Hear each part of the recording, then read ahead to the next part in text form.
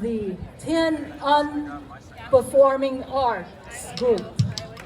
This is a Vietnamese American performance group which blends traditional Vietnamese culture with modern storytelling to share the legacy of Vietnamese history through dance, music, and spoken words.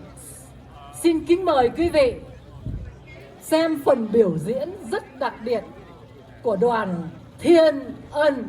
Xin kính mời các em.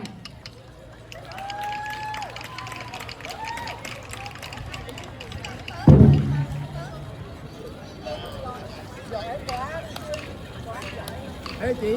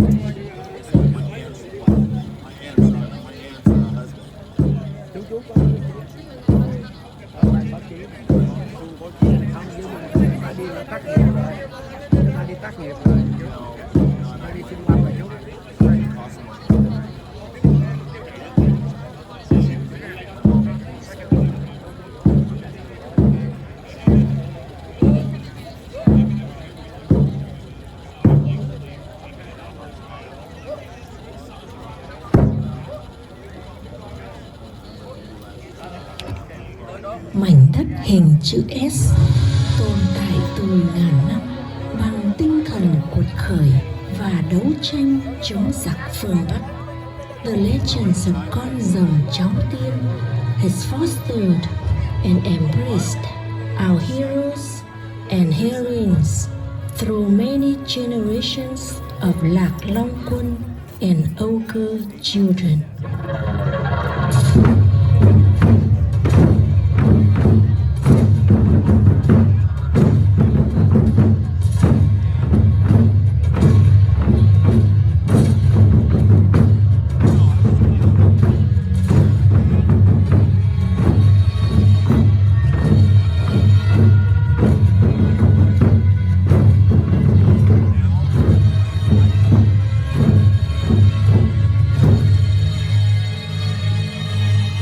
Này, người bạn trẻ, bạn có biết vì sao thế hệ cha ông đã liều lĩnh bằng cả mạng sống, vượt biển, đưa bạn đến mảnh đất này? Here in America, we have the Statue of Liberty. Our goals and dreams can be easily achieved. Why do we have to worry about other places? Không, phải luôn có tinh thần quảng đại. Hãy biết chia sẻ thế giới với những người khác.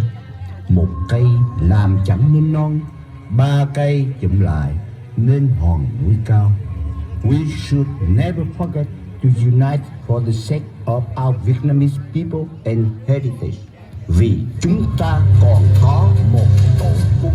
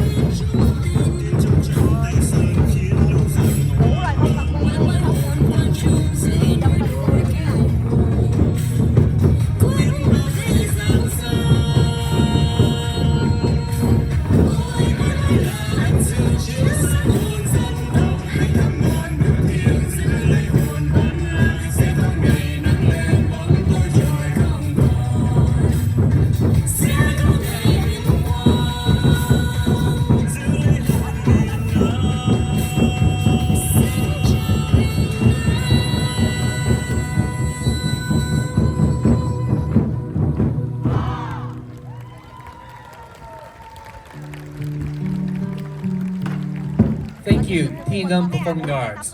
Please welcome our MCs, Mr. Nam Lộc and Kim Thoa Hoàng. Và bây giờ, xin quý vị chào đón MC Nam Lộc và cô Hoàng Kim Thoa.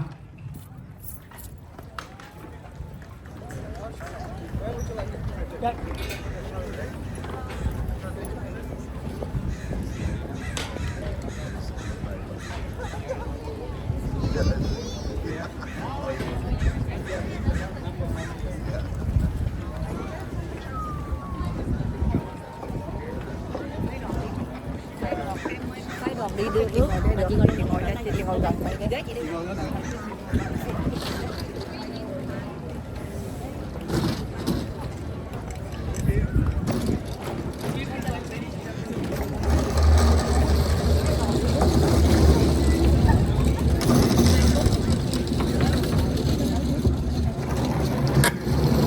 And now, please welcome our MC, Mr. Nam Lộc and Kim Thoa Hoàng.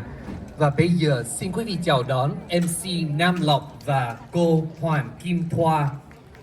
Good morning, ladies and gentlemen. My name is Kim Thoa Hoàng. Tôi là Hoàng Kim Thoa. Và tôi là Nam Lộc. Xin trân trọng kính chào toàn thể quý vị. And let's just give a big hand again to the T&M Performing Arts performers. Thank you.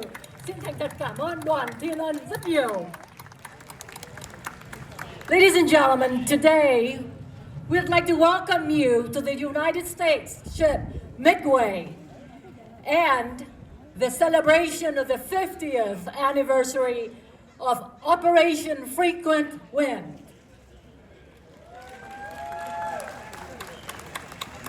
Today is a tribute of resilience, of hope, and of courage to honor all of those who experienced the harrowing journey through Operation Frequent Wind Rescue, to all of the new communities which welcomed them into their arms, with their struggles and survival, to finally their success stories in all of those communities across the world, and especially in the United States. Kính thưa quý vị, chúng ta gặp nhau ngày hôm nay tại đây là để tưởng niệm 50 năm ngày đất nước của chúng ta rơi vào tay Cộng sản. Đồng thời cũng để hồi tưởng lại một chuyến ra đi tìm tự do đầy kinh hoàng và trải qua biết bao nhiêu nỗi đắng cay ngậm ngùi. Nhưng trong cuộc hành trình tìm tự do đầy máu và nước mắt đó, chúng ta đã may mắn gặp được những người ân nhân cứu vớt chúng ta và giúp đỡ chúng ta đến bến bờ tự do. Một trong những ân nhân đó chính là USS Midway, và chúng ta đang đứng ngay trên chiến hạm USS Midway ngày hôm nay. USS Midway đã trở thành một biểu tượng trong cuộc hành trình tìm tự do trong lịch sử vĩ đại nhất trong lịch sử của thế giới. Hơn 3.000 mạng sống đã được cứu thoát, hơn 3.000 gốc cây ủ rũ đã được vun sới và đã nở rộ. Ngày hôm nay chúng ta đã nhìn thấy những hình ảnh rực rỡ đó, những thân cây rực rỡ đó cũng sẽ có mặt ở đây và là chứng nhân của lòng nhân đạo và chính phủ Hoa Kỳ và nhân dân Hoa Kỳ đã dành cho người nạn nhân đi tìm tự do và tránh chế độ cộng sản. Kính thưa quý vị, không có gì thích hợp hơn bằng giới thiệu đến quý vị phần mở đầu chương trình ngày hôm nay của chúng tôi qua nhạc phẩm The Wonderful World với phần trình bày của nữ ca sĩ Theresa May. Theresa May là một nữ nghệ sĩ người Mỹ gốc Việt duy nhất đã từng đoạt giải Grammy, và nhạc phẩm của cô đã 4 lần được xếp hạng đầu trên bảng Billboard. To start the pre-program, we are very honored to introduce Sangeeta Theresa Mai, who is a Vietnamese-American soprano, composer, and producer. She's a 4-time Billboard #1 artist and Grammy winner. Ladies and gentlemen, Theresa Mai with It's a Wonderful World.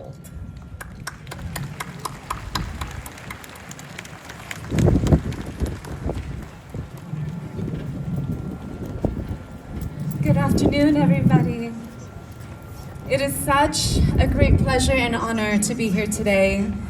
I chose this song, What a Wonderful World, because it is such a wonderful world. It is a blessing to be on the stage, to see all of you, our wonderful community.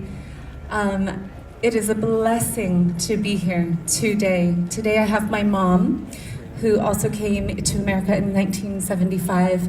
And without her, my father, I wouldn't be here with you. So I see this is a wonderful world, and this song is for all of you.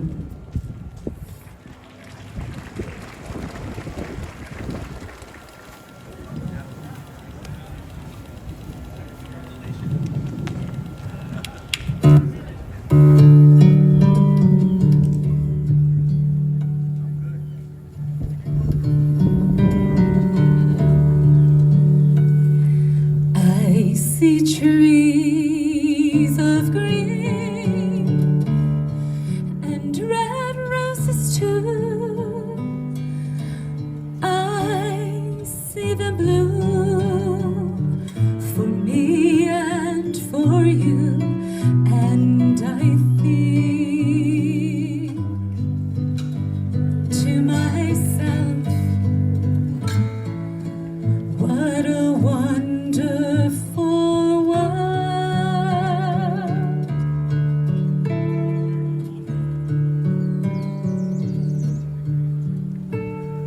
I see skies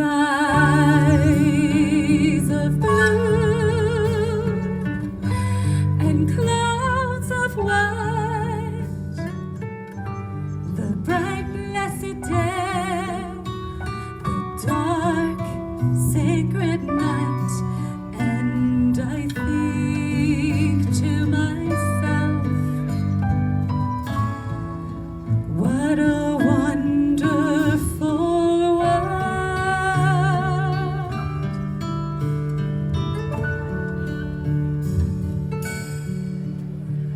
The colors of the rainbow, so pretty in the sky, are also all the faces of people passing by. I see friends shaking hands, saying, how do you do? There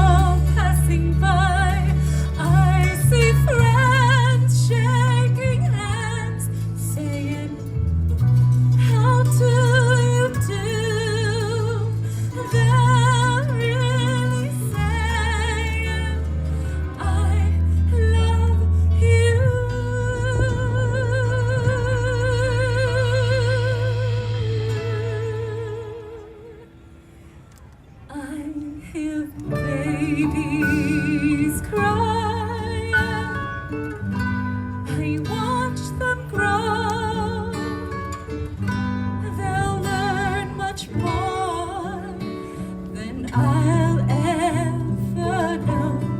And I think to myself,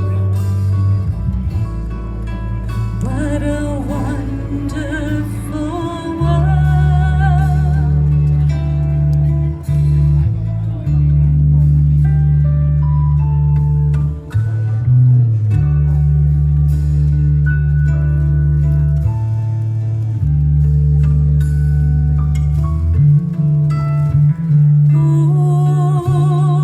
Mani Padme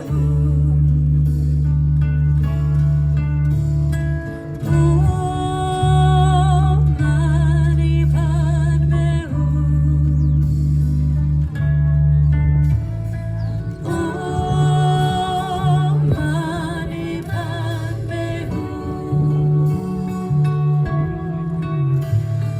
Mani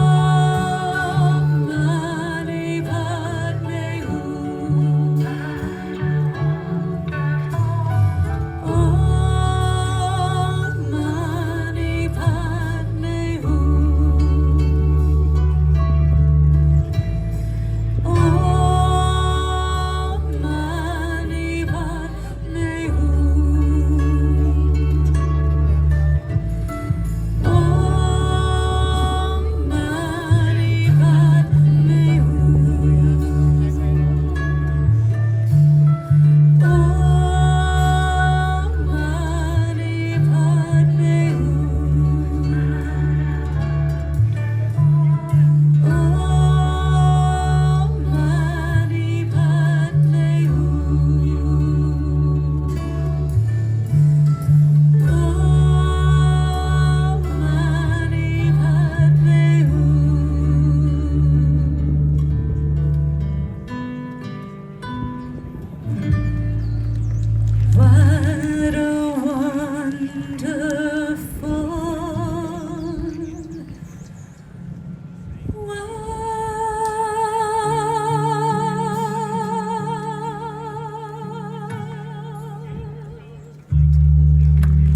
Wow, wonderful word, wonderful song, and wonderful voice.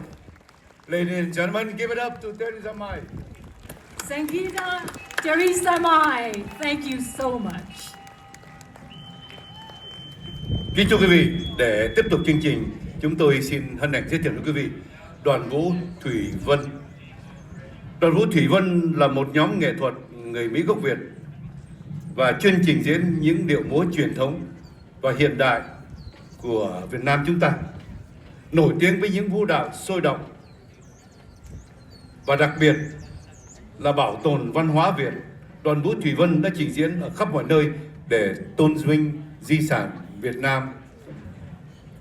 And now we have a very special number with the Thủy Vân Dance Company.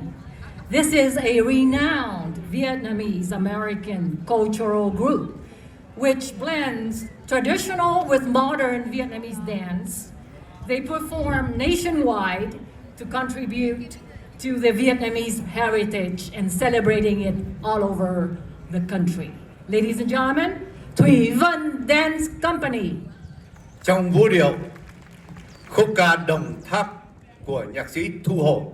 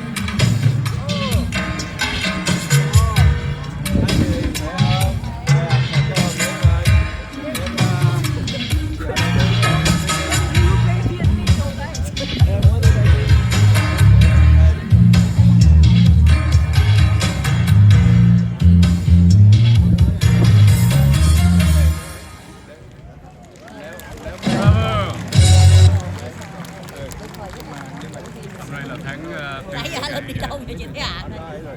Nhắn tin ở trong cái phone của Đức là rước chị Thái Hà, không biết chị Thông nó nằm ở đâu ra, nhắn sau đó chị Thông rước, hai anh em tới sớm đi vòng vòng Thì đó.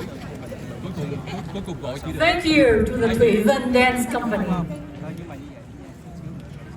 Và thưa quý vị, để tiếp theo chương trình, chúng tôi xin hân hạnh giới thiệu với quý vị Trung tâm Việt Mỹ Văn Lang. Đây là một trung tâm Việt ngữ Văn Lang, là một tổ chức phi lợi nhuận có mục đích để bảo tồn và quảng bá ngôn ngữ cũng như văn hóa Việt Nam tại khu vực San Diego rộng lớn. Trung tâm đã được thành lập vào năm 1984. Văn Lang tự hào là trường dạy tiếng Việt lớn nhất và lâu đời nhất tại San Diego. And the next performance will be by the Van Lang Center students. The Van Lang Center is a 501c3 nonprofit organization, and they have been running the longest running Vietnamese language school in San Diego, established in 1984. They are dedicated to preserving and promoting Vietnamese language and culture in the greater San Diego area. Let's welcome Van Lang Center. Trung tâm Việt ngữ Văn Lang xin kính mời. Và các em sẽ trình bày màn trưng nữ vương. Xin mời các em.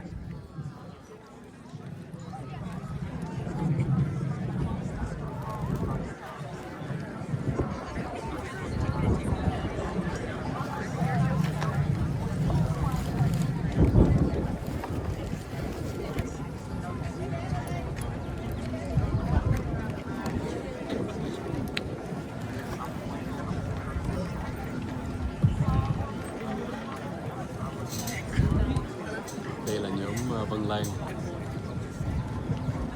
Hôm nay đó là có khoảng gần 10.000 người đến hôm nay. Nên sẽ cho các bạn xem đây. Mình đang ở trên cái chiếc hàng không mẫu hạm USS Midway, là ở trên cái flight deck, là trên khu vực mà những chiếc máy bay mà họ bay đi. Hello.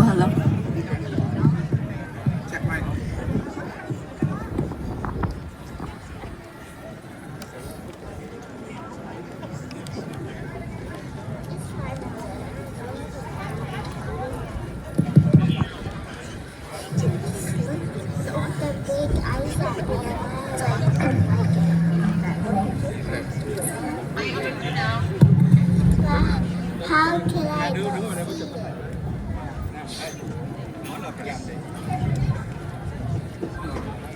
Good morning, distinguished guests.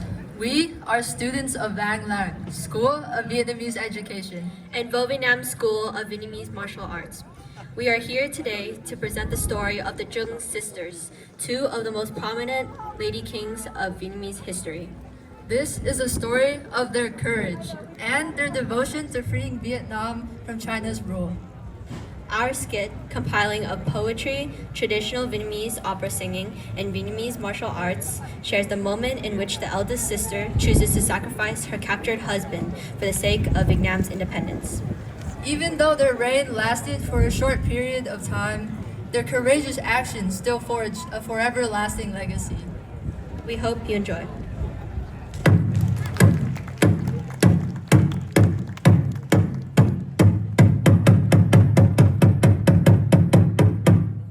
Bà Trưng quê ở Trao Phong, dân người tham bảo thù trồng trắng quen.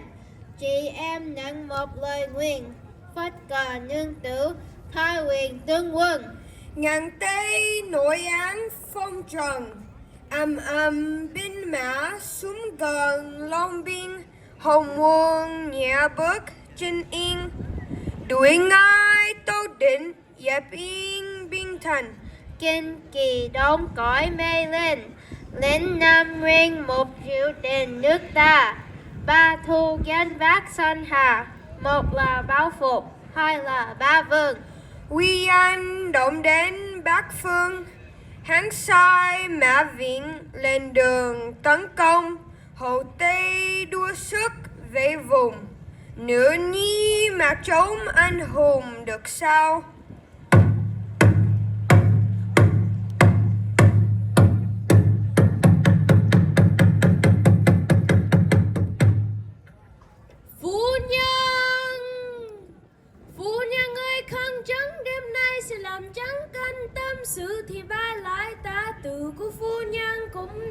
tròn tình duyên.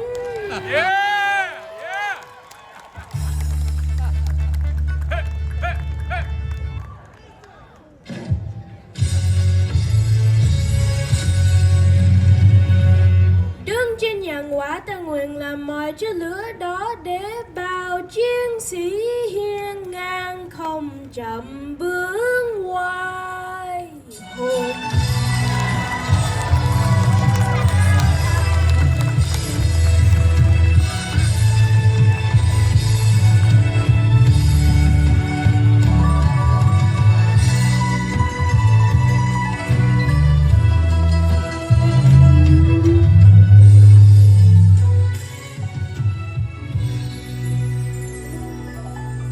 Trong giây phút chia tay, tiếng ma nguyện chia vời thề. Tuy sẽ nhớ muôn dặm dài nhưng có nhau kề, dài trong chiến chiến dấu muôn nắng cay chi giờ.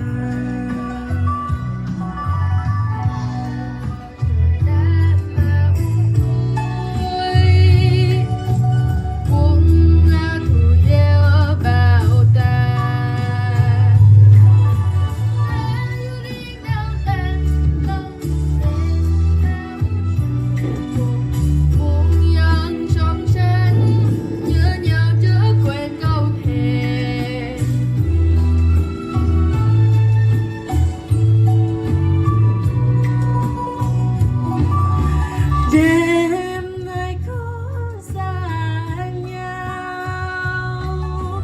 cho ngày mai ta lại gần. Đây là hai bà Trưng. Ôi chân sao trên bầu trời như sáng soi đường. Và miền ấy có em dõi theo chân chàng. Kia buồn đi sông núi, nghe từ xa dòng về. Đã trong mong ngang vàng thu mai mốt đầy nhìn, non sông tươi thắm ngày về viết qua. Kia hồn thiên sông núi, nghe từ xa dòng về. Ta chung mơ ngang vàng thu mai mốt đầy nhìn, non sông tươi thắm. Sống thác là chuyện đi về, hợp tang là trò dâu bể. Tất cả đều không đáng kể, mà điều đáng lo là sự trường tồn của dòng dõi hùng vương. Yeah. Đất nước Nam Cẩm Tú, người dân Nam anh hùng, trước đền thờ quốc tổ. Hello anh. Cứu non sông, truyền tấn công.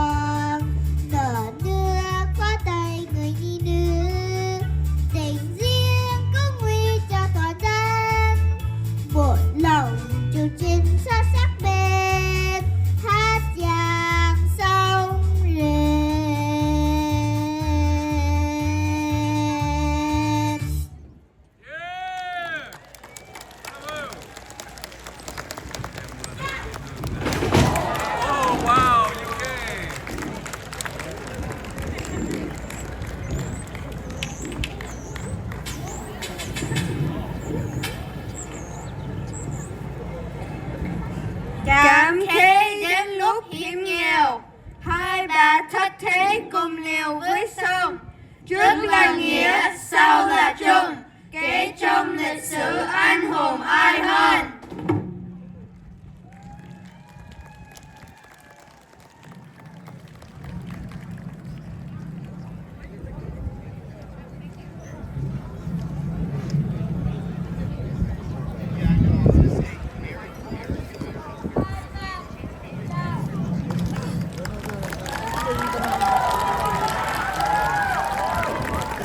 Hôm nay là có Jenny với lại anh Ngọc ở đây nữa. Chị Phan Nha Thái Hà cũng có đến hôm nay. Let's give a big hand to the students of the Van Lang Center. And don't mess with the Vietnamese woman, okay? Xin cảm ơn tất cả các em trong Trung tâm Việt ngữ Văn Lang. At this time, we'd like you all to welcome the last pre-program performers, and we do save the best for last. Ladies and gentlemen, the Ban Hợp xướng Ngàn Khơi. Dạ vâng, thưa quý vị, Ban Hợp xướng Ngàn Khơi với rất nhiều các dòng hát cao vút và luôn luôn hợp nhau lại để có mặt trong tất cả các sinh hoạt của cộng đồng chúng ta, mang truyền thống và di sản âm nhạc cũng như văn hóa Việt Nam đi khắp mọi nơi từ nhiều năm qua. Ban Hợp xướng Ngàn Khơi hôm nay sẽ trình bày ca khúc Việt Nam của nhạc sĩ Phạm Duy. Ladies and gentlemen, give it up to Ban Hợp xướng Ngàn Khơi.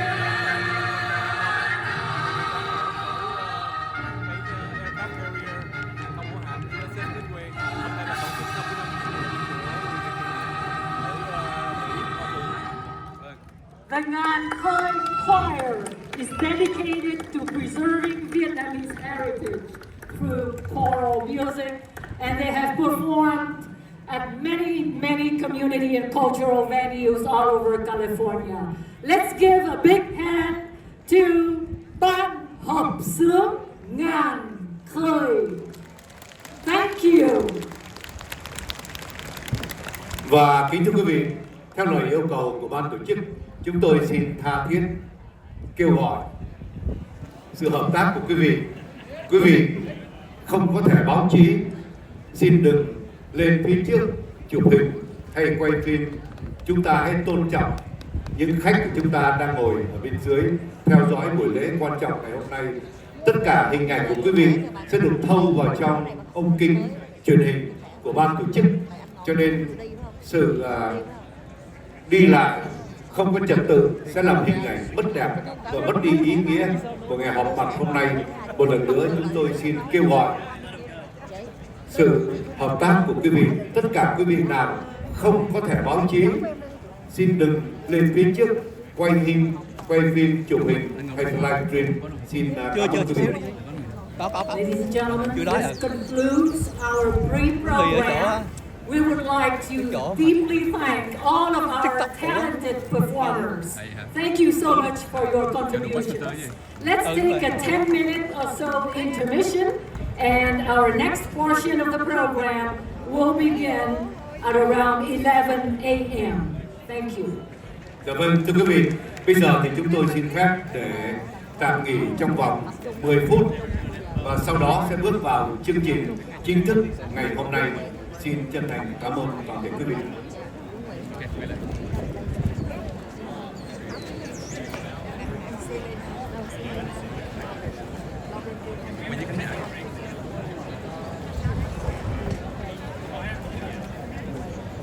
Thank you, anh. Go over here. Okay.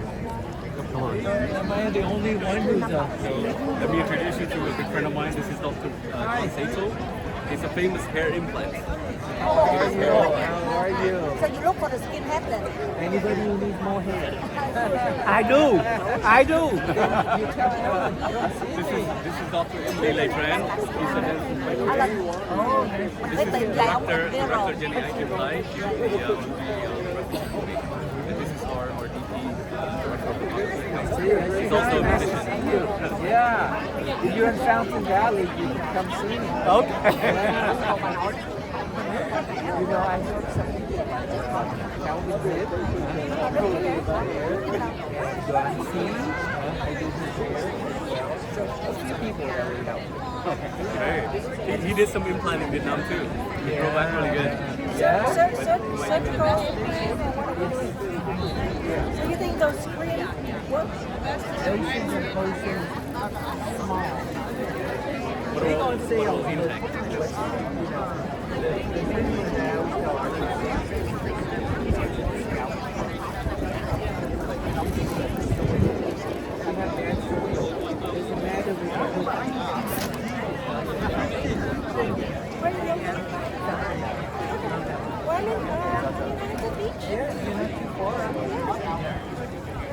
She's also a powerful coach. Yeah, This is strategist and high performance coach. I would love to, we'll love to fix the healthcare. Stop complaining. I know.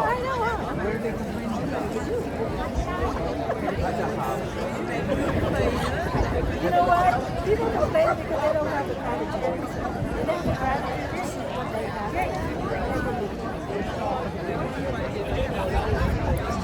So when people completely go, can you help them? So only with people that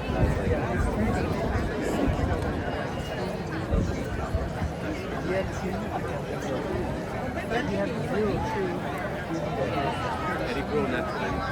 It's your twin. That's why.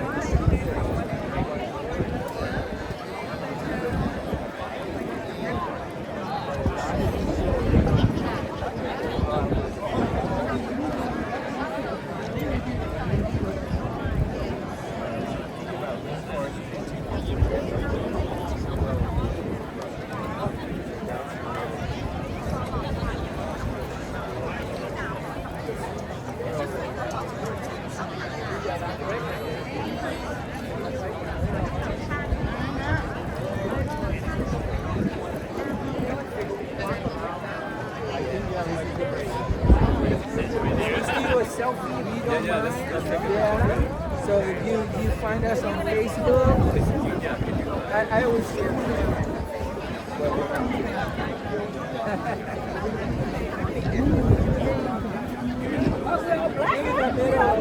We're supposed to.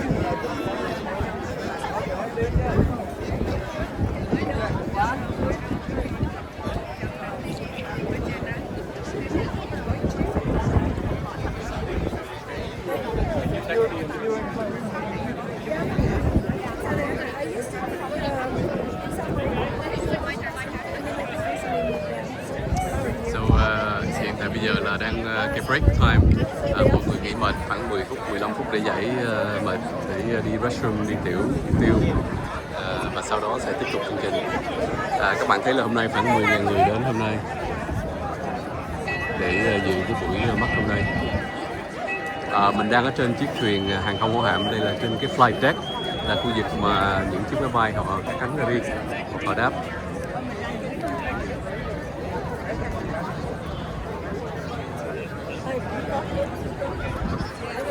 Đây là chiếc tàu thuyền của SPTN Cần Thúc Hồ.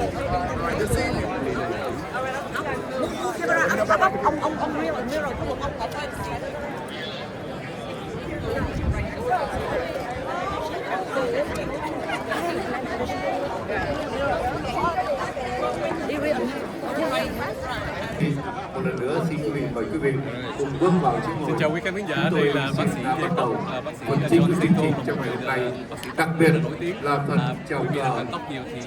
Đây là một phần rất là quan trọng.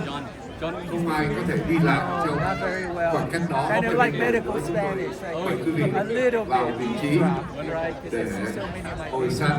Chúng tôi xin bắt đầu chương trình ngay sau đây. Yes, but I'm Japanese, so my wife is Vietnamese, so I have, her. Before we start the presentation of colors and the formal opening of the program, you have on the stage right now the 4 MCs who have the great honor to serve as your hosts today. So at this time, we would like all of the MCs to introduce themselves, starting with over there, Ms. Lina Nguyen, then Ms. Diệu Quyên, then Mr. Nam Lộc, and myself. Dạ vâng, kính thưa quý vị, một lần nữa chúng tôi là Nam Lộc, xin trân trọng kính chào toàn thể quý vị. This is Kim Thoa Hong. I'd like to thank you so much for being here today. Xin kính chào tất cả quý vị. This is Hugh. Hugh is professor. County Clerk Recorder. County Clerk Recorder. Great to see you. Here's my friend as well. Yeah, I'm happy to be here. I was rescued on this ship when I was 7. Is that right? Yeah, I was 7. Hugh là đã được Hello, Vietnamese Americans. 75 là phải tuổi. We were on this ship. We were rescued on the 30th. Tại đang ở trên report mà bị bombing. So they activated Operation Freaking Wind, rescue by helicopter. Gia đình Hiếu mừng quá là rescue ở đây. So at this time, we'll move on No, my to dad couldn't make it. I the tried to get him to fly, but he presentation of colors. And for that purpose, we'd like to ask Mr. Dinh Quang Chuột to please come up to the stage to direct the presentation of the Vietnamese color guard. Và kính thưa quý vị, sau đây là lễ rước quốc và quân kỳ Hoa Kỳ cũng như Việt Nam Cộng Hòa. Chúng tôi kính mời ông Lê Quang Chuột lên để điều hành phần chào cờ. I'm excited to be here because it's so, oh my God, without this ship, we never would have made it. Đi Quang Chuột hân hoan chào đón toàn thể quý vị đã đến tham dự buổi lễ tưởng niệm. Good morning, ladies and gentlemen. Welcome and thank you for the present here to attend the commemoration day of the Great Airborne Peace Culture. I saw it on the thing. Oh, she's the board director for the largest first Vietnamese museum. Orange County. Orange County, yeah, very famous. And then this is Dr. John Saito. Yes, famous hair specialist. I saw you last time with the event for the Orbit Vietnamese. Và bây giờ kính mời toàn thể quý vị đứng lên nghiêm chỉnh hướng về kỳ đài để cử hành nghi thức khai mạc. We have to cut it short, right? Okay, we have to cut it short. so many things going on, right? It's good. It's good. I'm happy to talk anytime. You know, like if your channel needs like information about sleep, you know, it affects. Okay. Why do we invite you? Yeah.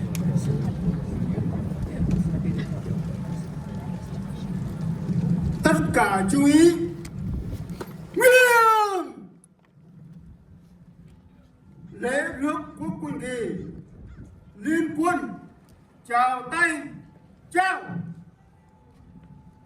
Toán quốc quân kỳ tiến vào vị trí hành lễ.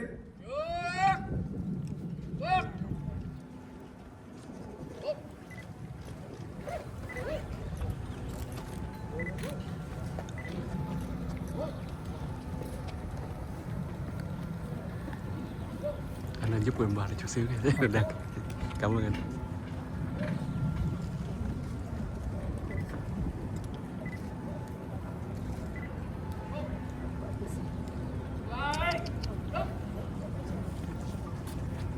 Liên quân lễ chào quốc kỳ quốc gia Việt Nam, the National Anthem of the Republic of Vietnam. Súng chào bắt. Quốc ca Việt Nam Cộng Hòa bắt đầu. Thượng kỳ.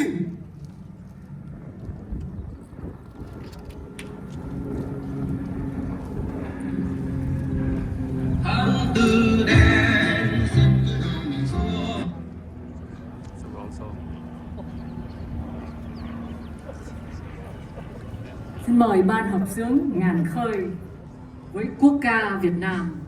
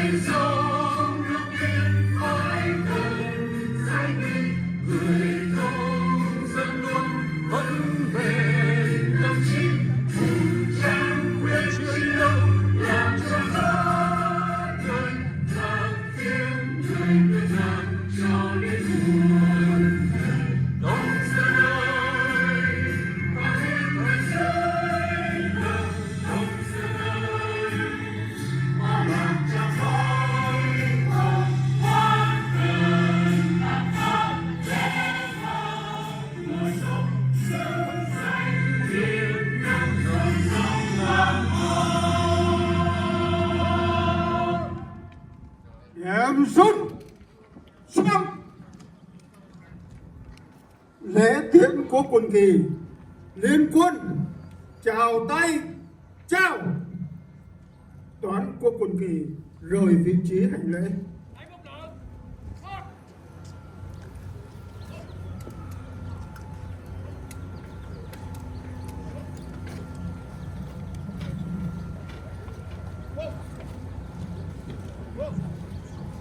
We would like to thank Mr. Đinh Quang Chuột. Liên quân thao diễn nghi nghiêm. Hàm quân danh dự rời vị trí hành lễ. Trái phải quay. Hôm nay là tháng 4 Đằng năm trước 7 2025 là một lễ tưởng niệm Thank 50 you năm to của the kháng chiến Vietnamese đen veterans từ tháng 4 30 for the presentation of the Vietnamese quý vị đang colors. xem một cái buổi hành trình rất là lớn. Hơn 10.000 người tham dự ở trên chiếc tàu bóng Và sau đây sẽ là phần chào quốc kỳ Hoa Kỳ. For the presentation of colors of the United States, Color Guard. We would like to ask the Navy Medicine Readiness Training Command San Diego Color Guard to please advance. Color Guard, attention. Forward, march. Chừng cái dây này. Để lên mình.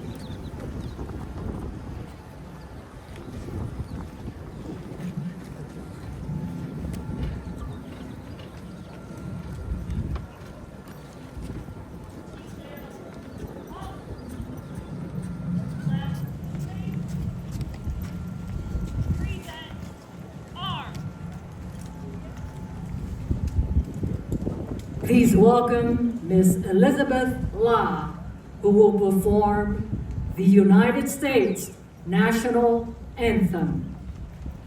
Elizabeth La.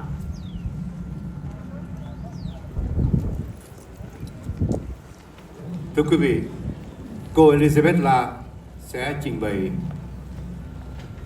quốc ca Hoa Kỳ.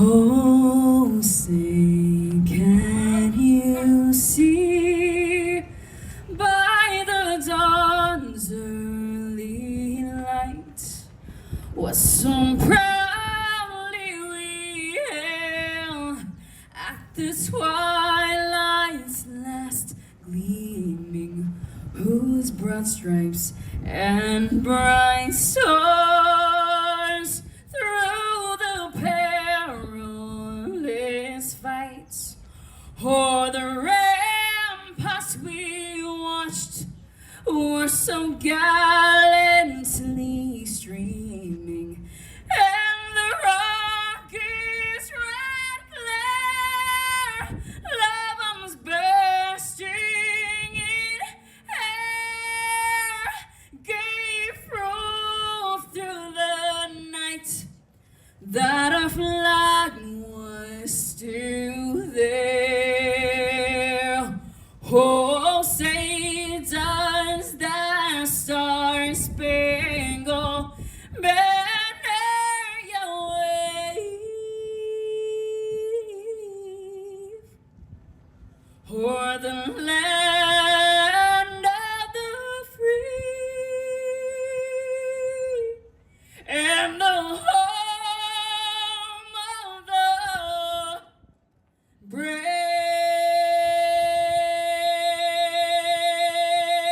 brave.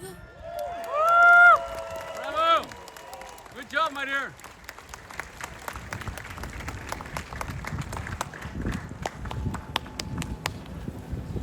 Excellent. Color Guard, retire the colors.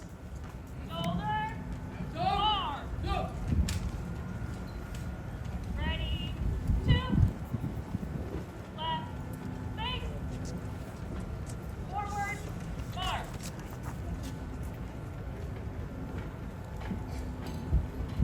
Thank you to the Color Guard from the Navy Medicine Readiness Training Command, San Diego. Nó cao dễ sợ.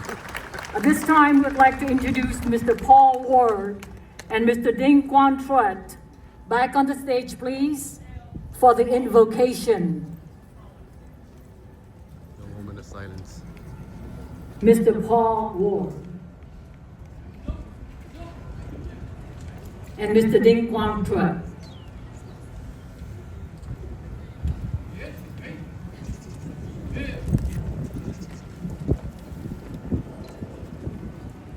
Trời thương ghê.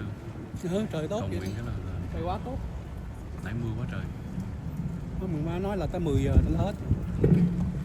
Kính thưa toàn thể quý vị, trong giờ phút linh thiêng của lễ tưởng niệm quốc khánh năm thứ 50, chúng ta cùng tưởng nhớ đến các dân quân cán chính Việt Nam Cộng Hòa và các chiến sĩ đồng minh đã hy sinh trong cuộc chiến Việt Nam để bảo vệ chính nghĩa tự do của miền Nam Việt Nam.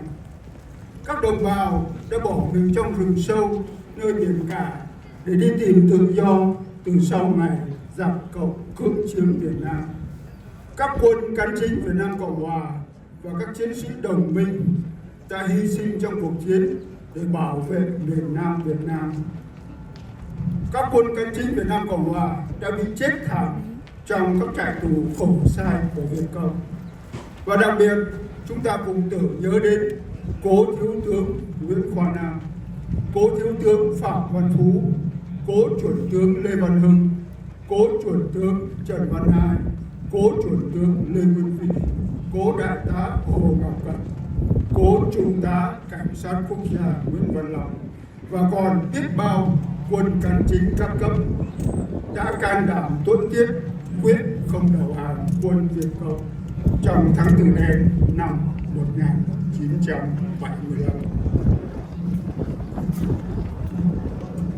At this time, we pause to reflect upon the thousands of yellow ribbons that adorn the flight deck of the USS Midway, as we remember the more than 58,000 American men and women who paid the ultimate sacrifice for the price of freedom. Let us remember the hundreds of thousands of South Vietnamese service personnel and civilians who lost their lives in the fight for freedom. Let us remember the hundreds of thousands of South Vietnamese boat people who never made it to freedom while trying to escape to sea. Let us always remember and honor the courage, the determination, the sacrifices of these individuals for the cause of freedom. Ladies and gentlemen, a moment of silence.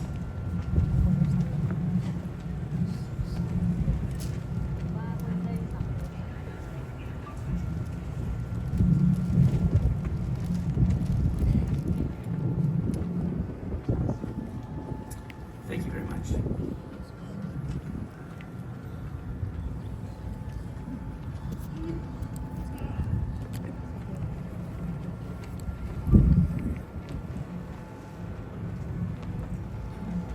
At this time, ladies and gentlemen, please remain at your seats and direct your attention to the large video screens to view the laying of the wreaths. Xin quý vị hãy đứng ngay tại chỗ và chú ý lên màn hình để theo dõi lễ đặt vòng hoa. The wreath laying will be presented by American Vietnam War veterans who are Midway volunteers and Vietnamese military veterans Su A Cầu and Nguyễn Văn Lực.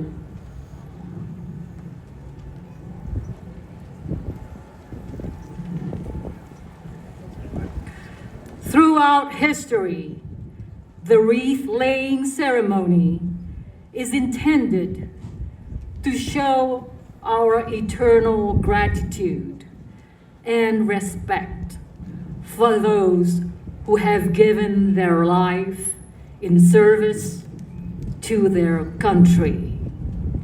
Trong suốt chiều dài lịch sử, nghi lễ đặt vòng hoa nhằm thể hiện lòng biết ơn và sự tôn trọng vĩnh cửu của chúng ta đối với những người đã hy sinh mạng sống để phục vụ cho quê hương, Tổ quốc.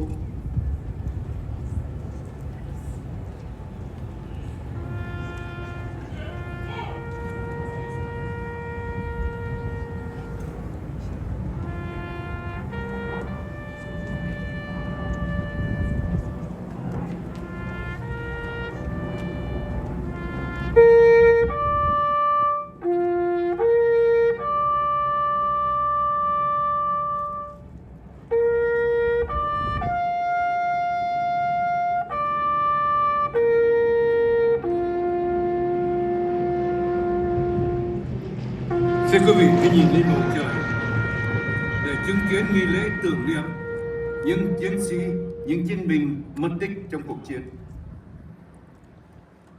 Beautiful. I hope you saw our missing man fly over.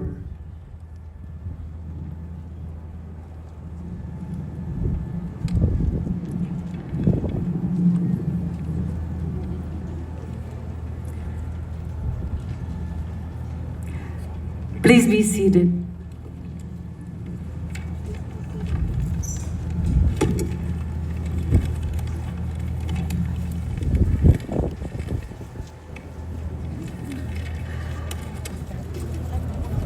this time, ladies and gentlemen, it is my great pleasure and honor to introduce to you Rear Admiral Terry Craft. Rear Admiral Terry Craft was raised as the son of a Navy captain and graduated from the United States Naval Academy in 1981. He was a federal executive fellow at Harvard University Kennedy School of Government. His many commands include Electronic Attack Squadron 131, the USS Shreveport, the USS Ronald Reagan, the Enterprise Carrier Strike Group 12, as well as the United States Naval Forces Japan. Ladies and gentlemen, he is now the CEO of the United States USS Midway Museum. Ladies and gentlemen, please welcome Rear Admiral Terry Craft.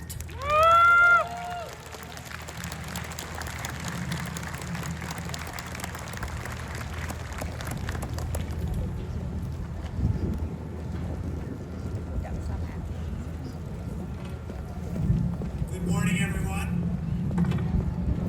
Good morning. I can't tell you how great all of you look today sitting out there on board the flight deck of this amazing museum. I just want to be one of the first to welcome you on board America's living symbol of freedom today for this very important commemoration ceremony. I'd also like to extend a special welcome to many of our distinguished guests who are down on my left. Congressman Derek Tran is here from Orange County. Yes. San Diego City Council member Ken Lee. San Diego County Supervisor Monica Montgomery Stepp. And our own Jordan Marks, who's the county assessor here in San Diego, is here. That's the political side, but it just goes on and on. You're going to hear later from retired Rear Admiral Lawrence Chambers, Midway's commanding officer during Operation Frequent Wind, and our hero on board the USS Midway. And another hero, former South Vietnamese Air Force pilot Bum Lee, who's also here with a lot of his family. You're going to hear their amazing stories here shortly. We have members of our local Navy and Marine Corps leadership on board, our distinguished friends from the Vietnamese American community, especially our own Midway board member, who has played such a key role in setting up this event, Dr. Pha Lee. Dr. Lee, please raise your hand. A lot of former Midway sailors, many of whom were on board during Operation Frequent Wind, and all our U.S. and South Vietnamese military veterans. I think I covered everybody. Welcome aboard. It is my great honor to kick this off this morning for our Legacy of Hope commemoration.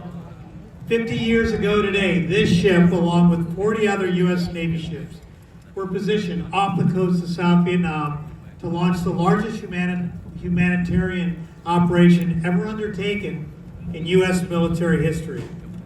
Known as Operation Frequent Wind, this mission of mercy was responsible for evacuating more than 7,000 South Vietnamese citizens and American government officials out of Saigon as the North Vietnamese Army was attacking the city.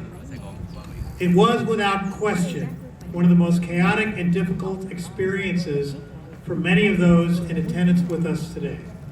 But due to the incredible bravery and courage displayed by so many South Vietnamese and equally incredible acts of kindness extended by the crew of the USS Midway, nearly 3,100 evacuees evacuated here were safely flown to Midway and to the start of their new lives of freedom in the United States. Let's all understand, those South Vietnamese who were forced to flee Saigon 50 years ago never wanted to leave. They love their country and still do, as you can clearly see here today. Yet they knew that if they stayed behind, their lives and the lives of their families would have been in great jeopardy. A Coming to a new country, even with the help provided to them by the U.S. government and countless charitable organizations, was extremely difficult. A new place, a completely different culture and language, unusual foods, and separation from other family members, all were significant challenges that they overcome. But through fearless determination and resilience, these new Americans and their children have not just survived, but thrived. I think you can tell that by the numbers here today. These numbers attest to that and their accomplishments over the last 50 years that have made this country even stronger. You're going to hear some amazing stories today from so many of them, and I can't hear it enough. As a former Midway aviator, I'm so proud of the selfless performance of the sailors who were serving on this ship during Operation Frequent Wind, many of them here today, 5 decades ago, as thousands of scared and traumatized South Vietnamese refugees landed on the very flight deck in the very spots that you are sitting in right now. No one trained the Midway crew for this event, but they knew instinctively what was the right thing to do. They comforted the families arriving on Midway, many with only the shirts on their backs. These sailors represented the best of what America stood for in 1975 and continues to stand for to this day. Again, thanks all of you for joining us here at Midway so that we can share and commemorate together the courage, heroism, and compassion that took place on this ship 50 years ago. Today is a great day on Midway. Thank you. Thank you so much, Rear Admiral Terry Pratt. Và kính thưa quý vị, sau đây chúng tôi xin giới thiệu cùng quý vị ông Châu Thủy. Ông Châu Thủy là chủ tịch của Bảo tàng Viện Di sản Việt Nam, là một trong những người đi đầu trong công tác bảo vệ di sản văn hóa qua công trình mà ông và các thành viên của Bảo tàng Viện Di sản Việt Nam đã và đang thực hiện. Xin quý vị cùng chúng tôi một tràng bắt tay tiếp đón ông Châu Thủy. Ladies and gentlemen, please welcome Mr. Châu Thuy, who is the president of the Vietnamese Heritage Museum and a leader in historical preservation in the United States for the Vietnamese American communities. Ladies and gentlemen, Mr. Châu Thuy. Ladies and gentlemen, on behalf of the Vietnamese Heritage Museum, I extend our deepest gratitude to the USS Midway Museum for partnering with us to co-host this historic event, commemorating the 50th anniversary of the fall of the Republic of Vietnam and Operation Frequent Wind. 50 years ago, our homeland was overtaken by the communist regime. In the aftermath, 100,000 of Vietnamese was forced to flee, leaving behind everything they knew and loved, in search of freedom, dignity, and the future for their children. Their journey was filled with peril and uncertainty. Many perished at the sea or in the jungles, but those survived carried with them a burning hope, an enduring belief in liberty. Half a century have passed, and from the ashes of war, the Vietnamese refugee community have risen with resilience and strength. Across the world, especially here in the United States, we have rebuilt our lives, preserved our identity, and pass on our children the enduring value of freedom, family, and faith. Today, we do not only remember the fall, but we honor the courage it gave rise to. We honor those fell, those who fled, and those who welcomed. The American servicemen and women who fought and sacrificed alongside of the Republic of Vietnam. The refugees who began anew in the foreign land. The citizens of this great country who opened their heart to us. We are here together because of them.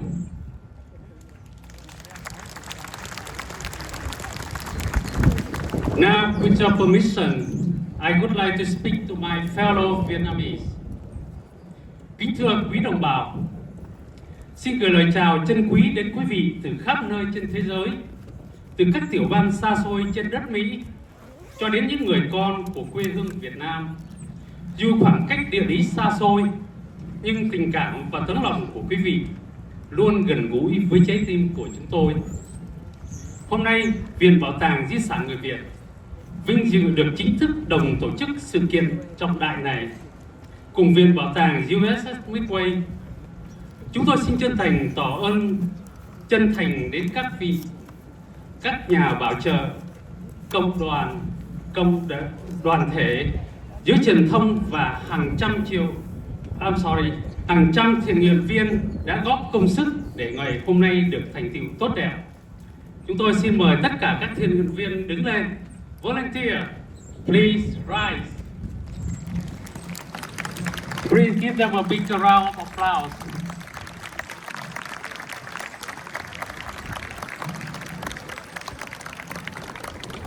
Từ năm 2016, Viện Bảo tàng Di sản Người Việt đã hoạt động với sứ mệnh gìn giữ lịch sử, văn hóa và ngôn ngữ của người Việt tị nạn. Không chỉ là nơi lưu giữ hiện vật, tư liệu mà còn là một trung tâm giáo dục. Các thế hệ mai sau hiểu được quá khứ đau thương, trân trọng tự do hiện tại và không bao giờ quên được những hy sinh của cha ông. 50 năm là một cột mốc lớn, không chỉ để tưởng niệm mà để suy gẫm và cam kết chúng ta cùng nhau nhìn lại những thành tựu đã đạt được và cùng thắp sáng một ý chí mới để tiếp tục con đường xây dựng tương lai. Một tương lai mà người Việt ở bất cứ nơi đâu sẽ cùng sống trong tự do, nhân phẩm và hòa bình. Chúng ta đã kiên cường tồn tại và phát triển trên quê hương thứ hai này. Với niềm tin đó, chúng ta không bao giờ đánh mất hy vọng, hướng về một quê hương tự do và nhân bản.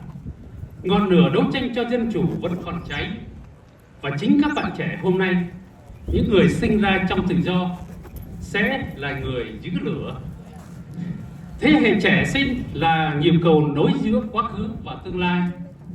Các bạn không chỉ là niềm hy vọng mà còn là những người sẽ viết tiếp trang lịch sử. Các bạn sẽ là những nhà lãnh đạo, những nhà giáo dục và những người gìn giữ văn hóa và những người dám mơ, dám làm. Chúng ta có mặt hôm nay không phải để than khóc mà để tuyên bố rằng chúng ta vẫn còn đó, rằng ký ức không thể bị xóa mờ, rằng dân tộc chúng ta dù phải xa quê hương vẫn chưa bao giờ mất đi bản sắc và khát vọng, và rằng chúng ta sẽ không ngừng đấu tranh cho một ngày mai tươi sáng hơn, không chỉ cho mình và cho những thế hệ chưa được sinh ra. To all who gather here today, thank you for standing with us, not only remembering the fall, but in lifting up your legacy. Let this day be more than commemoration.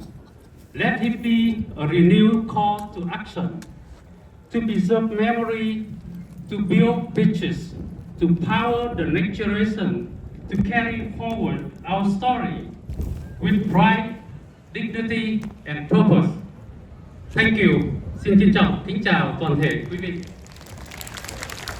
Thank you, Mr. Châu Thủy, President of the Vietnamese Heritage Museum. Xin thành thật cảm tạ ông Châu Thủy. And now it is my privilege to introduce to you the person who is the main organizer and who made this event possible today, Dr. Pha Lê.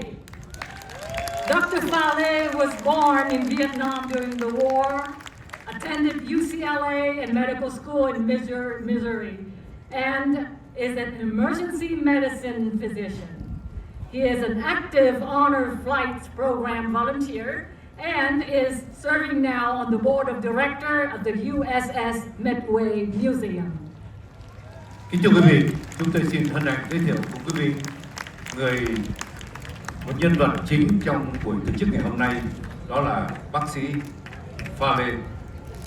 Vâng, thưa quý vị, bác sĩ Pha Lê là thành viên của Hội đồng Quản trị USS Midway. Xin quý vị cùng chúng tôi lắng nghe lời chia sẻ của ông sau đây. Thank you, ladies and gentlemen. Welcome to the USS Midway Museum, America's living symbol of freedom, to commemorate this defining moment in history. Cảm ơn cộng đồng Việt Nam đã tới để dự tưởng niệm lễ tưởng niệm hôm nay. As I stand before you, I am grateful to be able to stand on the shoulders of heroes who have served and sacrificed so that I may have the opportunity to live my life as an American. I am a proud Vietnamese American emergency medicine physician and a member of the board of directors of this great museum. I'm also the son and the son-in-law of former South Vietnamese Naval Academy graduates and naval officers. I am the former refugee who escaped with my parents on a boat in 1982. And now, I am the proud father of a son who is attending the United States Naval Academy. So this moment cannot have more meaning than it does right here, right now. So today, I hope our team can bring you a day that gives you pride in the service to your country, a day that will help you heal your wounds, both those seen and those hidden from the world, and a day that will allow for all of us to be grateful to be part of a community that values freedom. Yes, freedom is what you fought for. Freedom is why my parents risked everything. And freedom is what allowed 125,000 Vietnamese refugees in 1975 to gain a foothold, to pursue dreams, to build and to rise into one of the most formidable communities in America. So today, over the next few hours, we aim to commemorate the heroic actions that saved thousands. We will also bring you a program that highlights courage, resilience, and hope. Our shared journey together through the past 50 years has shaped the Vietnamese American community and contributed greatly to the fabric of this wonderful country. Through this program, we hope to preserve this legacy and inspire future generations for the next 50 years and beyond. So again, from the bottom of my heart, thank you for being here to share this time with us.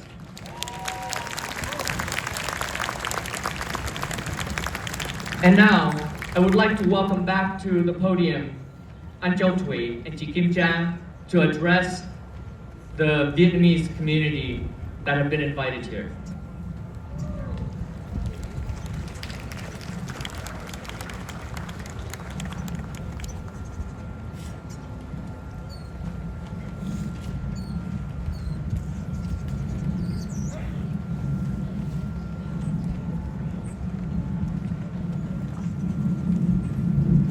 Hello again. Now I would like to acknowledge the organization that came together to make this event such a remarkable success. First, USS Midway, and you know, give them a big hand. So Viện Bảo tàng USS Midway, Viện Bảo tàng Heritage Museum, Viện Bảo tàng Di sản người Việt, Vietnamese Community of San Diego, Vietnamese Historical and Cultural Performing Arts of San Diego. Where are you? Văn Lang Vietnamese Center. Vietnamese American Jewish Allies. Và kế đến là những nhà bảo trợ, the sponsor Đỗ Phủ Anh Tuấn, APLC, tổ hợp luật sư Đỗ Phủ Anh Tuấn. InnoFlight A1 Top World Product Incorporation bác sĩ Phạm Hoàng Trung, Essential Design Innovator. And today, special recognize the VSM Major Donor, Miss Nguyễn Nghĩa Nancy. Mời chị Nghĩa đứng lên ạ.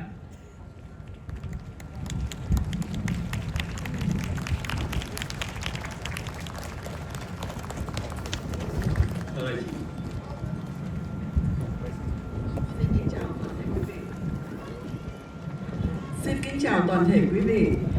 Chúng tôi xin được đọc tiếp danh sách của những vị không gọi là mạnh thường quân, nhưng những tấm lòng này là những tấm lòng vàng, phải nói là còn hơn mạnh thường quân nữa, thưa anh Châu Thủy.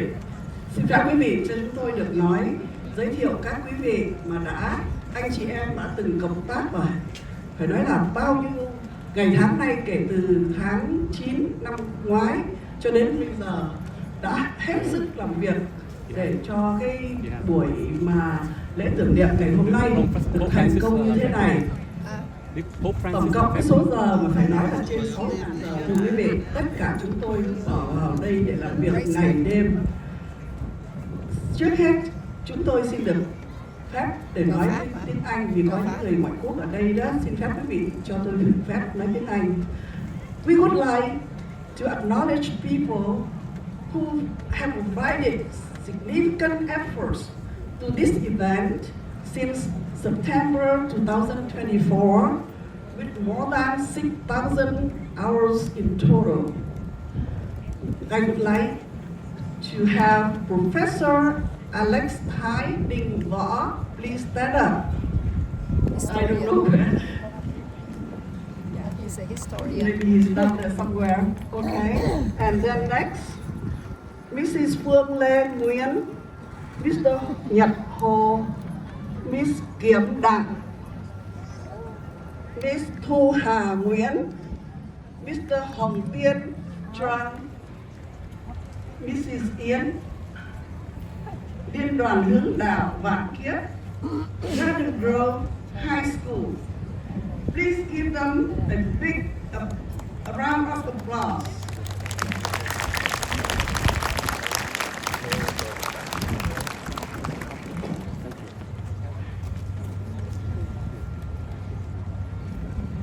Now, last but not least, let's give a big applause to all former soldiers of the Republic of Vietnam. Vietnam President of America, and each of you, your presence here today is very meaningful. Thank you for making this 50th commemoration of the fall of the Republic of Vietnam and the anniversary of the Operation Frequent Wind a memorial event. Thank you.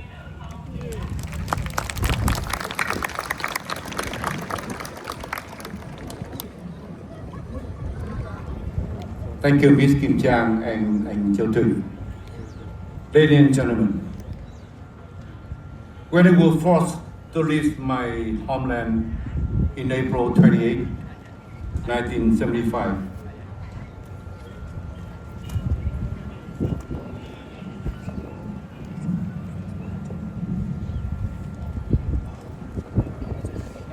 so we would like to give back the stage to Dr. Fa, and we'll return after that. Thank you, Dr. Fa.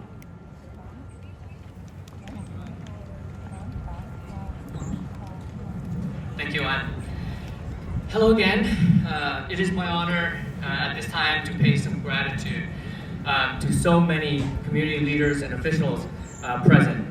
However, before I do that, I want to give thanks to a few people in my life. I first want to thank my parents for giving me life and for rescuing me. You see, my father was in the Navy, and after the war, he evacuated to Guam.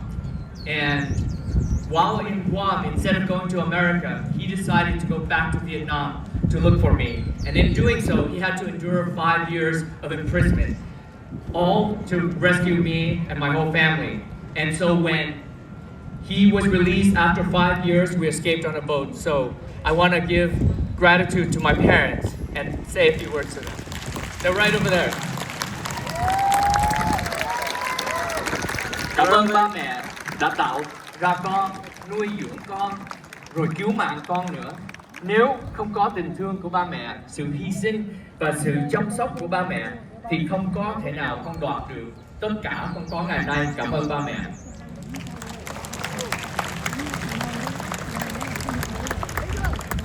And I want to thank my entire family for being here with me on this special day, but especially my wife, Dr. Joan Lane, who is also sitting over there. Joan, your love has transformed me. It has elevated me, and it continues to fuel my passion for love, life, and service. You are the wings with which I fly. Thank you so much for the past 30 years of adventures. Thank you for your love.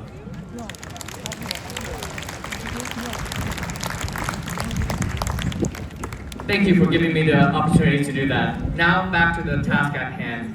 I want to thank Admiral Kraft, the CEO of the USS Midway Museum, for giving me the opportunity to chair this program. Thank you to the USS Midway Board of Directors for supporting this program. Thank you to the entire team at USS Midway Events and Marketing. You know who you are. David Coons, Commander, U.S. Navy retired. Cheryl Carlson, Vanessa Pineda, Paulette Mello, and Hua Huang. Thank you for all your hard work and sleepless nights over the last week. I next want to thank the team at VHM for the Herculean effort to bus 1,000 people from Orange County. 17 buses had to be hired and bus our community down here to San Diego and load them onto this ship.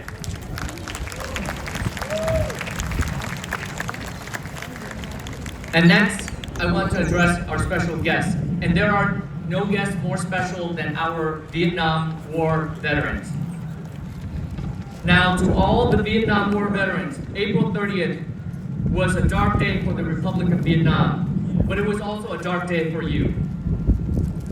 But many of you continued to work to help the Vietnamese refugees through Operation New Life, places like Grande Island, Guam, Camp Pendleton, Fort Chaffee, Fort Indian Town Gap, and Eglin Air Force Base to ensure our safety and help us settle into this new life. Please look around. Your fight for freedom is the reasons why Vietnamese American communities exist today. Please take our achievements and our contributions to this country as a tribute to your service and sacrifice. We owe you our lives. Thank you so much for your service and sacrifice. May this help you heal. Please rise to be recognized. May I please ask all Vietnam War veterans to rise.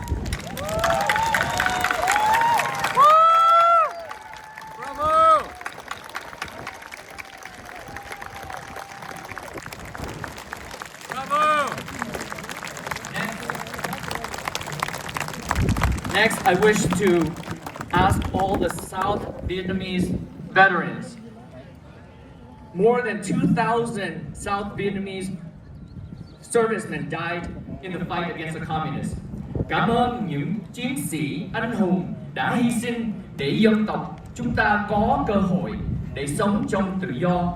Xin quý vị cho một tràng vỗ tay lớn cho những anh hùng này.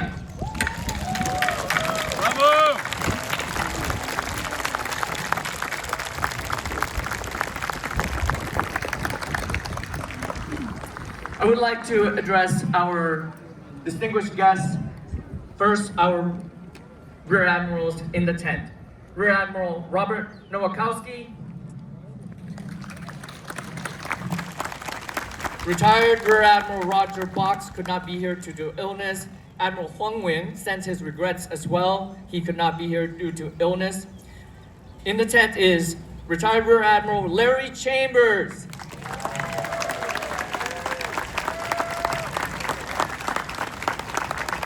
Of course, our CEO, retired Rear Admiral Terry Kraft, and retired Rear Admiral Pat McGrath. Next, our judges. We have retired Judge John Nho Chong Nguyen, retired Judge Irma Gonzalez, the Honorable Andrew Schopler, the Honorable Charles Bell, and the Honorable Megan Wagner.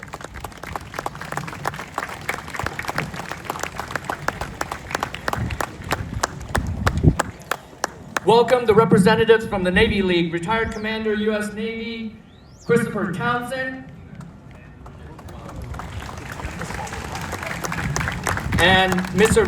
Kevin Button from Navy League Pacific Southwest region. We have many elected officials here with us. We're very grateful for your presence from 3 counties, from San Diego, San Bernardino, and Orange County. We have Mayor Chi Charlie Nguyen, Mayor Helen Dung from San Bernardino, Vice Mayor James Mai from Irvine, Council Member Nam Quang Nguyen, Councilwoman Amy Pham West, Councilwoman Ariana Arestigai from Garden Grove, Councilwoman Tai Viet Pham from Santa Ana, Councilwoman Ms. Cindy Nguyen from Garden Grove, Councilwoman Janet Conklin from La Palma, and our representatives from San Diego, Councilman Kent Lee, County Supervisor Monica Montgomery Stepp, County Supervisor Don Wagner from Orange County, and Mr. Hugh Nguyen, the Orange County Clerk Reporter. Before I introduce our next speaker, I want to also acknowledge a few very important individuals. My friend, retired Colonel Jeff Janasic, CEO of InnoFlight, and his wife, Ms. Wendy Janasic, donated $10,000 to our cause. Dr. John Saito and his wife, Dr. Christine Tran, donated money to make the replica of the Vietnam War Memorial from Orange County. You can see it right over here at our altar. Thank you. We have 5 of San Diego's finest here: police officers, Deputy Chief Rudy Tai, Captain Carissa Doherty Edwards, Lieutenant Cesar Jimenez, Sergeant Len Santagoy, and Officer Omar Ruzur-Riego. We also have here with us Mr. Tony Lam, the first Vietnamese American elected to public office. I want to acknowledge the men and women of VA USA. Thank you for your continued support, and many of them have traveled here from the East Coast. So I want the members of VA USA to rise.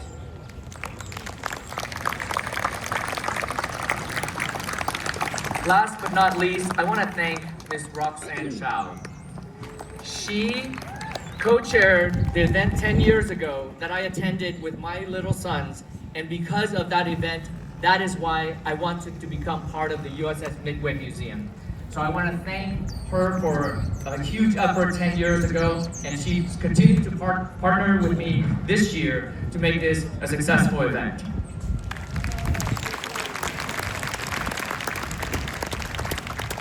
And I have the pleasure of introducing our next speaker. He's a new friend of mine, Congressman Derek Jung. Born in Los Angeles in 1980, Congressman Jung and I both grew up in a small immigrant town called San Gabriel, just east of Los Angeles. After high school, he enlisted in the Army Reserves. After his service ended, he earned his law degree and now is one of the first Vietnamese Americans to be elected to the U.S. House of Representatives. He has achieved so much in his life thus far, but I know after meeting him and his wife that he is most proud of his young family, with his wife Michelle, their 3 beautiful children Bryson, Olivia, and Brandon. Please put your hands together for our honored guest from California's 45th Congressional District, Congressman Derek Jung.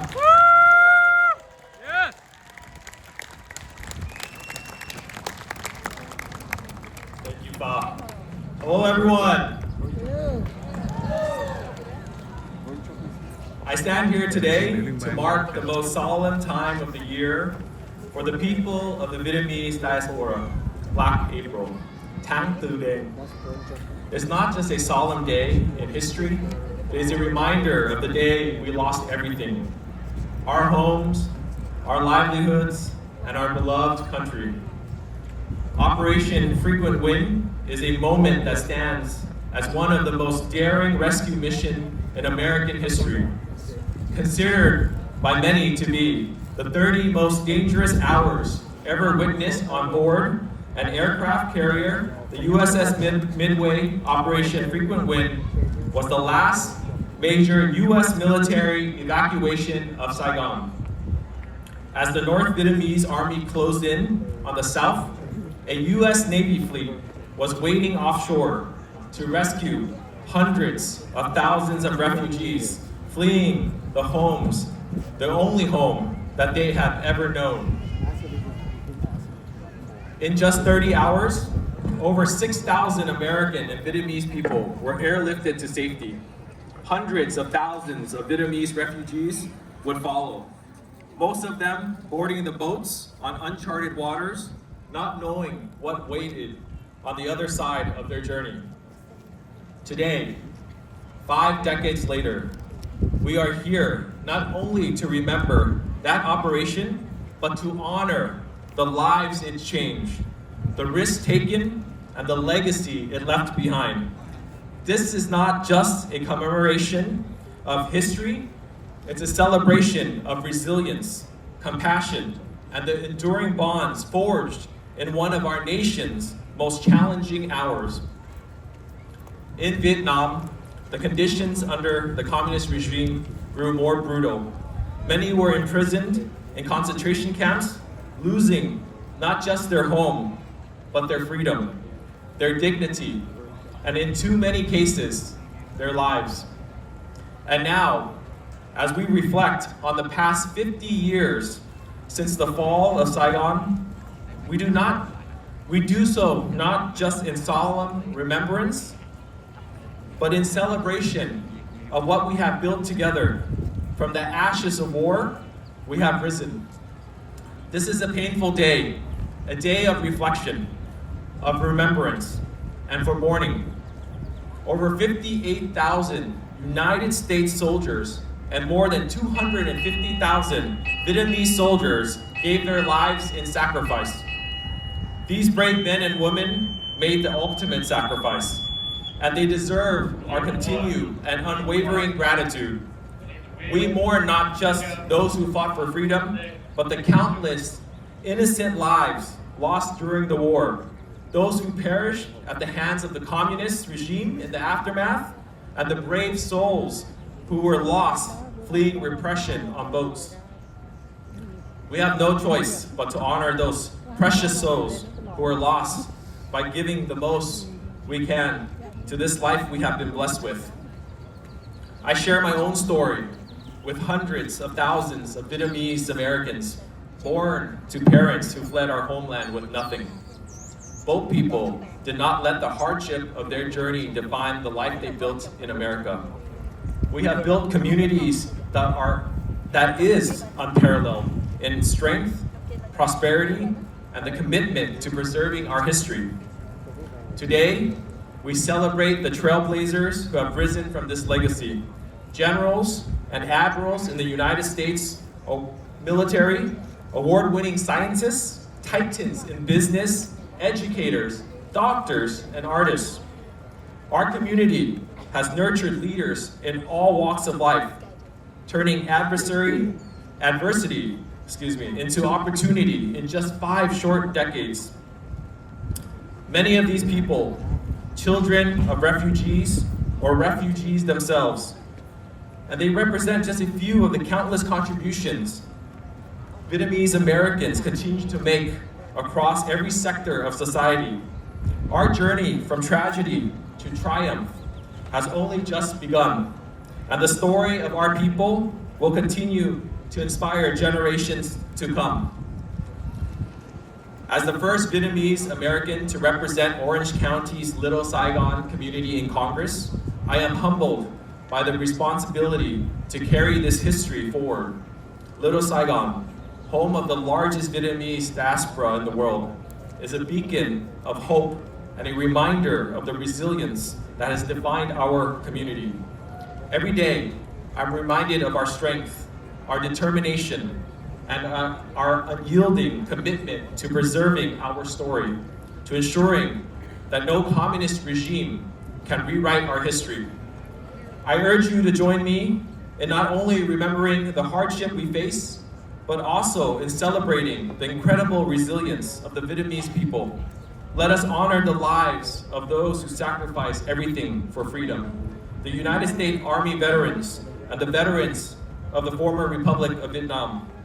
Many of us remember or carry the stories of many U.S. soldiers who returned home from Vietnam without the recognition and gratitude that they so deeply deserve. Today, we stand together to say what should have been said long ago. Thank you and welcome home. Bravo. I am forever indebted to you and your commitment to service. Your courage will never be forgotten, and your sacrifices will forever be honored. As we commemorate this solemn milestone, let us reaffirm our commitment to the values that matter most: democracy, human rights, and the unshakable will to be free. Thank you so much.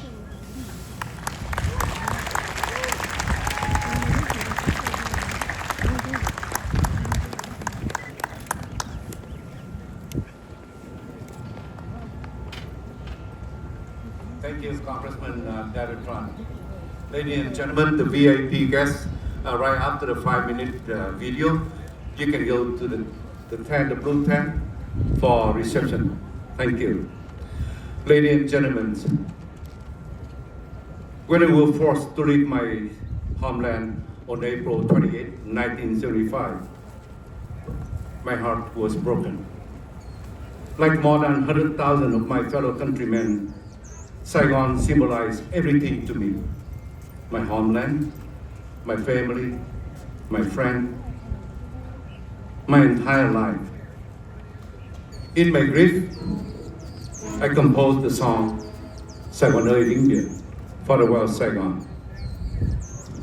The song was performed by Miss Khánh Ly on Tringa Paris by night. And today, I would like to invite you to watch the video with Khánh Ly voice and have been edited with many of the image of Saigon before 1935 by Dr. Farley's son, Mr. Dean Lee, a 4-class warrant officer of the U.S. Naval Academy. Kính thưa quý vị, khi tôi buộc phải rời xa quê hương vào những ngày cuối tháng 4 1975, cũng như quý vị, trái tim tôi tan vỡ, giống như hàng trăm ngàn người tị nạn khác đã có mặt ở đây vào thời điểm đó. Sài Gòn tượng trưng cho tất cả mọi thứ đối với tôi, quê hương tôi, gia đình tôi, bạn bè tôi, chiến hữu tôi, và cả cuộc đời tôi lớn và trưởng thành tại Sài Gòn. Trong nỗi cô đơn đó, tôi đã sáng tác nhạc phẩm Sài Gòn ơi vĩnh biệt và đã được nữ ca sĩ Khánh Ly trình bày trên một chương trình của trung tâm Tringa Paris by Night. Và ngày hôm nay chúng tôi mời quý vị cùng xem lại đoạn video ngắn thực hiện bởi giọng hát Khánh Ly cộng với nhiều hình ảnh khác nhau về Sài Gòn trước năm 1975 bởi người con trai của tiến sĩ Farley, đó là anh Dean Lee. Anh là chuẩn úy hạng 4 của Học viện Hải quân Hoa Kỳ. Sẽ mời quý vị cùng thưởng thức sau đây. It's going to show on the video screen. Thank you, ladies and gentlemen.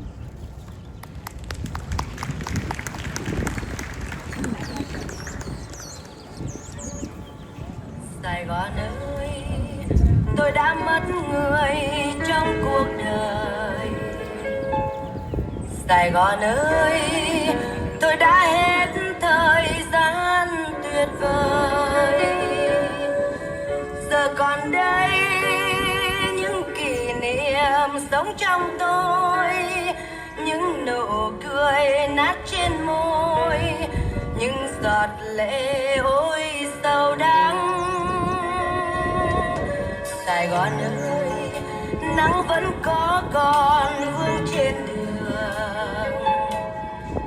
đường ngày xưa, mưa có ướt ngập lối người về. Rồi mùa thu lá còn đổ xuống công viên, bóng gầy tóc xõa vai nghiêng, cô đơn khóc thương cho tình riêng. Tôi giờ như con thú hoang lạc đàn, từng ngày qua từng phút sống quên thời gian. Kiếp tha hương lắm đau thương lắm chua cay, thôi gọi tên ai mãi thôi.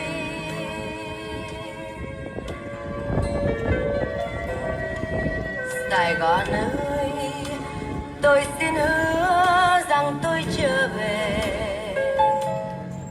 Người tình ơi, tôi xin giữ trọn mãi lời thề.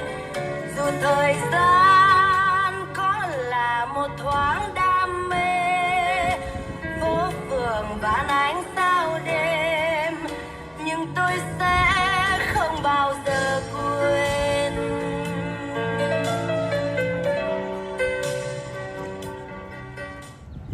Bravo! Beautiful song and great song. Ladies and gentlemen, please welcome to the stage Mr. Phạm Hà, who will be performing Mơ về quê tôi, Dreaming of My Homeland.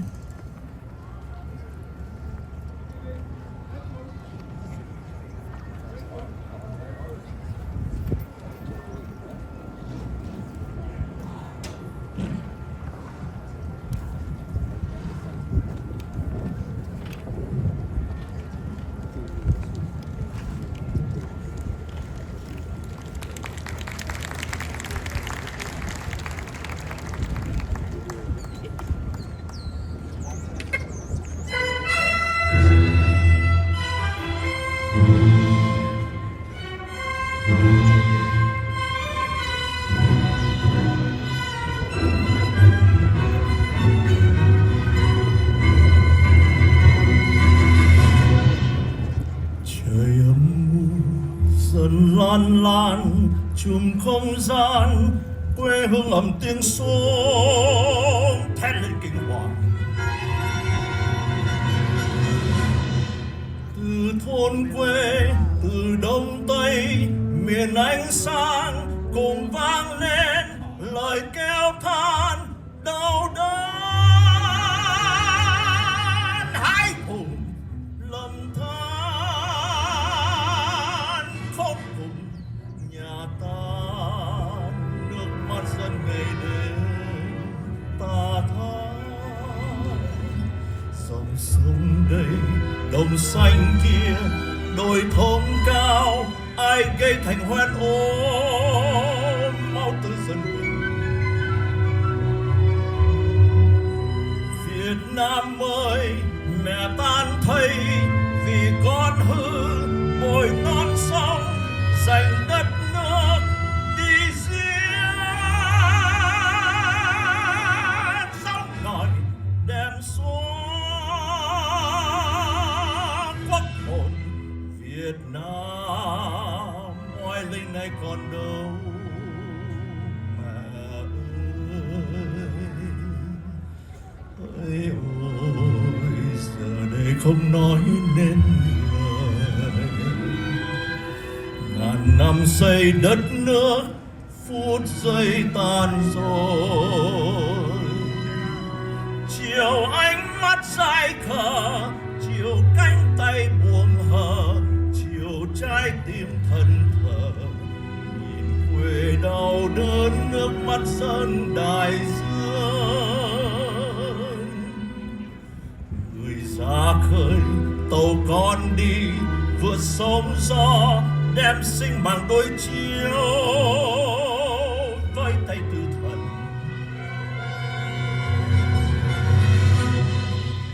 Trùm dương ơi, dù gian nguy, dù đói khát, dù cướp bóc, dù chết mất, xin đã lấy người hoặc đón xác người, liều thân xây tương lai tự do ngàn sau.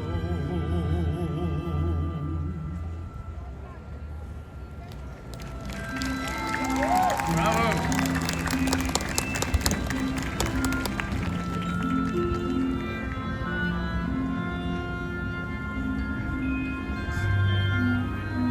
Trên đồi cao xa vắng, heo mây xót thương người viên sư, và sương nhẹ êm ve vun xoa xoa cho vơi bớt đau buồn. Ngày tháng chìm trong đắng cay đời ta nay càng thêm xót xa, ước mơ theo gió bay mau tới quê nhà, tìm lại hàng tre gục lên mái nhà, tìm dàn trầu lá còn cuốn cao ra, và hàng dừa mát là bóng ven hồ, về nơi thơ mặn nồng, về nơi dấu ái ngọt ngào, tìm hàng thơm reo, tìm ngày thơ mơ sao diêu. Nghe lời ru êm ái đêm đêm của mẹ hiền yêu dấu, người mơ ngày mai tươi sáng, quê hương tan hết áng mây sầu. Ngày đó toàn dân hát vang bài ca, đây tự do thiết tha, nước ta nay hết thương đau luôn an hòa.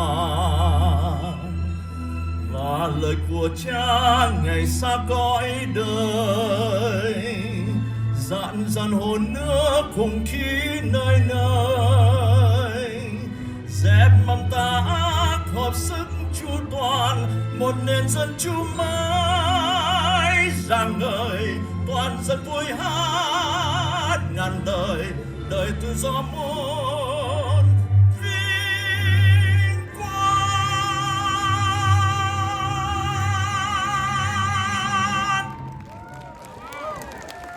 Thank you, Mr. Pham for such a wonderful performance. Now, please turn your attention once again to the screens. In April 1975, with the fall of Saigon imminent, the U.S. Navy sent more than 40 ships to help evacuate South Vietnamese refugees. During the 2 days Operation Frequent Wind, the USS Midway rescued more than 3,000 Vietnamese citizens and American officials. And some of those individuals who were saved by Midway are back on this flight deck 50 years later, commemorating with us today. This is the incredible story of courage, selflessness during one of the largest humanitarian operations in history. The communist forces, some of them riding in Russian-made tanks, some in captured American jeeps, rolled into Saigon about 3.5 hours after the end of the dramatic American evacuation of U.S. nationals and many South Vietnamese. April 1975. South Vietnam is collapsing. At this pivotal point in history, Midway's commanding officer, Captain Larry Chambers, embarks upon the most storied humanitarian mission in Navy history, Operation Frequent Wind, the evacuation of Saigon. We were heading for Vietnam and all shafts were turning at max speed. We got off the southern tip of Vietnam, picked up these big HH-53s. There was little time for preparation and no margin for error. It was just to control chaos. You've got old folk, young folks, you've got little kids, babe in arms. I was 8 years old when I left my country, Vietnam. it was just chaos everywhere. We were told that they were going to shut down the airport because of the constant bombings, and only people with proper documentation were allowed to leave. My aunt was the only one that had the paperwork. She actually went up to one of the US soldiers at the gate and pleaded with him, and he asked, well, how many are there in total? And when my aunt replied 16, he said, well, I'm so sorry, but that's probably going to be impossible. And so he finally gave in. He said, okay, this is what you'll do. Tomorrow at 7 a.m. in the morning, get in line where you have to show the paperwork, but tell your sister's family to keep walking and don't stop. The next morning, he was there, and with his hand motioning for us to pass on through, I just remembered when we finally landed on the Midway, and I thought, okay, we're safe. Courtney and her family found themselves among the fortunate ones. However, for Captain Chambers and his crew aboard the Midway, their mission was far from complete. The crew was handling the people. We got them all down on the hangar deck. 250 people came on, each one at a time. Not strapped down, cargo net, desperate times, and we're working. Throughout the night and into the next day, Midway recovered aircraft and saved lives. Suddenly, a small Cessna buzzed the bridge. And he dropped a note on the deck. He wrapped the note around his pistol, and he dropped his pistol on deck, and it said what the hell I thought it was going to say. He said, can you move those helicopters? I can fly 1 hour more, and please rescue me. He said he had Major Lee, wife, and 5 child, so now we knew there were 7 souls on board. The Admiral is still yelling at me to tell him to ditch. No way is this guy going to ditch. I mean, it's wheels. It's going to flip over, and the family's going to drown. I called the air boss and said, we're going to make a ready deck. Low on fuel, Major Bung Lee and family had found the Midway, but there was no room to land, yet. I got on the general announcing system, and next thing I know, somewhere around 2,000 people showed up on the flight deck to help the air boss make a ready deck. I turned around and didn't look, because I didn't want to see how much went over the side, because from that point on, I knew that I'm going to have to face the board, and I could honestly say with the lie detector test, I don't know how many we pushed over the side. Well, we got the deck clear, and then 8 more Hueys landed in the middle of the landing area. The air boss called and said, what the hell are we going to do now? And I said, look, it's my court-martial. I'm already in deep. 8 more Hueys over the side. It's not going to make a damn bit of difference. Above Midway, Major Lee is circling, engine sputtering in a stiff and challenging wind. After we pushed the last few over the side, we gave him a green light to come on around and land. He was going to have to fight his way through the turbulence. Turns out he had somewhere around 8,000 hours in the airplane. The guy was very professional. They brought him up to the bridge, and I took my wings off, and I made him an honorary naval aviator right on the spot. Major Lee and his family were 7 of more than 50,000 people rescued in the final days of the Vietnam War, many of them by the Midway.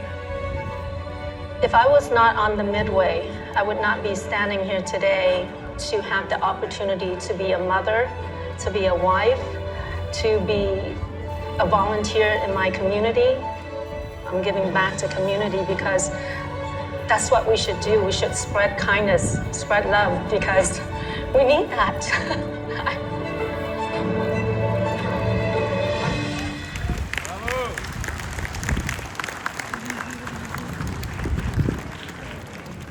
Ladies and gentlemen, it is my true honor to stand here to introduce Admiral Chambers. But he is a man who needs no introduction, as you can tell. Born in 1929 in Bedford, Virginia, as the middle child of 5, he graduated from his high school as a valedictorian. Yes, he deserves all of that. After being accepted to every university he applied to,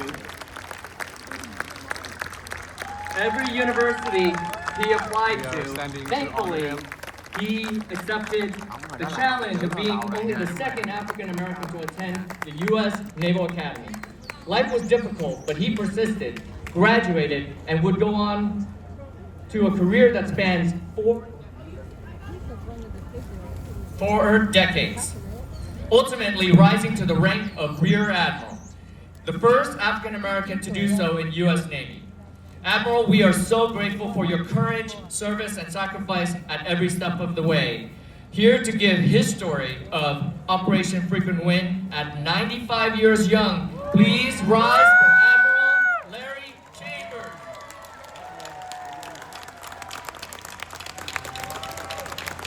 Good afternoon. I don't know if I can live up to that introduction. I was a skipper at Midway during the evacuation of Saigon, and I'm just an old sailor, 96 years old. I'm here today with my wife and family, lots of friends, to share this special anniversary, which evokes so many complex memories and emotions for all of us. I have to tell you, ever since Midway scheduled this event years ago, my wife's main purpose in life has been to keep me alive for this day, so I can stand up here and tell you this story. Let's hope she can find another reason to keep me alive after the day. I'm not quite ready to go, guys. I want to talk to you about those heroic days at the close of the Vietnam War and the role Midway played. Our journey began shortly after I took command of Midway. We departed our home port of Yokosuka, Japan on 28 March 1975 for routine flight ops and a 10-day scheduled port visit in Subic Bay, Philippines for routine maintenance. Rear Admiral Bill Harris, U.S. Naval Academy Class of 48, was embarked in Midway. He was our strike group commander. He was my boss. And we soon learned that he was one hell of a tough guy to work for. After operating, our operating area would encompass the distance between Yokosuka, the Philippines, back to Vietnam, and around to Thailand, and on the way to Guam. We had a good time. On 18 April, just 3 days into our scheduled 10-day upkeep period in the Philippines, we were ordered to get underway immediately. We knew the end of the fighting was near and that the evacuation of Saigon, codenamed Operation Frequent Wind, was coming soon. To prepare for what we anticipated was ahead, we offloaded all fixed-wing aircraft on the flight deck by crane, designated 500 men to leave behind with the aircraft. The next morning, after we got underway, we went at best speed to the southern tip of South Vietnam and received 10 Air Force Super Jolly Green Giants to replace all of those beautiful fighters and attack aircraft. I am now a helicopter carrier with a flight deck full of Air Force HH-53 Super Jolly Green Giants.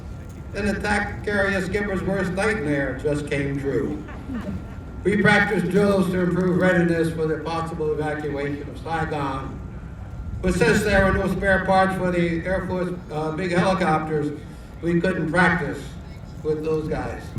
We had no chance to improve their readiness, and so whatever shape they were in when they came aboard, that was the shape they were going to be in when we commenced the operation.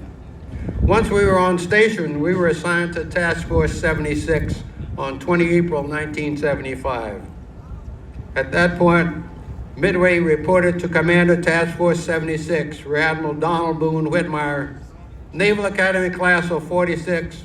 Admiral Whitmire was an All-American football player at both Alabama before he came to Navy and was an All-American at Navy. He was a great guy to work for.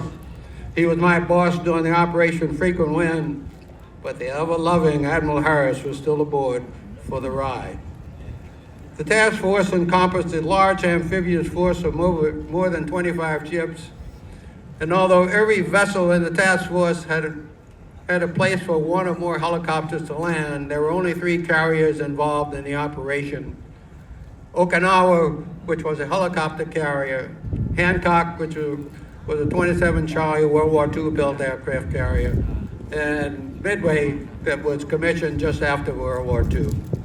Midway was the largest vessel, had the biggest deck and the deepest draft. We needed the most sea room. That meant Midway would be the furthest ship offshore doing the operation. I think that most of the time we were at least 100 nautical miles out to sea from Vung Tau. We remained more than 100 nautical miles during the entire operation. While we awaited the official start of Operation Frequent Wind, the Vice Premier and former head of the South Vietnam Air Force, Nguyen Cao Ky, arrived on board Midway without notice about 10 o'clock in the morning on Tuesday, 29 April. Midway was ordered to send the Key Party immediately to Admiral Whitmire's staff on Blue Ridge, and Key arrived on Blue Ridge shortly after afternoon. Meanwhile, we were still waiting for orders to execute Operation Frequent Wind. As I mentioned, because of the lack of the spare parts, we didn't have a chance to work up the Air Force helicopters to get them used to making night carrier landings. Something the Air Force pilots had never done, and that was my big worry. Later on, I cheated. I turned the lights up so damn bright they could see. Around 5 p.m., the first wave of the evacuees arrived from Saigon, and Operation Frequent Wind began. Flight deck, as all of you realize, is a hazardous place at any time. But at night and full of civilians, it could be deadly. To make sure the chaos was controlled, I authorized Midway's Marine Detachment the use of deadly force if necessary to disarm everyone as they came on board. It's hard to imagine that some of the Huey helicopters arrived. Let's see, do I see a Huey around here? Huey's one of those smaller guys. You'll find him on the flight deck. There were as many as 50 people on board that little bitty helicopter. The Hueys were designed to carry a squad of 10 Army or 10 Marines heavily armed for combat, not 50 civilians with luggage. Even in the best of conditions, emergency happened. On cue. Even in the best of conditions, oops.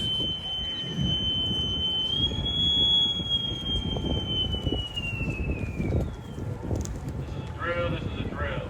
Down quarters, all hands, man your battle station. Boy, that's really appropriate. I like that. Even in the best of conditions, emergency happened.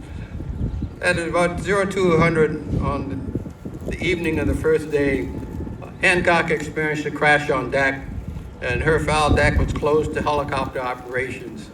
She had 8 helicopters airborne at that time, and they were all full of evacuees. We cleared a couple of spots on the bow, and we began refueling the Hancock helicopters. The first helicopter we served had about 5 to 10 minutes worth of fuel left before splash. During that time, we brought them aboard 2 at a time, and we kind of bootstrapped them, got them all topped off. And about that time, we were going to start bringing their refugees on board. Hancock cleared her fire, pushed it over the side, and so we sent them home. Disaster was averted, and we called that, and still do, Midway Magic.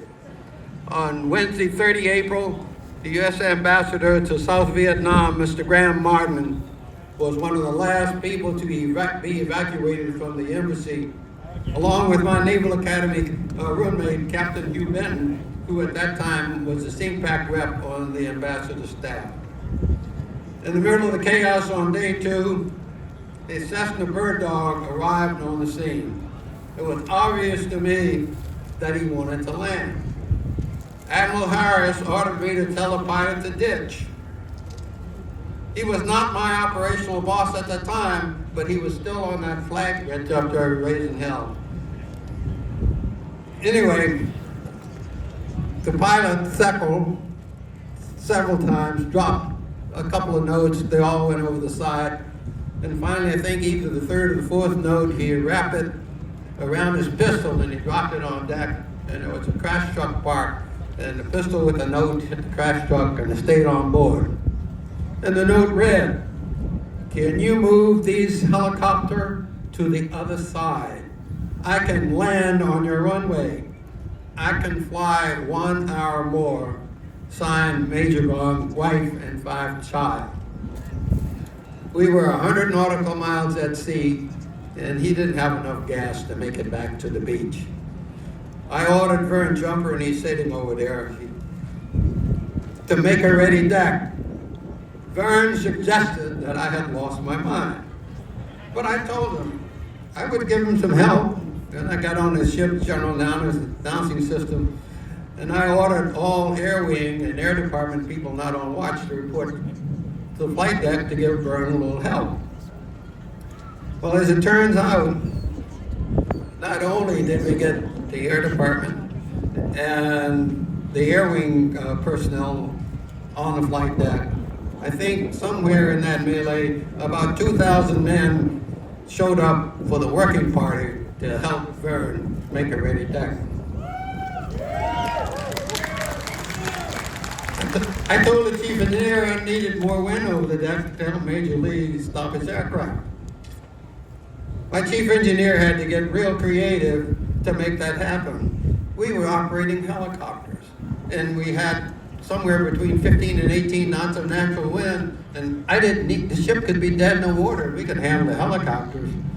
And so I had given the chief engineer permission to take a couple of boilers offline for maintenance. We were operating helicopters that needed, and all of a sudden, we had to get a lot of wind over that. And so chief engineer wanted to know where in the hell I was going to get the extra steam from. Then I told him to shut down 2 of the steam-driven generators, and we had 2 emergency diesels. I think they've all been removed. And so shifted the electric load to the emergency diesels to get enough steam to get 40 knots of wind over the deck. I figured that little airplane had an approach speed somewhere around 60 knots, and if I got 40 knots of wind over the deck, that he was going to have to try real hard to catch me. But I knew we had enough runway at that point. With that much wind over the deck, I probably had the equivalent of about a 2,500-foot runway. And I didn't know how much experience Major Lee had in this airplane, but I think he had probably somewhere around 2,000 to 3,000 hours. And first of all, you got to be a total idiot to come out and think he's never made a carrier landing in his life, and finds a carrier out there that's totally clobbered, and to think that somebody's going to push him $100 million worth of stuff over the side to give him permission to land. 2 of us together. He lost his mind first, and I had the admiral yelling at me. I lost mine. Look, I didn't own any of those. Not a single thing I pushed over the side had U.S. Navy on it. It had U.S. Air Force, U.S. Army, Air America. I didn't own them.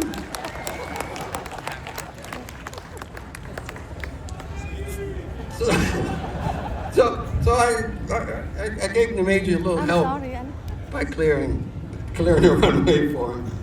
And I told the chief engineer I was going to need a little more steam, and he got a little huffy, but when I told him to shut down, transfer the electrical load to the emergency diesels. But after turning into the wind, but prior to giving Major Lee's airplane, by the way, we had no communications. So the only way we could use them, we signaled them with the Aldous lamps. Red light, you can't land. Green light, that's clear. And just as we had turned into the wind, everything was all set up. 8 more Hueys out of Saigon landed right in the middle of the deck. Vern wanted to know, what the hell are we going to do now? And I told Vern, 8 more over the side wasn't going to make any difference in how long I spent in jail, push us over to it. After his successful landing, Midway's crew was so impressed with Major Lee that they collected over $10,000 in 1975. That was big bucks. And we forwarded to him to help him and his family get settled in America. I don't know how much of it got to him, but that's what it was when we left here. In the midst of the ongoing chaos, I had a brief interview with Major Lee on the bridge. I took off my wings, and when I had the Major up there, I gave him my wings and made him a naval aviator right on the spot. I mean, it's got to be crazy. Something he'd never done in his life before. Before any of these aviators around here ever saw a carrier, they made thousands of landings on the beach to teach them how to make carrier landings. And this guy walks out there and decides that he's going to become one. I mean, look, he's the bravest man I've ever met in my life, and I must be the dumbest one to think that we could make it happen, okay? But anyway, he's here to tell you his story, and all I can say is we got honored at Sun and Fun Air Show over in Lakeland, Florida, and we both got presented nice trophies. But he's the bravest guy I ever know, and all I was a real estate manager. I just cleared the runway to give him a shot at it.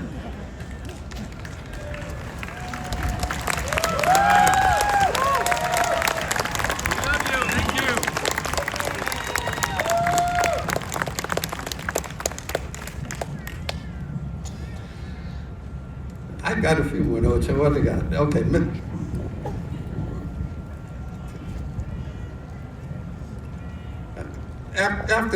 After that incident, we could still continue to receive helicopters from Saigon, but it was starting to wind down, and the tanks were about to overrun the embassy. And the last person to arrive on board Midway was the ambassador, the American ambassador to South Vietnam, and he arrived about noon or so after the major incident, and along with the ambassador was my Naval Academy roommate. At that time he was a captain, and he was CPAC's rep on the ambassador's staff.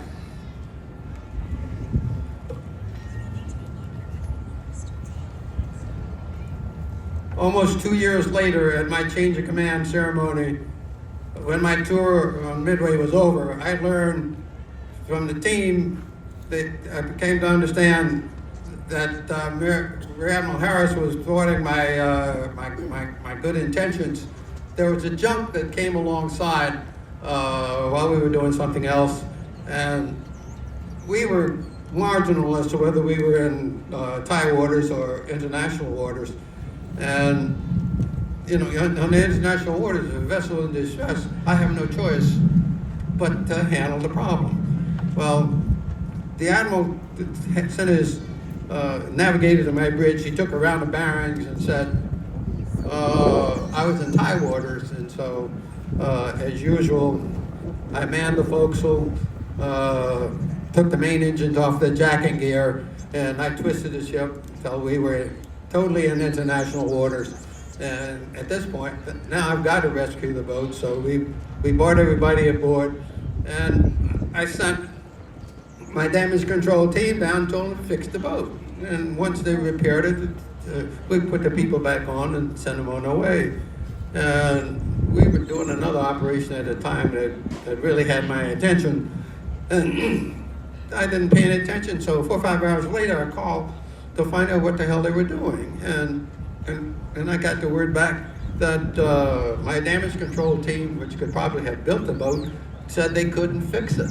And so as far as I was concerned, I had plenty of refugees that were going to go to Guam with us, and 80 more. I left 500 sailors on the beach. You know, I mean 500 big guys. And I could have handled 1,000 Vietnamese with the same amount of food and logistics. So it was no sweat on the part of Midway to take care of the people. And in any case, at my change of command, somebody walked up to me, and I had already been promoted, and I'd been relieved as skipper, and at the farewell party, they were honoring me, and they gave me a bell, and I wonder, what's this ship bell for? And the bosun's mate finally said, Captain, do you remember that junk that was alongside? We were in Bungtown, and I said, absolutely, you guys couldn't fix it. Well, I embarrassed them. They said, what do you mean we couldn't fix it? We chopped a hole in the damn boat so we'd get you out of jail. And I said, boy, I'm going to court-martial you guys. And they said, no, you can't, because you're no longer in charge.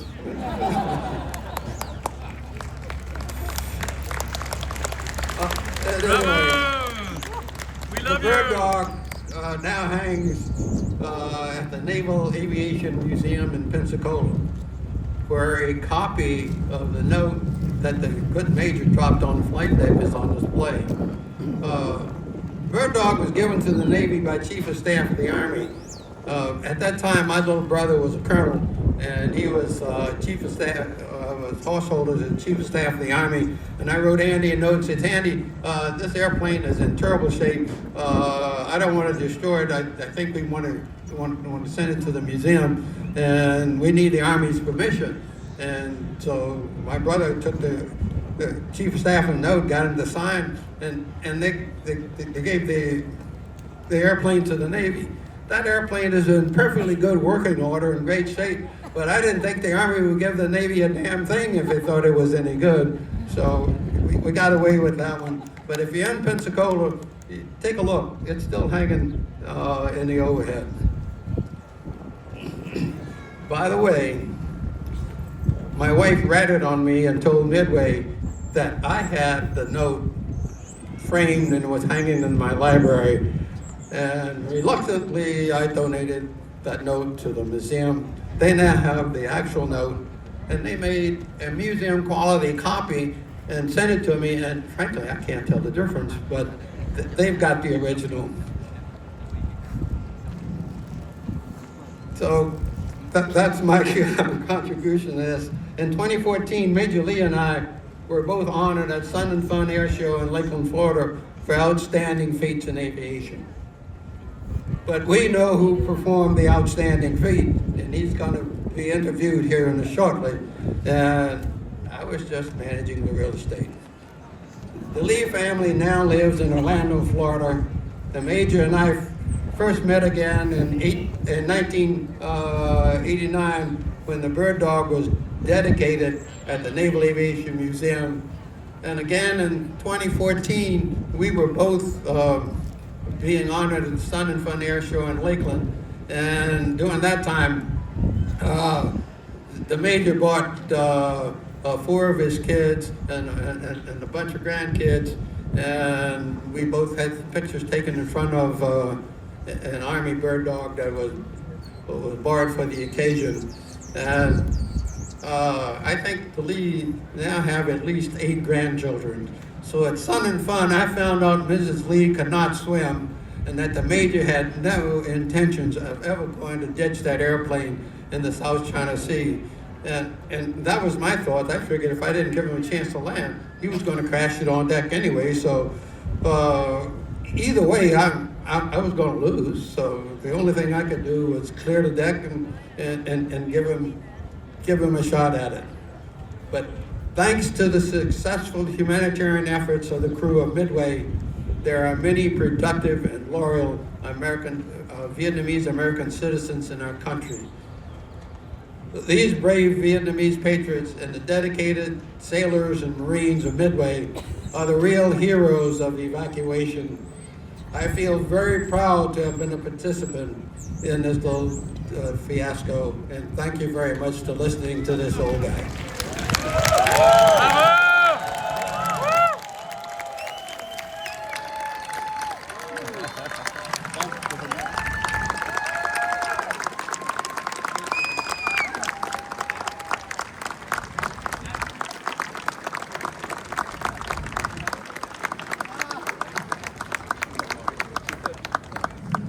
Another session.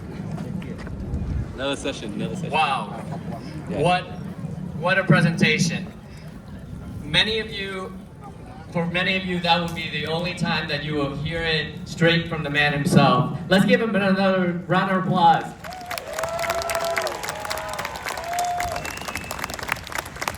Well, it's hard for any of us to imagine the thoughts of a desperate man on a zero-fail mission. But we do not have to imagine, because today you will hear from the man himself, Mr. Bung Lee. After completing his flight training in Texas in 1965, Major Lee would go back to Vietnam and go on to serve to defend the Republic of Vietnam until the very last day. So please give a warm welcome to the stage the bravest man Admiral Chambers has ever known, Major Bung Lee. Woo! Bravo! Bravo!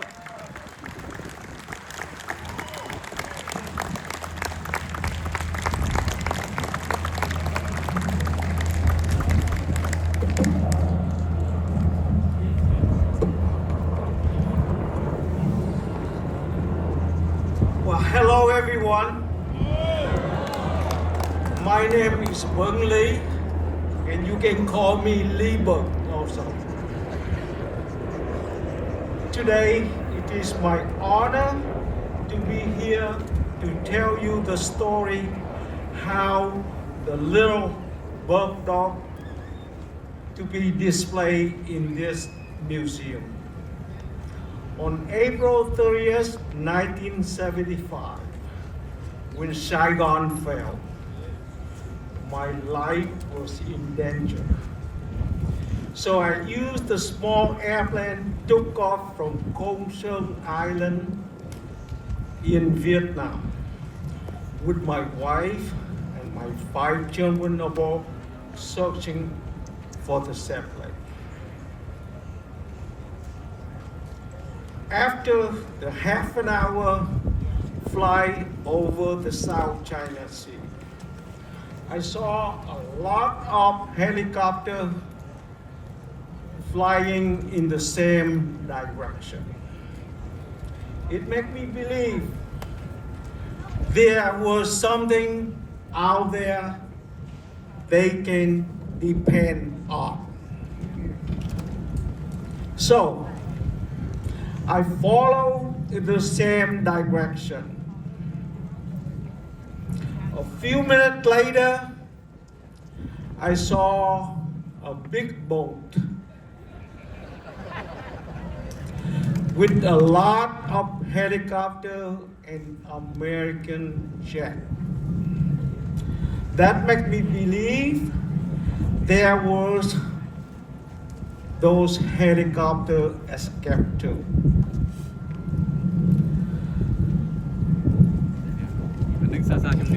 But I didn't have the radio with me. I didn't have the radio because I didn't have the headset with me. So I cannot communication and ask for the tower for landing.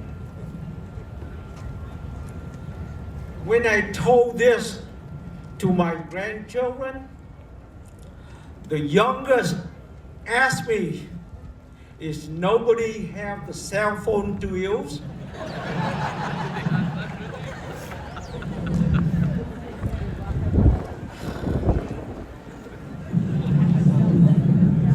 Anyway, I'm circled around the ship many times, finding the way to let them know I want to land on their runway.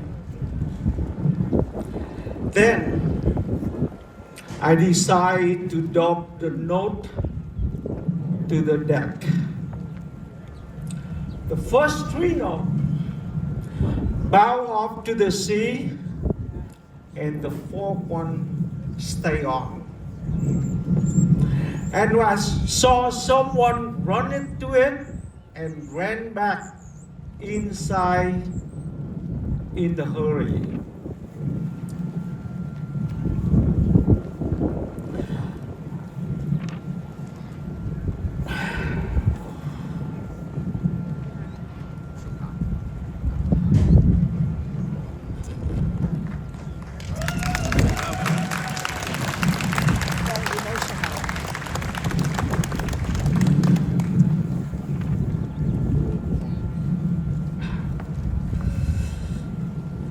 And I try to circle, and I try to rock my wing. I try to turn on and off the landing light. I try to let them know I want to land. But all I receive a red light. So I kept circle around and I pray for the miracle. And then I decide to drop note. I'm sorry, I have to repeat that.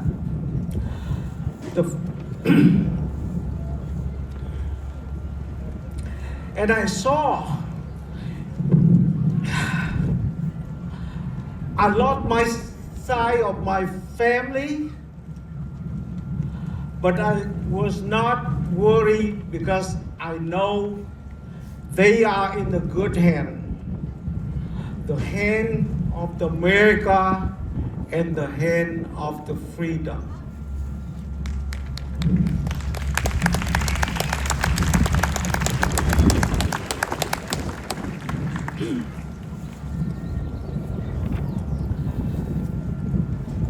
And now, I keep circling around the ship, and I saw a green light.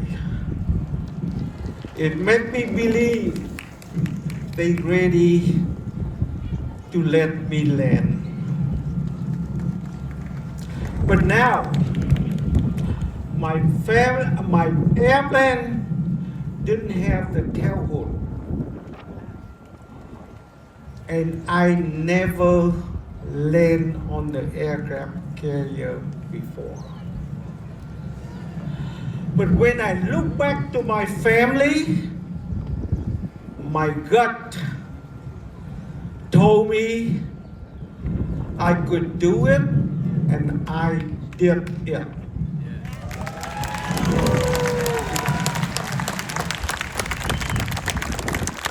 After the airplane stopped, a lot of sailors surround my family. They helping my children, my wife off the plane, and 2 sailors walk me inside for the interview. For the interview, honestly, I do not remember what they asked me, nor what my answer. And then they walked me to the other room. During that walk, I asked myself, I just lost my country. What are they doing to me next? Are they prepared to take away my pilot license too?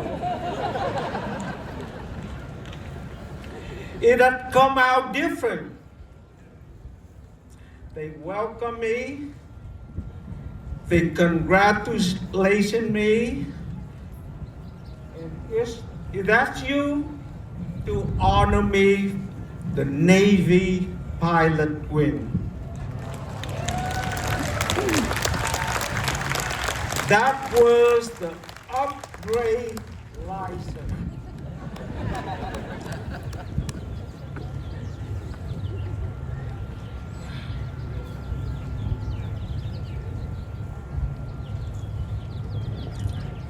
Ladies and gentlemen, my family now reside in Florida for the last 50 years. Over the year, a lot of wonderful happened to us.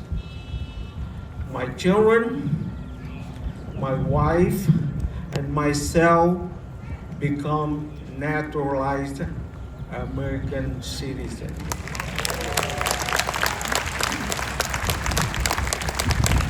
We have all grown together, and we have now 4 generations. All of this were possible because we were saved by the staff and the USS Midway in 1975.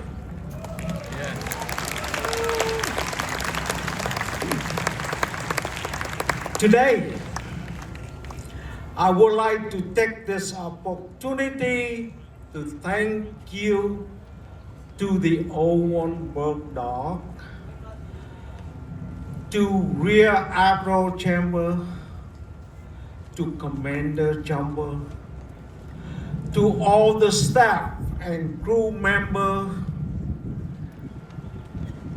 helping my family, and to the USS Midway. For the Bird Dog, when my entire family got into you, we overload you, but it seemed you did not mind nor hesitate and willing to fly my family offshore and land safely to the USS Midway. Thank you for the job well done.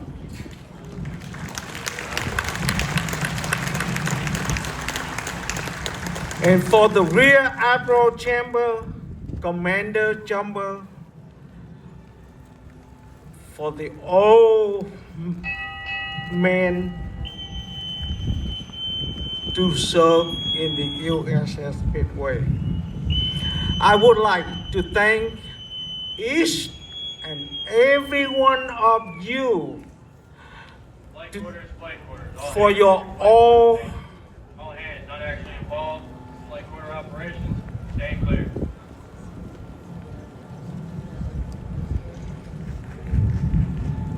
Thank all the things you help my family. Special with the Rear Admiral Chamber and Commander Chamber for that decision. Without that decision and the safe landing, our family would not here today.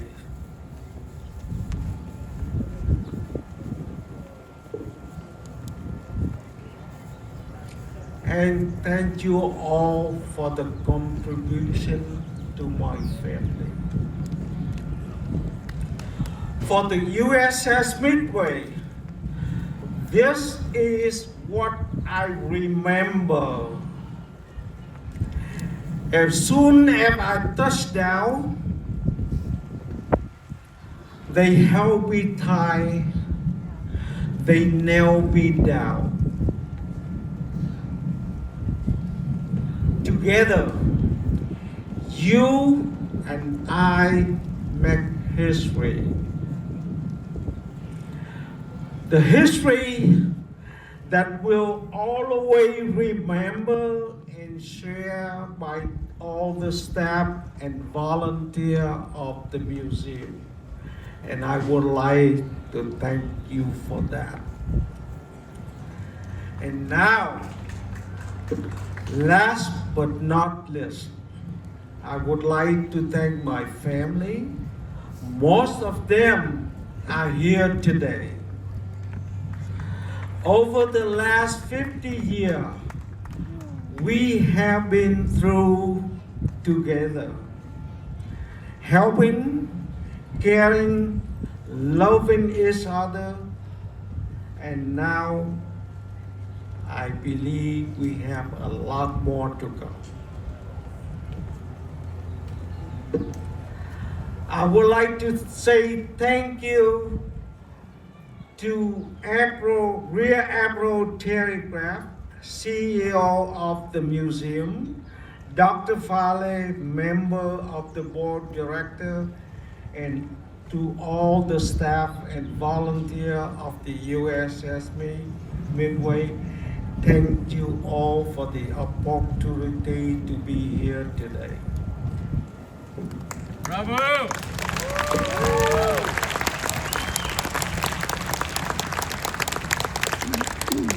And finally, Rear Admiral Chambers, on behalf of myself, my family, I would like to present this plaque to you. Thank you for the compassion, courage, and leadership. It has been a true pleasure, and thank you all very much.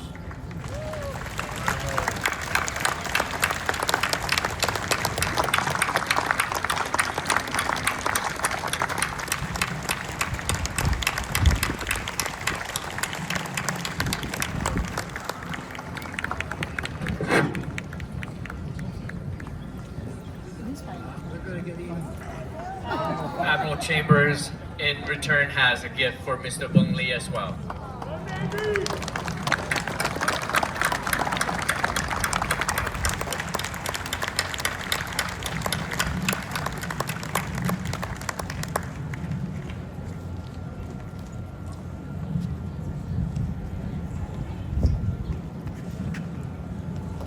Wow, what two amazing stories to hear straight from the mouths of the men who lived it. Let's give them both another round of applause. Now, for the last portion of this segment of the program, may I invite both of you to take the seat? No, you, please stay. Please stay on the stage. Please stay on the stage.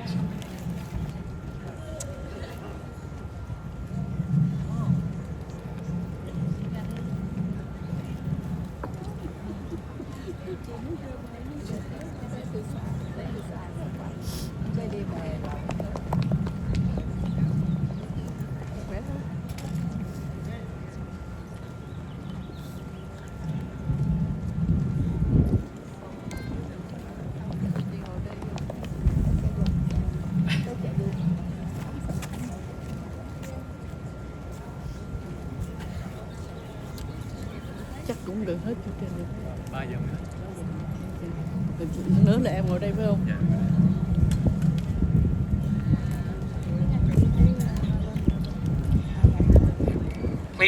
Please allow for Admiral Chambers to take the seat.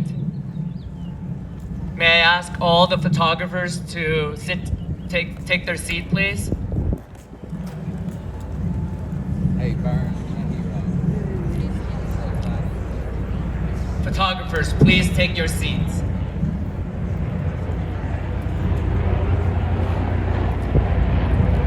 All right. So the last part of this segment.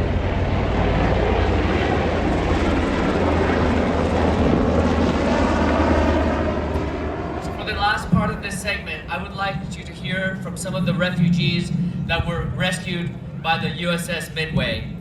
First, we have Dr. Yung Jin, one of my colleagues from Orange Coast Medical Center in Fountain Valley. May I ask Dr. Jin to come to the podium?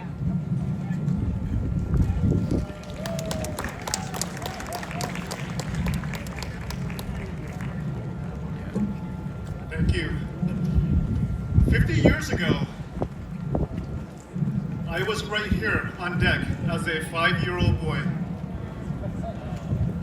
And as a matter of fact, if you look in the back at that helicopter right behind you, on April 29th, 1975, I was at the Saigon airport. It was a gray day. It was kind of drizzly. 5-year-old boy. My sister was 3. My other sister was 18 months. And my brother, Goon, was several months old. And they're all here today. I saw and I heard the sound of war, shooting, screaming, confusion.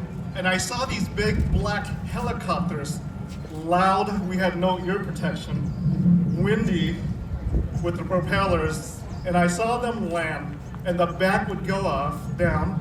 Groups of Vietnamese refugees, many of you here today, ran into these helicopters. And at one point, a helicopter landed just right about where that is, in front of me, and I was told it was our turn to run. I grabbed my sister Tua's hand. I was 5, she was 3. My mom had 2 other siblings, Gung and Hung, in both hands. We ran toward the Chinook helicopter.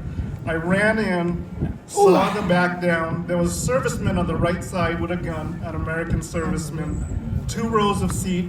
I ran in, sat on the left side, buckled up. The helicopter lifted. I saw the city of Saigon. It got higher. I saw the jungles of Saigon. And then I saw nothing but blue waters. And I was like, oh, where are we going?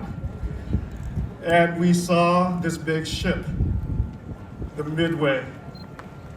We landed, we got off. I stood and watched people push the helicopters into the ocean, just mentioned. And I'm here today to say thank you, Admiral Chambers, Vern Jumper, commander of the ship at the time. We are proud Americans. I'm a Marine, 4th Medical Battalion. My son, Jonathan, is today here, a first lieutenant with the U.S. Marines at Camp Pendleton as well. We would not be here if it was not for the Midway. We would not be here if it was not for our veterans. Thank you for the opportunity of hope, freedom, opportunity, and a way to give back. Thank you so much. Thank you, Dr. Trin. Next, we have Mr. Hugh Nguyen, the County Clerk Recorder for Orange County, California. Yes.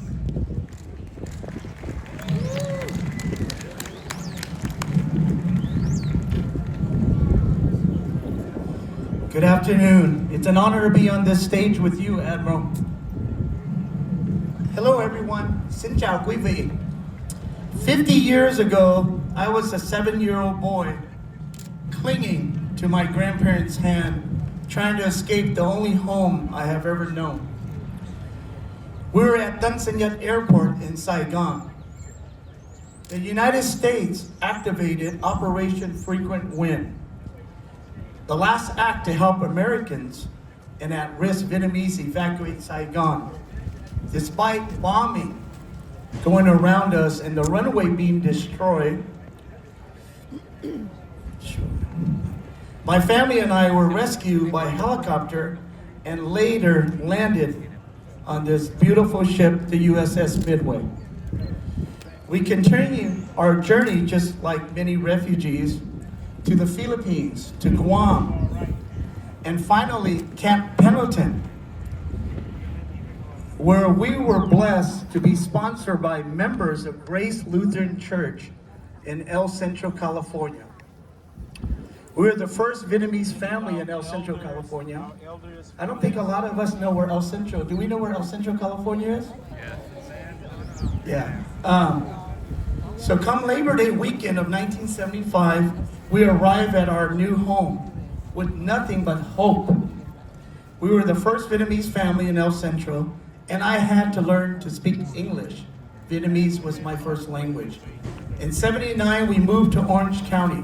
I attended public school, worked hard, dreamed big, and was blessed to become the first Vietnamese American elected clerk recorder in the United States. My journey is not just mine. It belongs to every refugee who dare to believe in a better tomorrow. And to every American who opened their hearts to strangers like us and me. Today, I honor this ship, its brave crew, the spirit of America that turned fear into opportunity and dreams into reality. I want to thank all the soldiers who sacrificed their lives for our freedom. Thank you to the USS Midway Admiral Captain Larry Chamber, Air Boss Vern Jumper, John Hackett, and all your team that are here. Can I get you guys all to please stand up and give them a big, they are our heroes. That's why we're here. Bravo! Bravo! 3,073 refugees were rescued on this ship. I slept on the lower deck. Vern Jumper said I slept on bubble wrap. I'm not sure if that was true, Captain, but we are forever grateful. One last thing I want to say. My grandparents, who are no longer here with us, they were rescued on the USS Midway. I know they are looking down on us. Thank you. Thank you. God bless America. Thank you. Thank you, Hugh. Next, we have Stephanie Din, one of our refugees who is now actually a docent right here on the ship. So if you find out when she's giving her tours, you can take a USS Midway Museum tour with Miss Stephanie Din.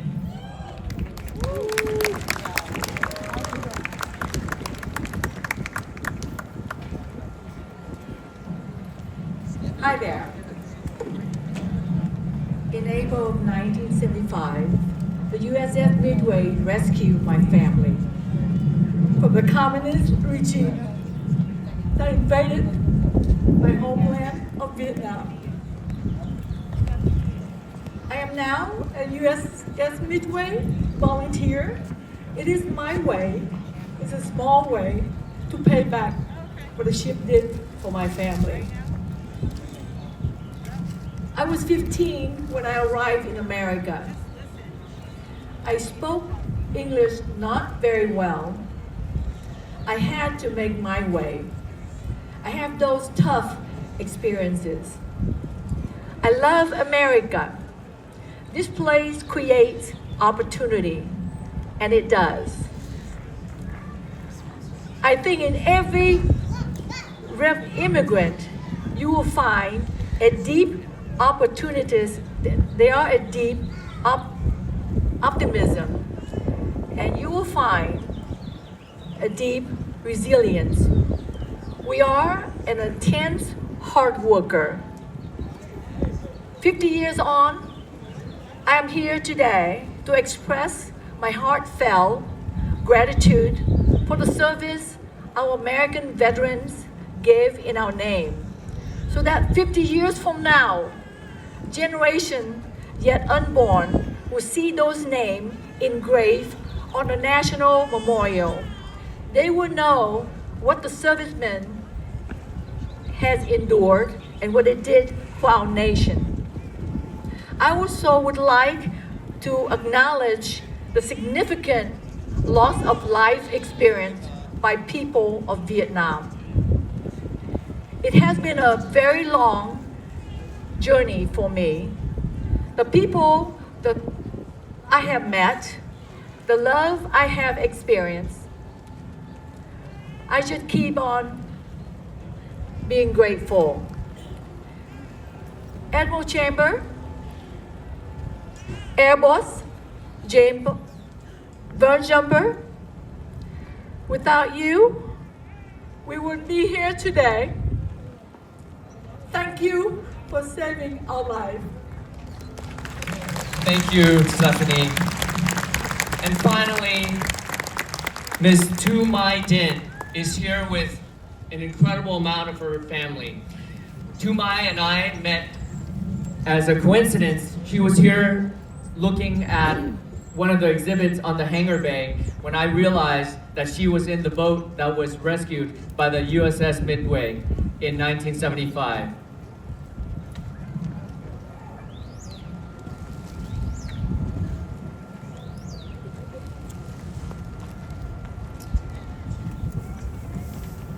Good afternoon, ladies and gentlemen. My name is Tu Mai. Thank you for allowing me to speak on behalf of my entire family who are with me here today. On April 30th, 1975, my father took a leap of faith and gathered my family, along with our friends and neighbors, for a total of 89 of us onto a fishing boat, leaving everything behind in search of freedom. I was 17 years old at this time. We drifted in the middle of the open ocean for 4 days, just when all hopes were lost. We were fortunate enough to be rescued by USS Midway 41. We spent 11 days aboard the Midway, and the kindness we were shown is something my family and I will never forget. We each have our own bed, and we were given 3 meals a day. Words cannot express our gratitude for the sacrifice they made to make sure we were well cared for in every way possible. For us, this is a reminder of generosity and humanity that we experienced in our darkest hour.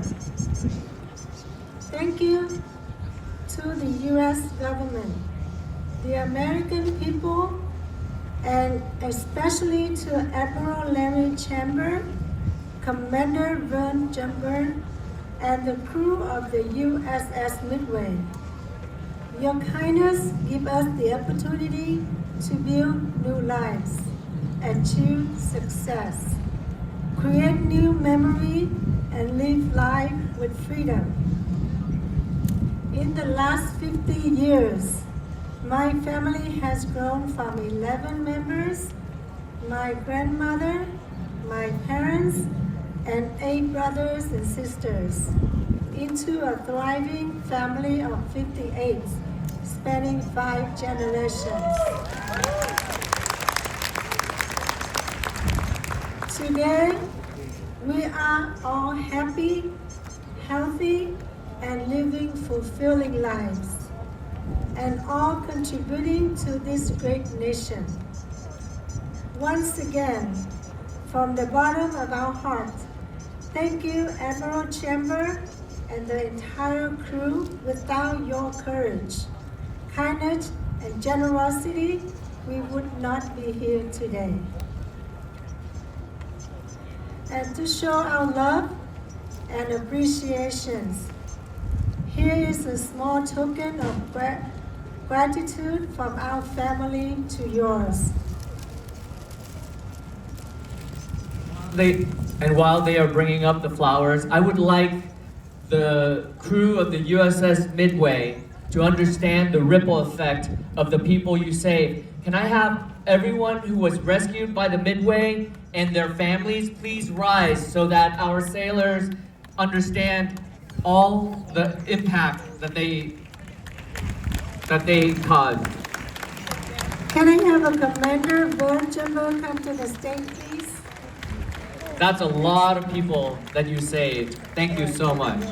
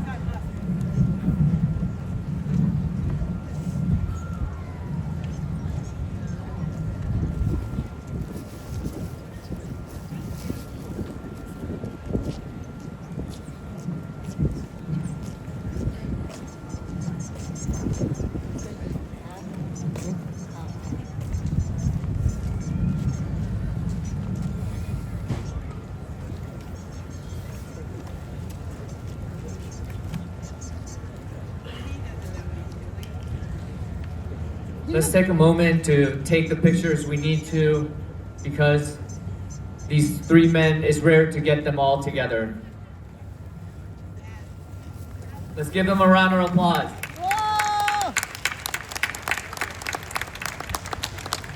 And finally, the last part of this section of the program is Châu Thủy and I'm Châu Thủy and chị Kim Chang have a special gift from the Vietnamese community. Yes, on behalf of Vietnamese refugee and the Vietnamese Heritage Museum, as a token, first, I would like Kim Chang to read the content in the In recognition of outstanding commitment and dedication, we proudly present this award to Admiral Lawrence Chambers in deep gratitude for your unwavering dedication and compassionate efforts in rescuing Vietnamese refugees. Your courage, generosity, and steadfast support have profoundly impacted countless lives, leaving an enduring legacy of hope, humanity, and freedom. Garden Grove, April 27, 2025.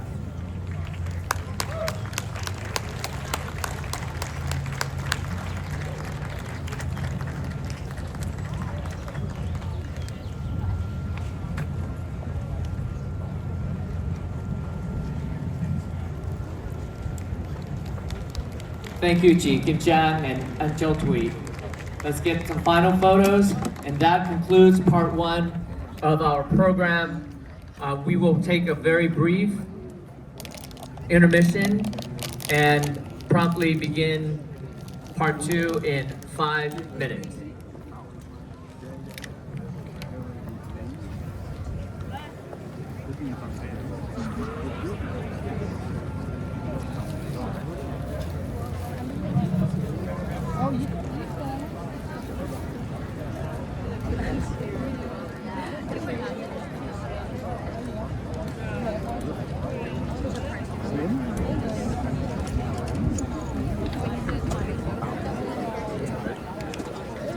Thank you.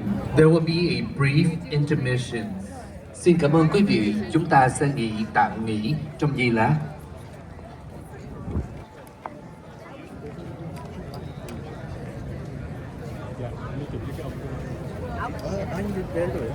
Đi đi.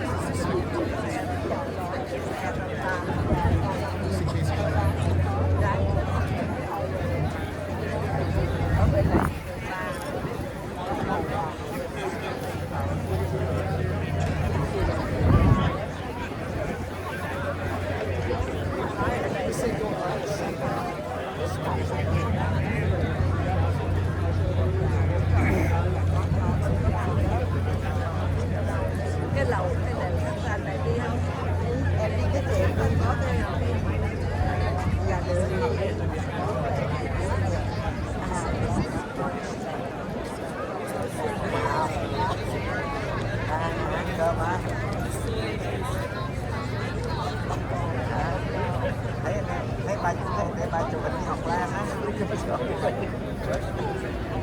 Thấy bà mặc thiệt là mập phải không?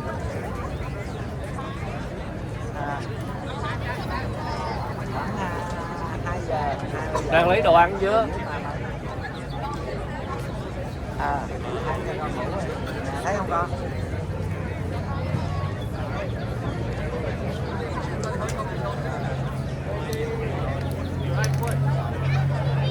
Người ta đang chụp hình mấy người Mỹ thôi.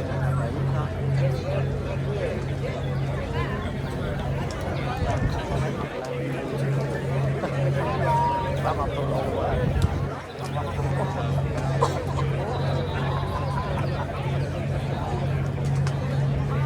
Bye bye. Đó, Alan vừa thấy không? Alan với Đức đó, thấy không? Bye.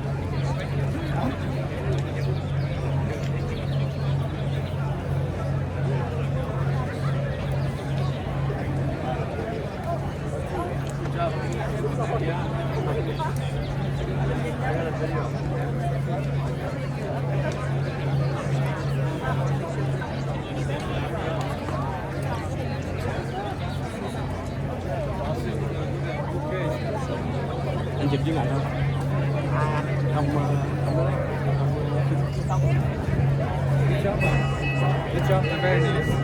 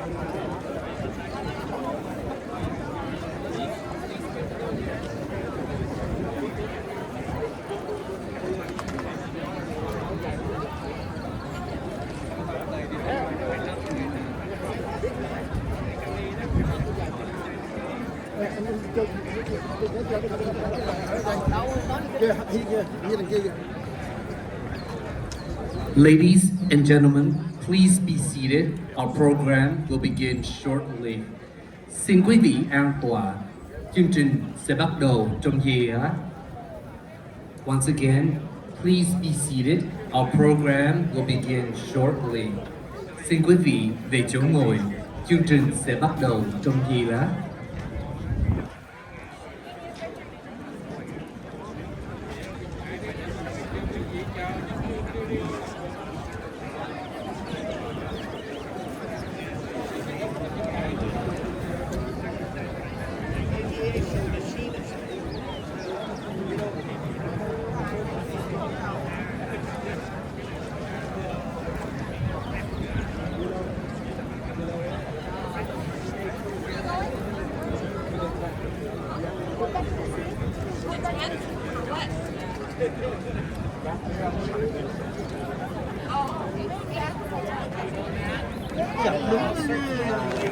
Ông này là những nhân chứng lịch sử ra là nhân chứng lịch sử. Papa.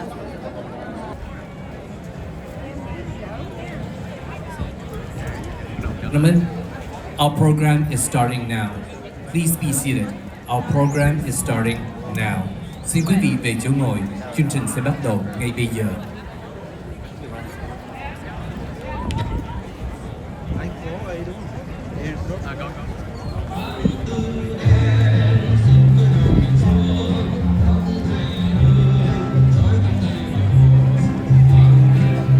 không bỏ lỡ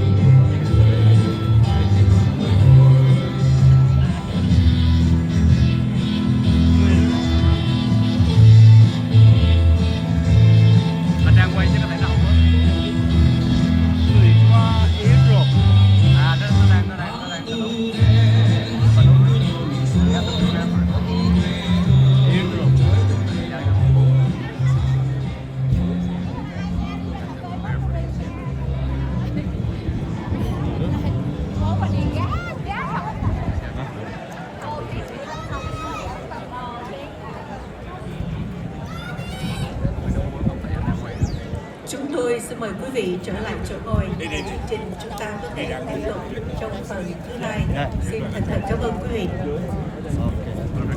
Ladies and gentlemen, if we could ask you to please take your seats for part 2 of the program, getting underway in just a few seconds. Mấy cái mà trước người trước.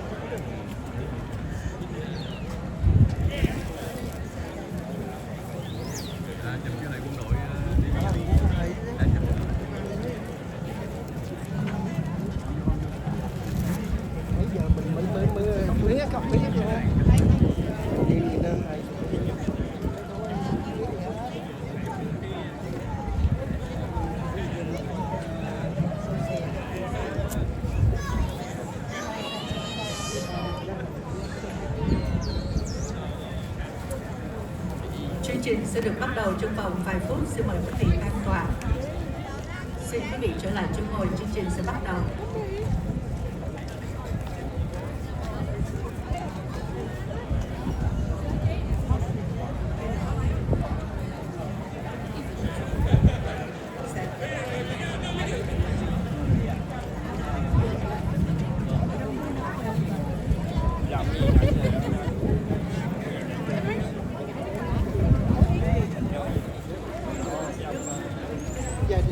Chúng tôi xin được mời giáo sư Alex Thái Tổ lên sân khấu.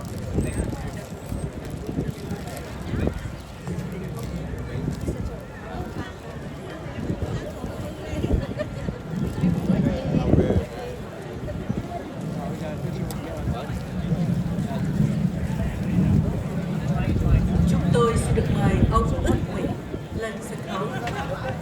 Xin được mời ông Ức Nguyễn.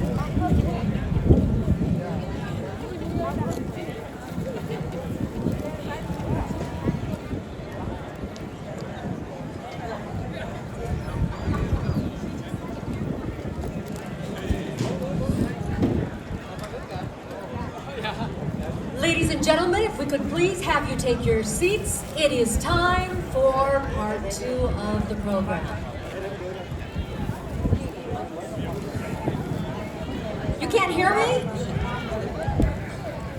How about Lina hát một câu để cho kêu gọi quý vị vào chỗ ngồi, thì hy vọng khi mà quý vị nghe Lina hát thì quý vị sẽ tiến về phía đằng trước như những cái ghế mà chúng ta đang có, để chúng ta có thể bắt đầu được không ạ?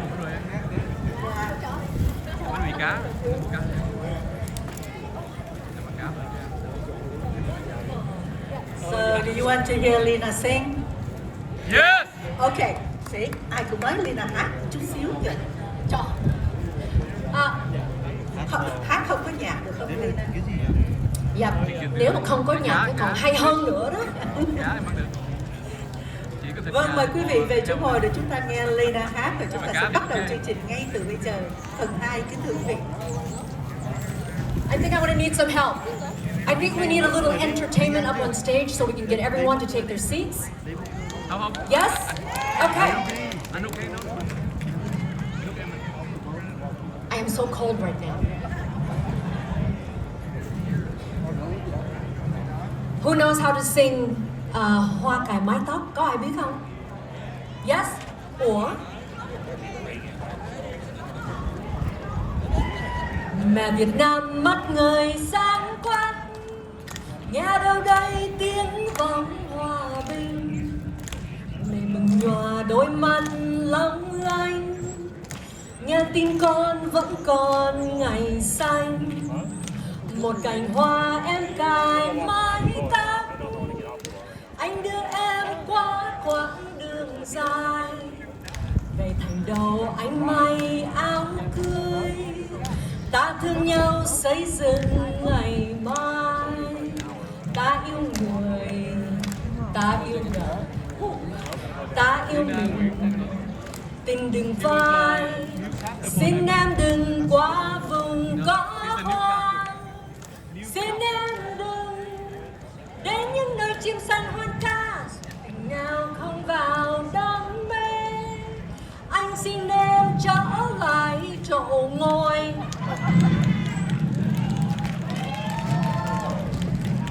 Dù nghèo người đời kém chê, Ta thương nhau giữ tròn tình quê. Hết. Cảm ơn quý vị. You are very, very kind. If we could get everyone to please sit back down at your seats for part 2. Quý vị nào mà đã đến đây từ mấy xe bus đó, there are a few of those buses that must leave early. We will announce and let you know. Okay, như vậy là Lina và chị Diệu Quyên sẽ là announce cho quý vị biết là khi nào là cần xuống để kịp xe bus để về lại Orange County. And so we want to get started right away because we actually did save the best for last. So the part 2 is the best part, you guys. Okay, are you ready? Thank you everyone for sitting out in the sun now. It is actually a beautiful day here in San Diego. And thank you so much for staying with us till the end. Here we go for part 2. Chị Diệu Quyên. Cảm ơn Lena rất nhiều. Kính thưa quý vị, ngày hôm nay cá nhân của Diệu Quyên cũng như là Lena rất vui khi góp mặt một phần trong chương trình ngày hôm nay và chúng tôi cũng xin được chia sẻ tâm tình của mình. Đối với chúng tôi vào ngày 30 tháng 4 năm 1975 là một cột mốc lịch sử không chỉ đánh dấu nỗi đau chiến tranh mà còn thể hiện tinh thần kiên cường của cộng đồng người Việt tị nạn. Và sự kiện này đã buộc cho hàng triệu người Việt đã phải rời bỏ quê hương để tìm kiếm tự do và một tương lai tốt đẹp hơn. Trong suốt 5 thập niên vừa qua, người Mỹ gốc Việt đã xây dựng lại cuộc sống, đóng góp đáng kể vào sự phát triển của Hoa Kỳ và có những người trở thành thương gia, nhà khoa học, kỹ sư, bác sĩ, luật sư, nhà giáo dục, quân nhân, viên chức dân cử, nhà lãnh đạo cộng đồng, sứ ngôn viên cùng các bạn ngày hôm nay và để tưởng niệm 50 năm Quốc hận 30 tháng 4 không chỉ là một lời nhắc nhở về quá khứ mà còn là một dịp để tri ân và cam kết tri ân quê hương thứ hai đã cưu mang chúng ta và cam kết tiếp tục cống hiến để xây dựng một tương lai vững mạnh và phát triển hơn nữa. Chúng ta hãy tiếp tục cuộc hành trình với tháng tư đen sau đây. April 30th, 1975 marks a pivotal moment in history. A day that not only symbolized the deep wounds of war, but also embodies the unwavering resilience of the Vietnamese refugee community. The event forced millions of Vietnamese to leave their homeland in search of freedom and a better future. Over the past 5 decades, Vietnamese Americans have rebuilt their lives, contributing profoundly to the growth of the United States. They have become entrepreneurs, scientists, engineers, doctors, lawyers, educators, journalists, military personnel, elected officials, and community leaders. The 50th commemoration of April 30th, a day of national mourning, is more than a remembrance of the past. It is an opportunity to express gratitude and reaffirm our commitment. We give thanks to our second homeland for its embrace and pledge to continue working toward a future of even greater strength and prosperity. And now let us carry forward the spirit of Black April through the remarks of Mr. Úc Nguyen, representing the Association of Former Republic of Vietnam Veterans. Chúng tôi xin được mời ông Úc Nguyen được đại diện cho tập thể chiến sĩ Việt Nam Cộng Hòa tại hải ngoại có vài lời phát biểu.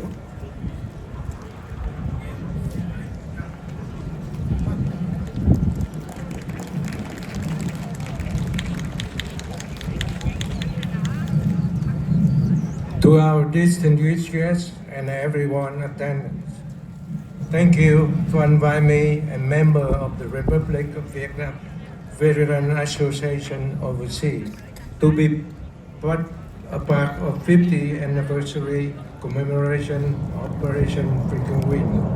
I attend the 40th anniversary commemoration in 2015, and I'm honored to be back on this special event. April 30 is always be the day of sorrow for the Vietnamese American. As we mourn the fall of Saigon, our native homeland, the chaotic out of April 30 remain etched in our memories. Our members are former Vietnamese veterans who served during this war, so we would like to thank all veterans, former Vietnamese and American service members who served during the war, as well as those who currently serve in the United States Armed Forces. You are our heroes. We also pay our respect and honor to those who make ultimate sacrifice. Their bravery and sacrifice is not in vain.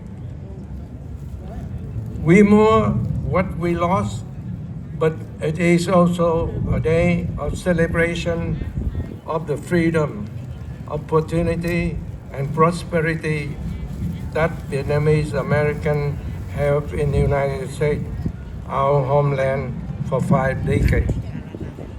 For some of us, the deck of USS Midway, the outer carrier that were a part of Operation Freaking Wind, were where we took our first step to rebuild our life.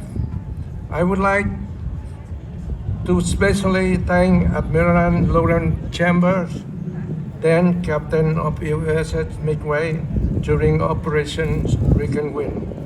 USS Midway airborne first jumper and the 1975 crew member of the USS Midway for your compassion and heroics in rescue and save thousands of Vietnamese refugees.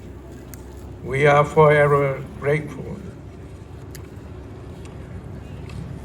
Vietnamese refugees and immigrants fled Vietnam with nothing but hope for the better life in a country where freedom are cherished and upheld. Most of us didn't speak English, and all of us were worried and anxious. We were leaving our parents, relatives, friends, and the life we had known behind to go to the country we knew so little bit about, and a new life that was filled with uncertainty. Fortunately, Americans who we have never met welcomed us in and gave their time and resources to help us build new life for our family. Generations of Vietnamese Americans have been able to achieve the American dream with hard work and perseverance in the 50 years since Operation Freaking Wind. Vietnamese Americans have established thriving communities through the United States. Many of us here today are from communities right here in San Diego and Orange County, Little Saigon. Vietnamese Americans are contributing in all aspects of American life. They are serving in uniform and as our elected government official and representative. They are successful doctors, engineers, lawyers, accounting, entrepreneurs, small business owners, teachers, professors, physicists, and astronauts, just to name a few. The success of Vietnamese Americans would not have been possible without the USS Midway and those who served during Operation Freaking Wind. It's wonderful to see younger generation of Vietnamese Americans who were born after the war come to learn about the USS Midway and Operation Freaking Wind. Our history will continue with them. Again, thank you for inviting me, and it's an honor to be here today. Thank you.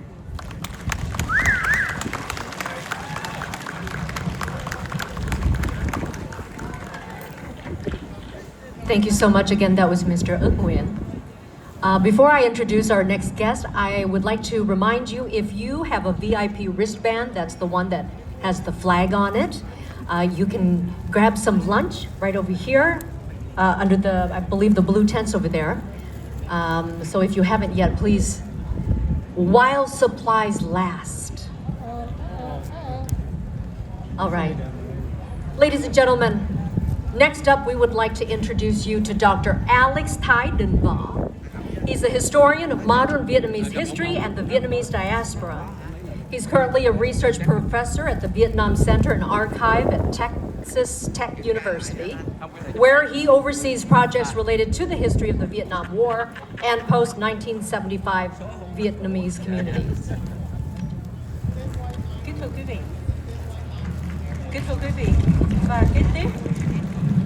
quý vị và tiến sĩ Alex Thái Đình Võ. Ông là một nhà sử học về lịch sử Việt Nam hiện đại và cộng đồng người Việt di cư. Ông hiện nay là giáo sư nghiên cứu tại Trung tâm và Lưu trữ Việt Nam tại Đại học Texas Tech, nơi mà ông giám sát các dự án có liên quan đến lịch sử chiến tranh Việt Nam và cộng đồng người Việt Nam 1975. Xin quý vị cho chúng tôi một tràng pháo tay chào đón tiến sĩ Alex Thái Đình Võ. Thank you, Janina. Thank you, Chị Diệu Quyên. Well, before I start, can I ask you guys all to give yourself a round of applause, for having been here for the past, 4 or 5 hours? Some, have been up since 4 a.m. in the morning, getting ready to get everybody ready to be here. When I was asked to give this talk about Vietnamese American journey to America, it said that I have to do it in 5 minutes. And as historians, I asked myself, what can one say in 5 minutes about the history of Vietnamese becoming Vietnamese America? About journeys, about sacrifices that brought us here. In 5 minutes, we can only trace the contours of April 30th, 1975, the day that Saigon fell. Helicopters scrambles from the rooftops. Children wept in strangers' arms, and a nation's dream collapsed into silence as countless fled in desperation, while others are torn from their families and cast into what is known as Trại Cải Tạo, re-education camps. It was not just the collapse of a war, it was the end of the Republic of Vietnam. As much as we celebrate Operation Frequent Wind today, we have to remember that this occasion is the occasion in which a country was taken away from us. A fragile yet fervent experiment in democracy and sovereignty, nurtured by decades of struggle against colonialism and communism. A dream shadow for many of us, of our parents' generation, but not destroyed as we are here today present. Recognize that we are not and have not been destroyed. That final month in April 1975 saw 3 urgent rescue missions. First with Operation Baby Lift, evacuated over 3,000 orphans to safety. Operation Frequent Wind, which we celebrate today, rescued more than 7,000 South Vietnamese and Americans as communist soldiers enter Saigon. And Operation New Life processed over 110,000 refugees through Guam before they were dispersed throughout the U.S. From the ruin of a fallen republic came the first wave, the 130,000 Vietnamese under the Indochina Migrations and Refugee Assistance Act of 1975. They left not just a country, but a cause, the hope for freedom, dignity, and peace. Then came the second wave, the most famous of them, the boat people, Thuyền Nhân. Between 1975 and 1995, nearly 2 million Vietnamese fled Vietnam, marking one of the largest mass exoduses in modern history. fleeing persecution, imprisonment, forced labor. Hundreds upon hundreds of thousands escaped by sea in overcrowded and often unseaworthy boats. The journeys were perilous. According to the UN High Commissioner for Refugees, approximately, this is an underestimate, 250,000 die at sea, victims of storms, starvations, drowning, and pirates' attacks. Yet hundreds of thousands found asylum, passing through refugee camps across Southeast Asia, Malaysia, Indochina, Singapore, Indonesia, Singapore, Thailand, Hong Kong, and the Philippines.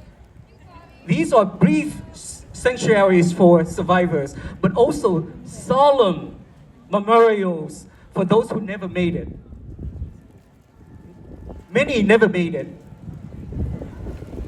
Their stories of both the lost and the survivors stand as an enduring testament to resilience, to sacrifice, and the lasting toll of war and post-war consequences.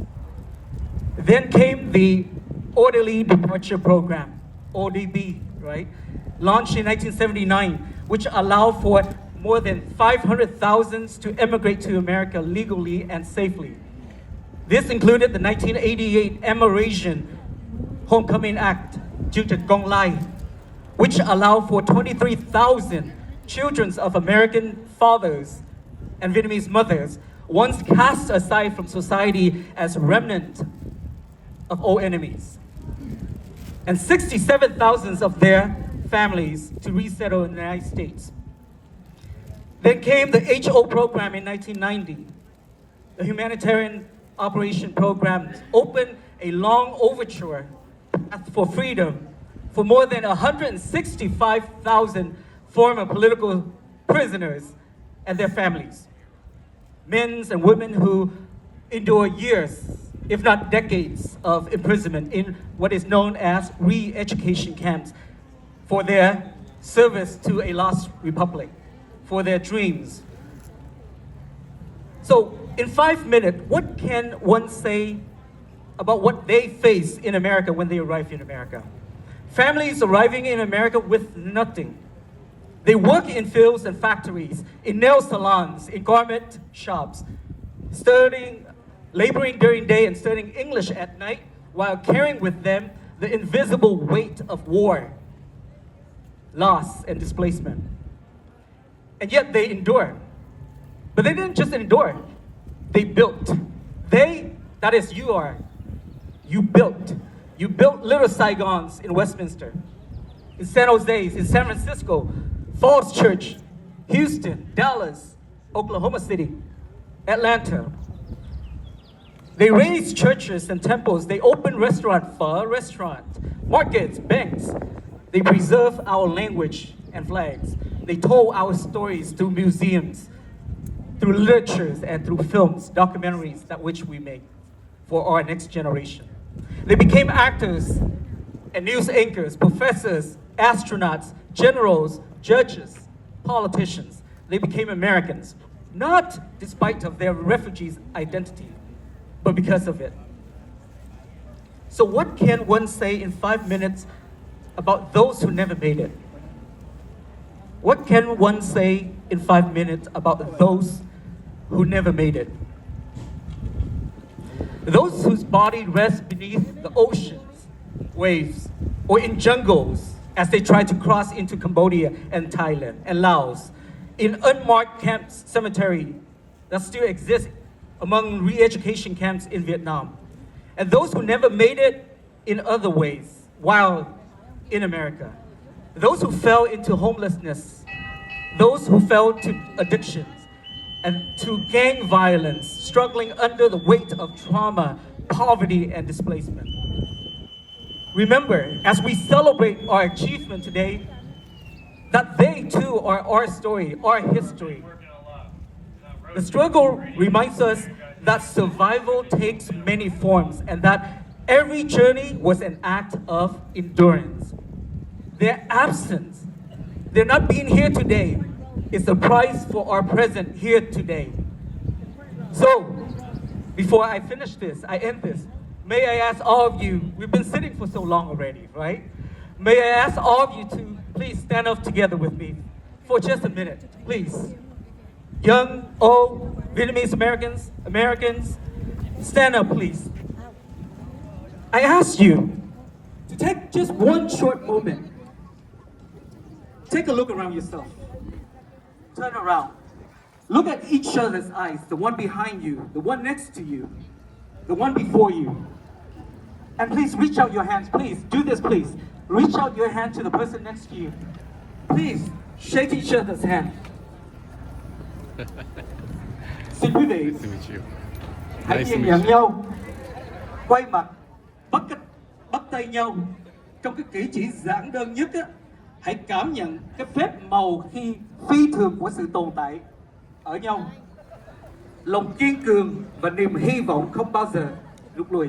So this simple gesture that I ask you to just do is to take an act whereby you can see and feel the extraordinary miracle of survival, of our resilience and our unyielding hope. Recognize that in the faces that are surrounding you carries with them a story that no time, no regime can erase. So 50 years later, we are no longer just Vietnamese refugees. We are Vietnamese American, rightful citizens of our adopted homeland, rooted in the rich and enduring cultural and historical heritage. We are the living testament that even after our homeland Vietnam is lost, the Republic of Vietnam is lost, a people's spirit can never be. So I ask myself as I conclude this, what can I say in 5 minutes about the history of the Vietnamese people and the Vietnamese American? For me, only this, that we remember. We are here so that we remember, that we honor. We are here so that we honor each other, and that we remember and honor in order so that we together can build ourselves, build our family, build our community. And together we carry this story into the next 50 years and beyond. Thank you.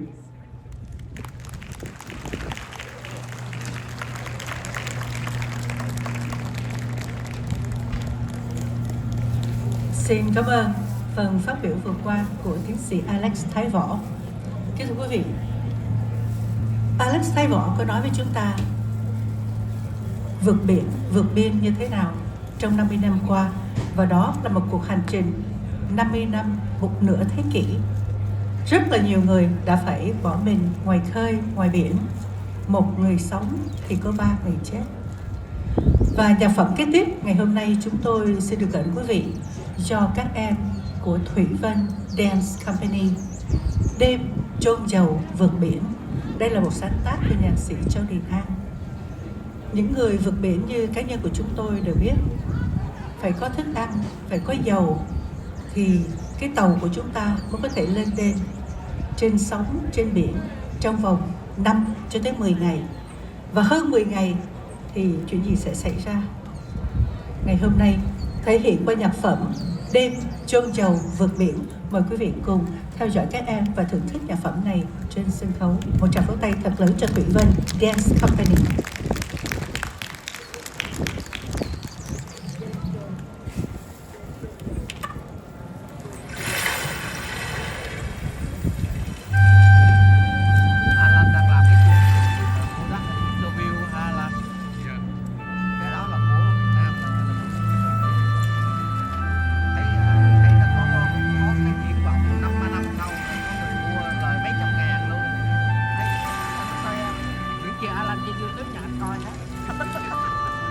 Không có sót cái nào hết, vừa đăng là coi rồi một like liền. Có khi là người đầu tiên vừa quăng lên zero người xem mình là coi đầu tiên.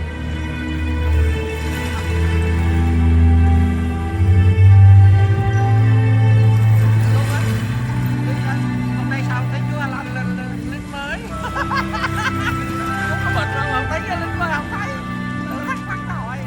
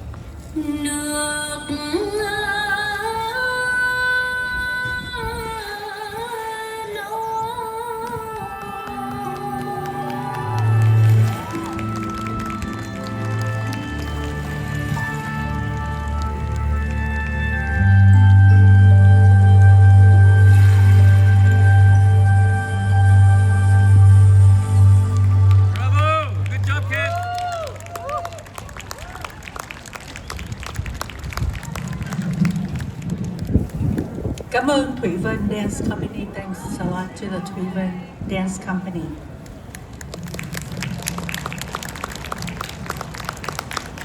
You did a wonderful job. Kính thưa quý vị, chúng tôi xin được giới thiệu kế tiếp bà Đặng Kim Trang. Bà là Chủ tịch Cộng đồng Người Việt tại thành phố San Diego và cũng là cố vấn Câu lạc bộ Hùng Sử Việt tại San Diego và cũng là Chủ tịch Nhà văn hóa Việt Nam. Và sau đây là phần phát biểu của bà Đặng Kim Trang. Ladies and gentlemen, Ms. Dang Kim Trang is the president of the Vietnamese community of San Diego and a dedicated community organizer. She advocates for cultural preservation, civic participation, and intergenerational leadership among Vietnamese Americans. Again, Ms. Kim Dang. Good afternoon, distinguished guests, veterans, friends, and fellow members of the Vietnamese American community. It's a profound honor to stand before you today aboard the historic USS Midway, the very ship that carried out one of the most heroic rescue missions in modern history. 50 years ago this month, as Saigon fell, this vessel, manned by the courageous captain, crew, and support team, became a symbol of hope. Through Operation Frequent Wind, the U.S. Midway helped evacuate more than 3,000 men, women, and children, bringing them from the chaos of war to the shore of freedom. On behalf of the Vietnamese community of San Diego, I ask you now to join me in a moment of heartfelt applause in honor, thank you, of the brave men and women of the United States Armed Forces, the Allied Forces, and especially the heroes who serve on this ship. Bravo! Your actions changed lives. You saved families. You gave us the chance to begin again. April 30th, 1975 marked a tragic day, the fall of the Republic of Vietnam. It was the day thousands were forced to flee, leaving behind everything they knew and loved, with nothing but uncertainty ahead. Many were separated from family. Many never made it out.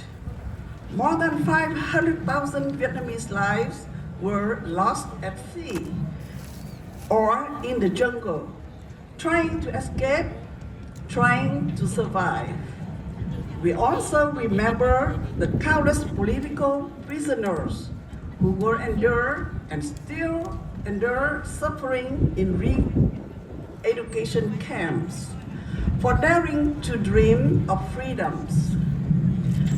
Yet today, April 27, 2025, we gather not only mourning, but in celebration. We celebrate the resilience and achievement of the Vietnamese American community over the past 50 years. We built new lives in unfamiliar lands. We embraced freedom and we gave back.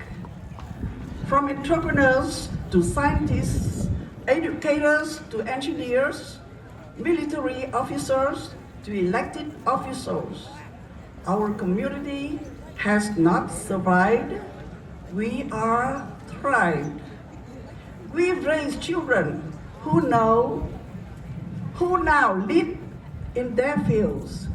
We've seen trailblazers like Amanda Nguyen, the first Vietnamese American woman in space, remind us that no dream is too big. And all of this All of this was made possible because this country opened its arms to us, and because brave service members like those who stood on this deck refused to leave us behind. To the United States government and to the American people, we say thank you. Thank you for your compassion. Thank you for your generosity. Thank you for believing in us. To the 58,220 American service members who lost their lives in the Vietnam War, we will never forget your sacrifice. To the soldiers of the Republic of Vietnam and the civilians who gave everything for our homeland's freedom, we honor you. And to every veteran and rescuer here today, your legacy lives on in every Vietnamese American success story. And as we gather here on the deck of this great ship, let us also remember the yellow flag with 3 red stripes. Look up there. The flag of the Republic of Vietnam. This flag remains a symbol of freedom, democracy, and the enduring spirit of the people who never giving up hope. This flag is also a symbol of sacrifice, of the steadfast fight for freedom, of the soldiers of the Republic of Vietnam and allies. My fellow Vietnamese American, let us remember why we left. We left to protect our families, to give our children a future, to preserve our values, faith, dignity, human rights, and freedom. Have you made the most of this gift of freedom? Are we proud of what we built in the past 50 years? Yes, we are, and we should be. We must also look forward. We must continue to work. We must remain united, because strength lies in unity.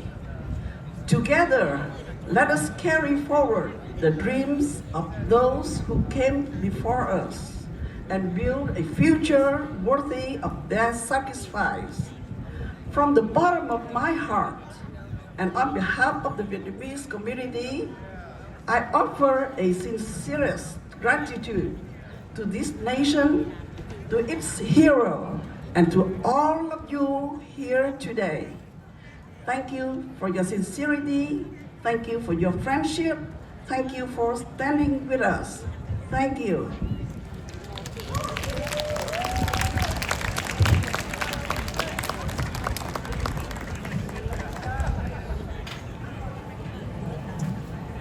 Ladies and gentlemen,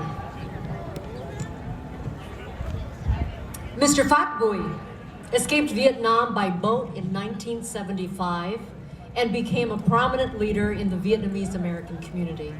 Elected to Garden Grove City Council in 2014, he's now president and CEO of Net Result LLC, specializing in software solutions for government and corporations. Và chúng xin được giới thiệu tiếp ông Bùi Phát. Ông là cựu phó thị trưởng của thành phố Garden Grove và hiện nay là chủ tịch cộng đồng người Việt quốc gia miền Nam California. Một tràng pháo tay dành cho ông Bùi Phát.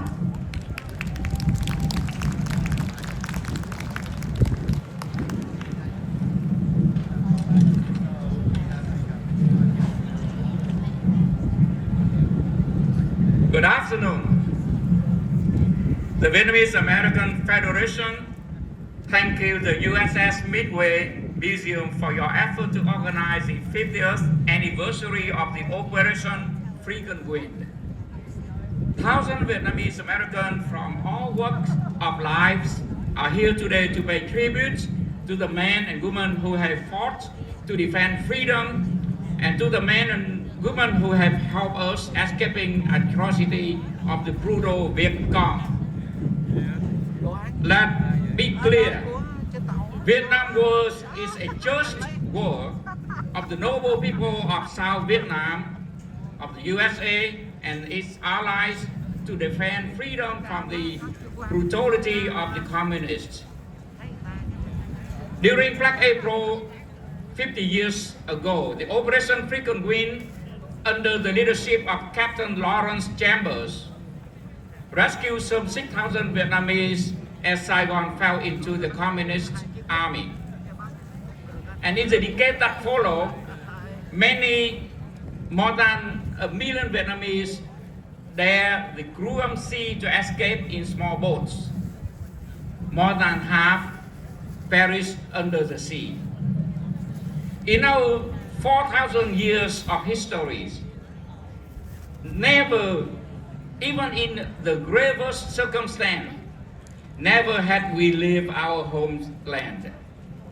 This is the precedent. And the Vietnamese are grateful people.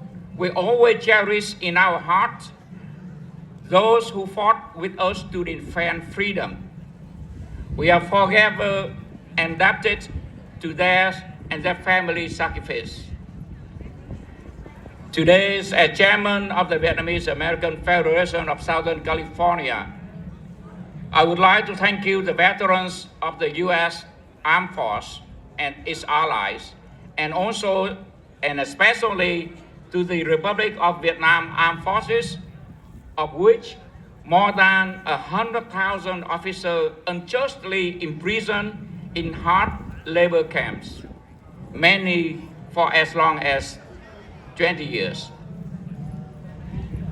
Like Americans, Vietnamese are patriotic, resilient, grateful, and compassionate. We thank you, the American people, for receiving us with open arms and helping us rebuilding our life in this beautiful land. Not only have we survived the atrocity of the war, the gruesome sea, the horrors of the pirates, we have endured and excelled, and we have made significant contribution to this country and have given back to society. Tens of thousands Vietnamese have enlisted in the U.S. Armed Force. Few have risen to the general rank, while others became scientists, doctors, engineers, and successful entrepreneurs. From humble workers to billionaires, we are giving back to this great land of the free. Black Aprils always bring back our sufferings. Why we have lost South Vietnam? History will attest that we have fought valiantly to defend our freedom. In April 1975, 5 generals and countless soldiers took their own lives rather than surrender to the communists. And after 50 years, the spirit of the veterans of South Vietnam continue to live on, and they continue to fight for good causes. And they are here today, more than a few hundred, with us on this deck of the USS Midway.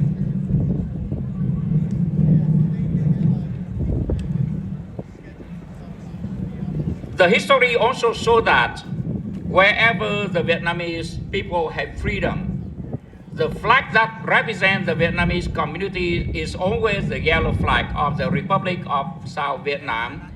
And we are longing to a day that flag will again fly in every corner of Vietnam. That day, all Vietnamese will have freedom, liberties, and justice. And we, Vietnamese Americans, cherish them here in this great land of the United States of America. Thank you very much, and may God bless America.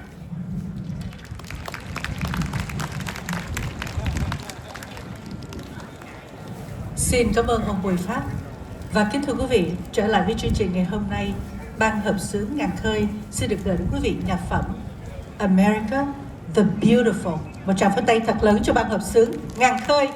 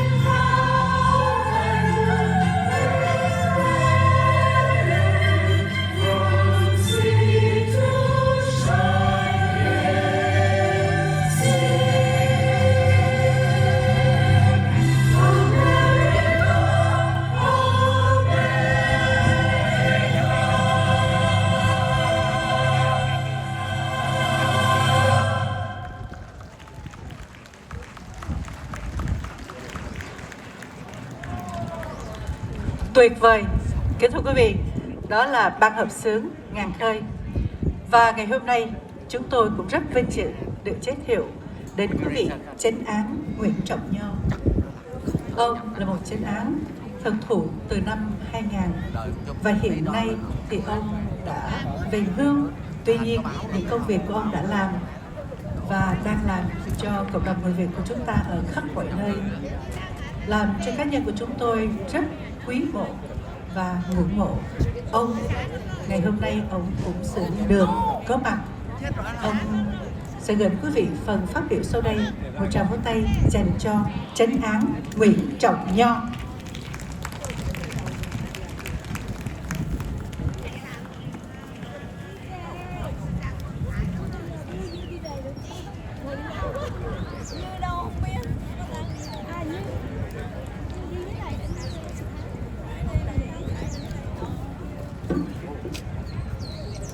Good afternoon, ladies and gentlemen.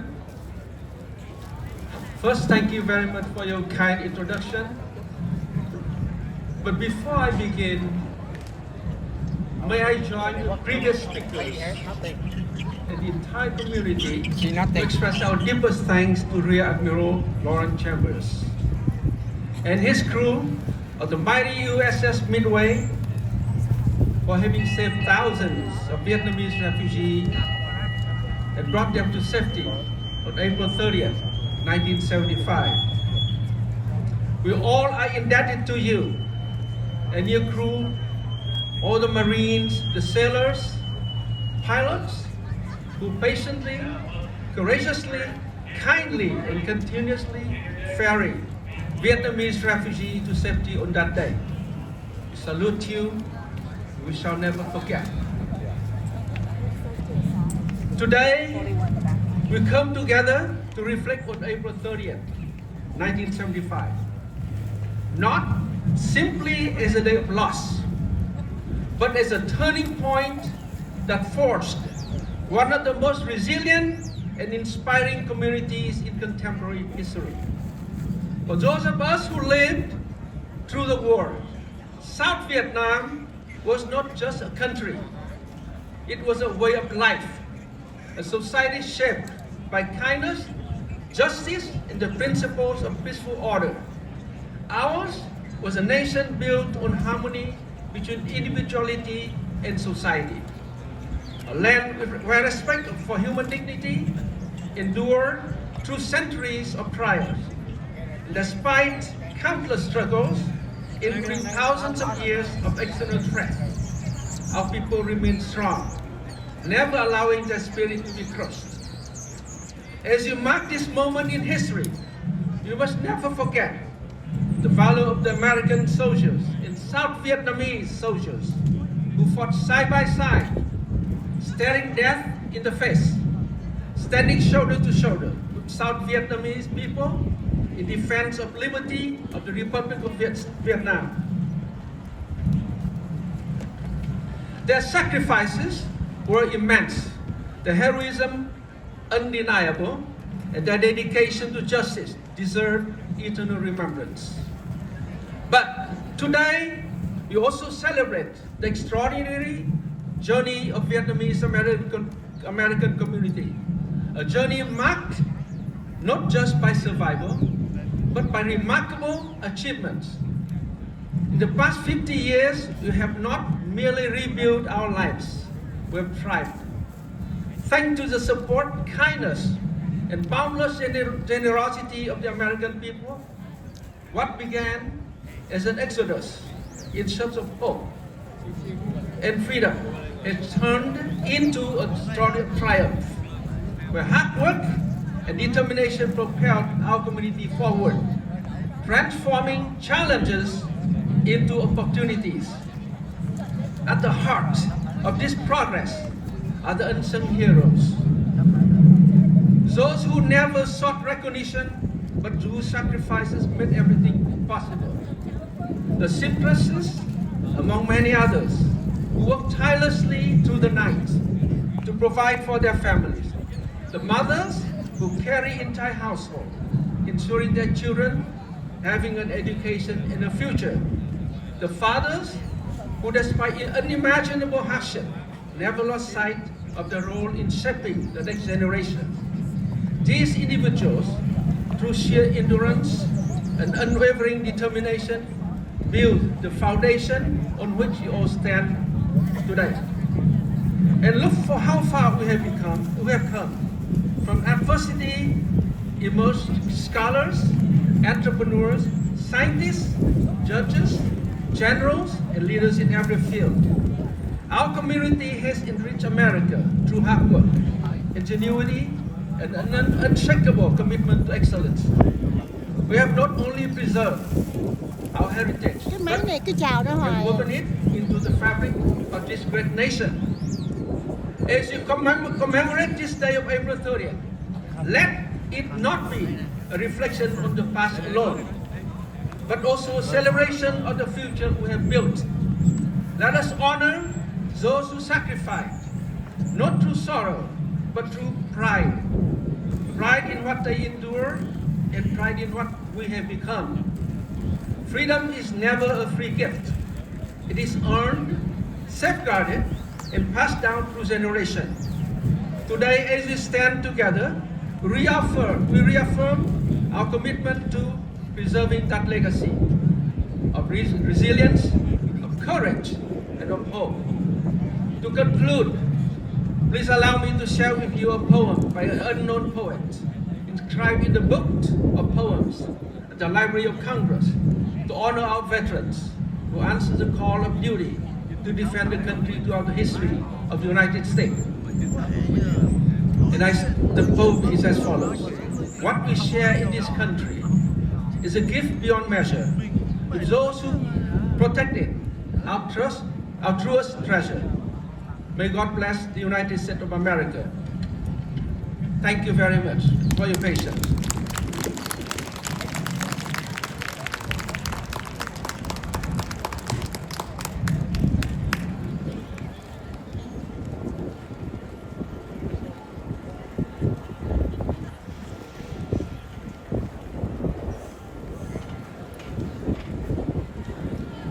Thank you so much, Judge Nho.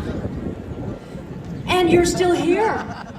Wow, you are so dễ thương. Are we ready for some music? Yes? Better than that, are we ready for some Theresa Mai music? Let's bring her back up to the stage. Ladies and gentlemen, Miss Theresa Mai. Thank you for quite the introduction. Thank you everybody for staying still. This last song that I want to sing for all of you, this song is dedicated to our heroes. This is You'll Never Walk Alone.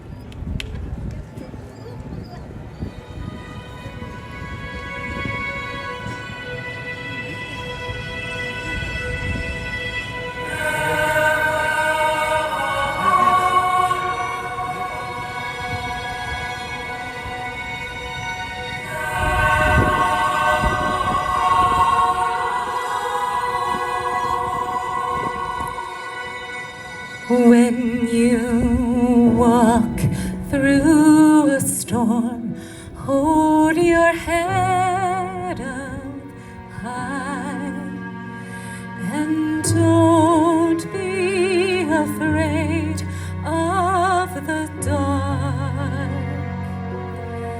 At the end of a storm, there's a golden sky and a sweet silver song of a lark.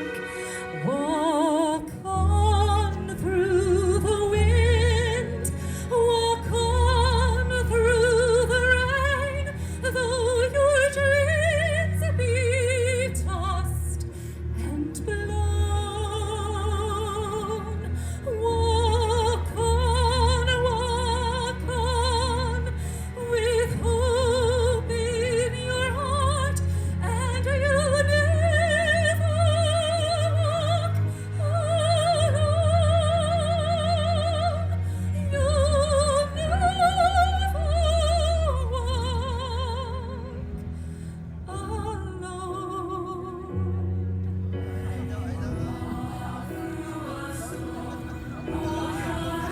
Hold your head up high.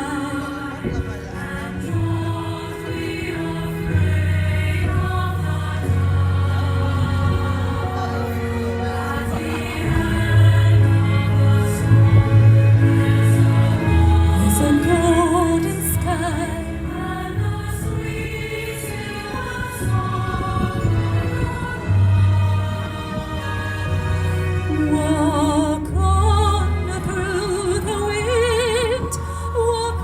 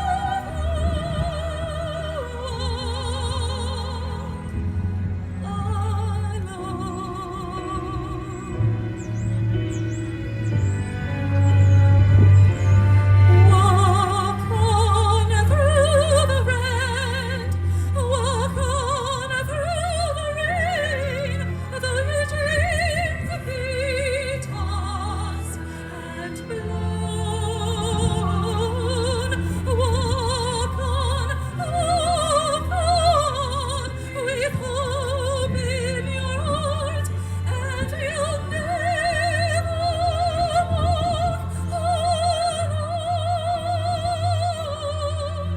You'll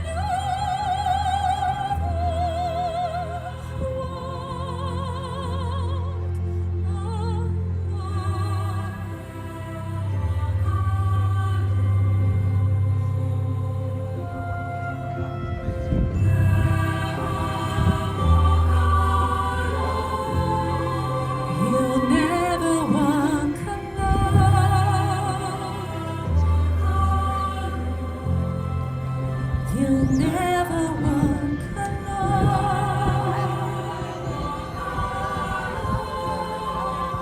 You'll never walk alone.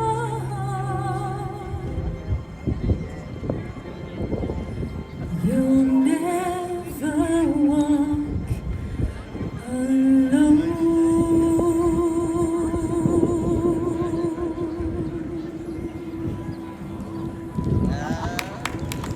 Bravo! Thank you so much. Thank you.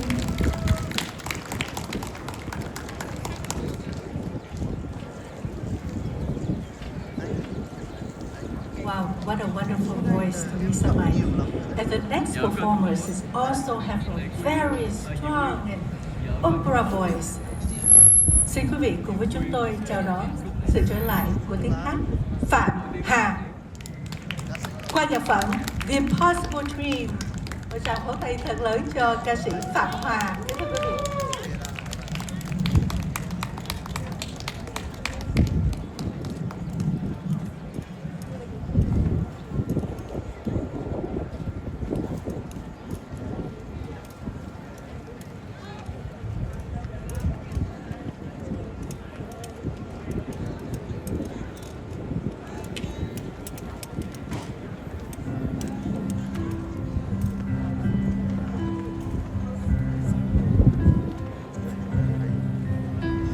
To dream the impossible dream, to find the unbeatable foe, to bear with unbearable sorrow, to run where the brave dare not go, to right the unrightable wrong, and to love pure and chaste from afar, to try when your arms are too weary, to read the unreachable star. This is my quest, to follow the star, no matter how hopeless, no matter how far, and to fight for the right without question the cause, to be willing to march into hell for heavenly cause. And I know if I only be true to this glorious quest, that my heart will lie peaceful and calm till I lay to my rest, and the world will be better for this. Not one man scorn and cover his scars till he strove with his last ounce of courage to reach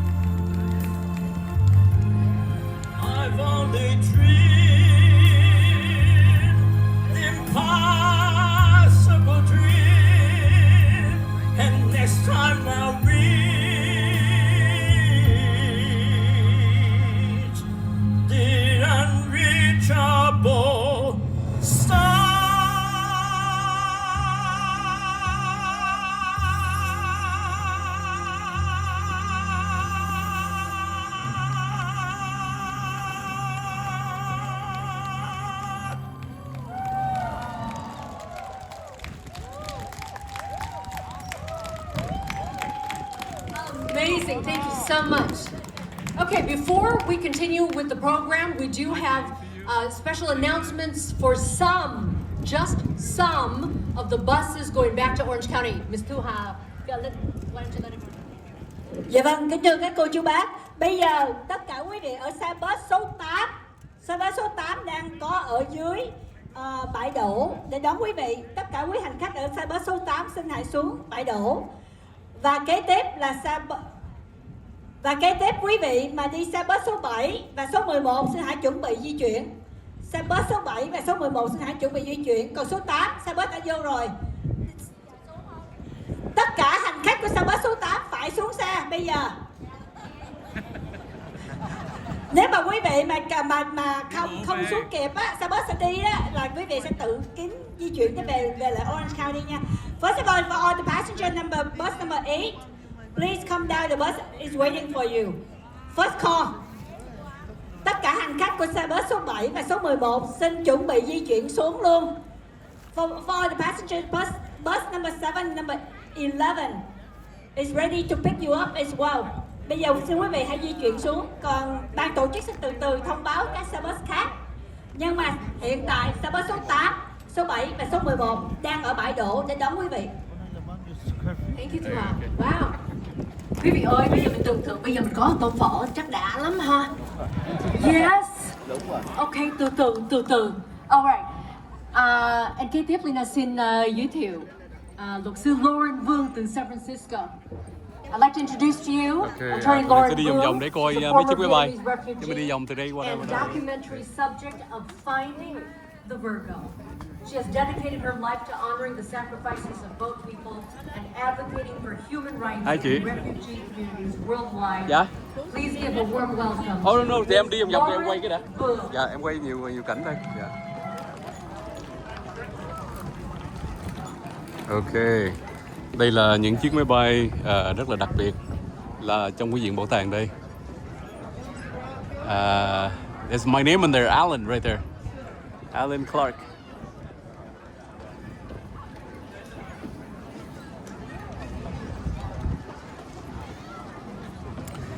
Tụi này sẽ đi một vòng để quay những chiếc máy bay cho các bạn xem nha. Chào các bạn đến với buổi kỷ niệm 50 năm tưởng niệm tháng 4 đen của tháng 4 30 năm 1975 với Alan Võ Ford, Formosa TV và 3L TV, Love Life Learning Foundation. Các bạn có dịp xuống với San Diego thì đến với cái viện bảo tàng của hàng không hỏa hạm USS Midway. Chiếc này đã có khoảng 80 năm rồi, nhưng mà khoảng mấy chục năm trước thì chiếc này không có còn hoạt động nữa, đã đậu ở dưới San Diego và trở thành một cái viện bảo tàng ở đây. Thì các bạn có thể xuống đây và đến chụp hình với những chiếc máy bay lên xuống đến những khu vực trên máy bay giống như này, đến tên nè, thấy chưa? Anh lên cái khu flight deck luôn, với lại flight control unit. Đó.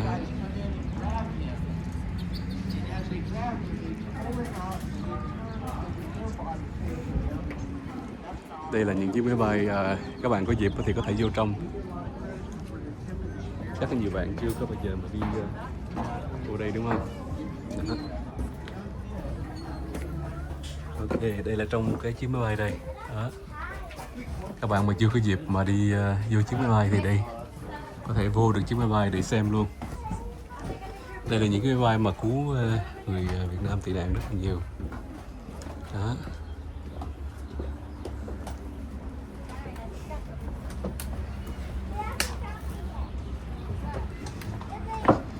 Đây là những người lính mà ngày xưa họ mặc đồ ở đây đó, hoặc đồ lính đây rồi họ đi, những người trong Navy, những người trong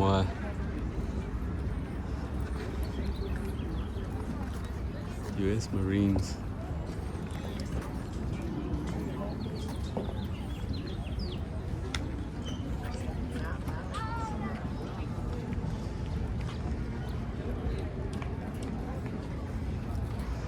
Đây thường lệ là có những cái tiệm lưu niệm. Hey Billy, how are you, buddy? Good to see you. Long day. Yeah, it is a long day. They're almost done. Did you perform?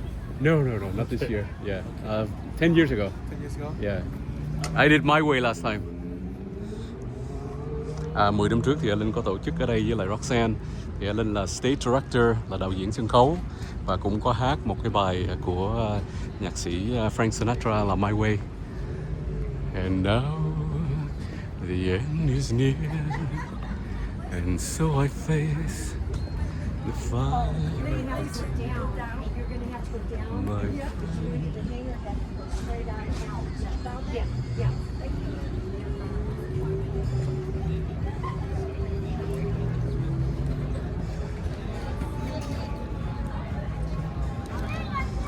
So, đây là những chiếc máy bay mà đã được sử dụng trong thời kỳ chiến tranh thế giới thứ nhất, thứ hai, và có thể chiến tranh thế giới thứ ba sắp tới.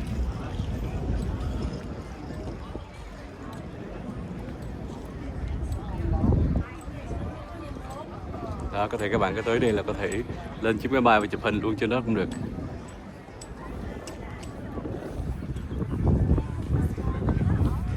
Đây là cái line để đi lên để chụp hình trên máy bay. Đây là biểu ly làm cho anh Hugh Nguyễn office, trung tâm recorder office clerk ở quận Cam.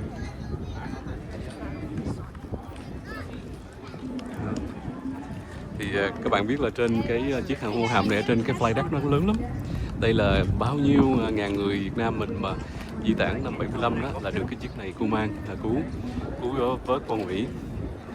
Và có những câu chuyện giống như là chú Ly đã kể trên sân khấu hồi nãy. Đó, đủ loại chiếc máy bay. Các con em nào mà thích những chiếc máy bay, đi vào lính thì vào đây để có thể coi. Thấy chưa?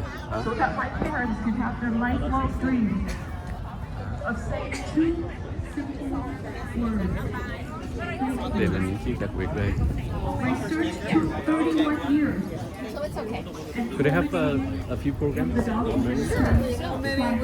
Just five. We have 5 of us. Thank you. Have a good one today. Thank you. Thank you very much. Have a good day. Đây là những người volunteer, họ rất là dễ thương, họ giúp.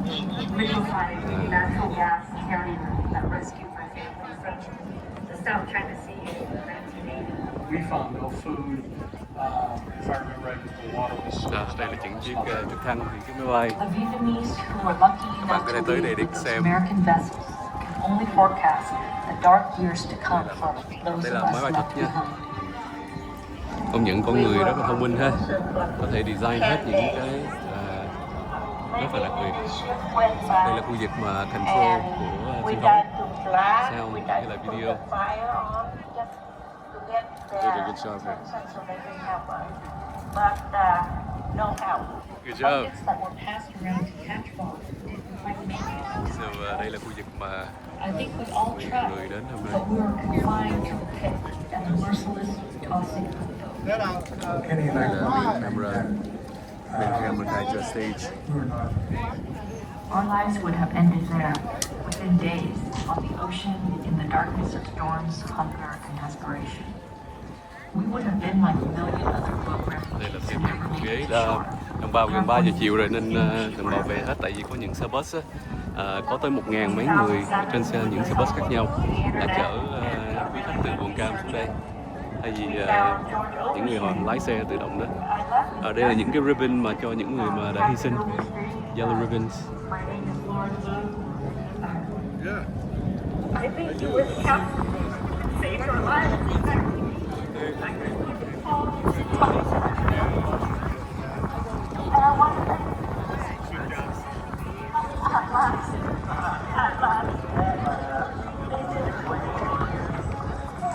Đây là thêm những chiếc máy bay khác. Đây là khu vực bán snack, popcorn, ice cream. Các bạn nào muốn ăn ice cream, snack đâu lại có hết. Đây, bánh trái, cà phê.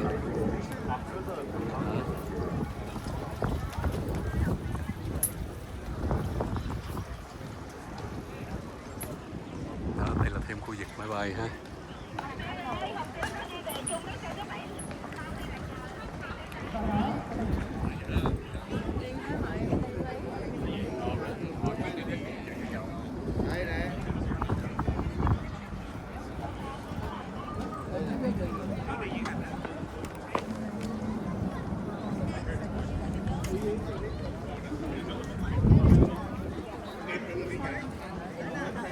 Đây Đức là thích chụp hình lắm đó. Đức người Thổ Nhĩ Kỳ đây chụp hình với các anh Việt Nam Cộng Hòa đây đó. Very good. Anh đang quy vòng bên quay mà. Đây là anh nhớ nhớ hai hành chung đó. Dạ đúng, nhớ mà gặp anh vui quá. Dạ bữa nay vui ha. Ngày tưởng niệm nhưng mà cũng là một chuyến kỷ niệm. Đẹp quá. Very good.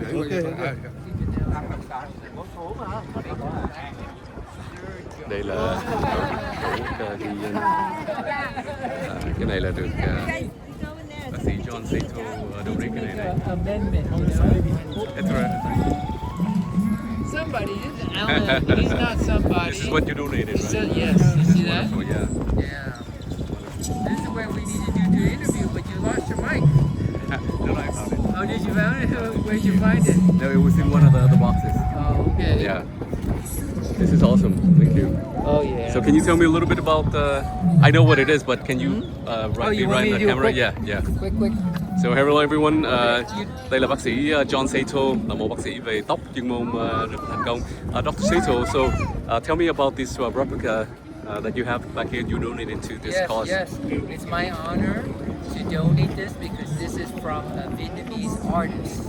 And you know, as an immigrant, he came here and he studied art here and genuinely created the monument for Westminster. And this is a bronze replica of the monument at Westminster. And I think it signifies the journey for the Vietnamese immigrants coming to seek refuge and becoming Americans and putting, you know, the imprint in American soil. So I think it's very unique. And this master artist, his name is Quan Nguyen. So this is to commemorate the veterans and the Vietnamese soldiers who fought for democracy, which we as Americans value and respect. So it's my honor to donate to the USS Midway for its permanent exhibition. Wonderful. So đây là một cái replica cái màu lịch sử của người Việt tị nạn nằm ở trong cái Freedom Park của thành phố Westminster, là do một người nghệ sĩ họa sĩ anh Tuấn Nguyễn đã làm cái tượng này, và Dr. Sato đó hôm nay đó đã tặng cái này cho buổi hôm nay cho USS Midway để làm triển lãm cho mọi người xem. Thank you so much, Dr. Sato, and tell us a little bit about your business, your hair business. Oh, you know, I'm trained as a lung and sleep doctor, but part of the importance of sleep is rejuvenation, right? So a lot of my sleep patients lost their hair very quickly when they're young. So not only do I help them with their sleep, but I also help them get their youth back, so they can do more and give more to our community. Wonderful. That's why you look so young. Thank you. Well, thank you for rescuing a lot of the people that needs hair. Yeah, and making them young again and enjoy life again. Happy to help. Yeah, and thank you for donating this wonderful, very memorable statues to the wonderful cause. Yeah, my honor. Thank you. All right. Thank you, Doctor. Good to see you, Alan. Good to see you too. So this is Duke Van. Yeah, he's a neurologist. So if you need someone to come on TV, talk about neurology, yeah, he's more than happy to help. He's the expert in the Fountain Valley area. So you have your own practice, or you're in the hospital? Wonderful. Okay. So there's definitely a lot of people with mental issues. Is that what you help them with? Or? Not psychiatrists. Not psychiatrists. Right. Neurologists, can you explain a little bit more of what you do? Everything that's non-psychiatry. So, having to do with the brain and the nervous system. So, central and peripheral nervous system. I see. So, what would be like? What would be an accident that people would cause that kind of damage? No, lots of diseases. So, Parkinson's and Alzheimer's from old age, autoimmune diseases like multiple sclerosis, diseases that affect any part of the nervous system, and of course injuries too. Majority is diseases and non-injury. Yeah, you hear people who have strokes. Yeah. Yeah. So Stroke is probably the most common. So that would be the most. Now, how would you go about on the treatment? The medicine that you do, or you do surgery? Surgery only for certain things like brain tumors, or if it's like a last resort for Most of it is non-surgical. So lots of different techniques. Thank you so much for saving a lot of people. Yeah. Appreciate it. You in the molecular field or no? No. Not the molecular field. No, I'm in the insurance field, real estate field, and the film. So those are the three things. And I dabbled in two other things, like immigration and other things as well. Yeah. All right, very nice to meet you. Nice to meet you. Thank you, John. Okay, catch you on the rebound. Thank you. All right, good to see you.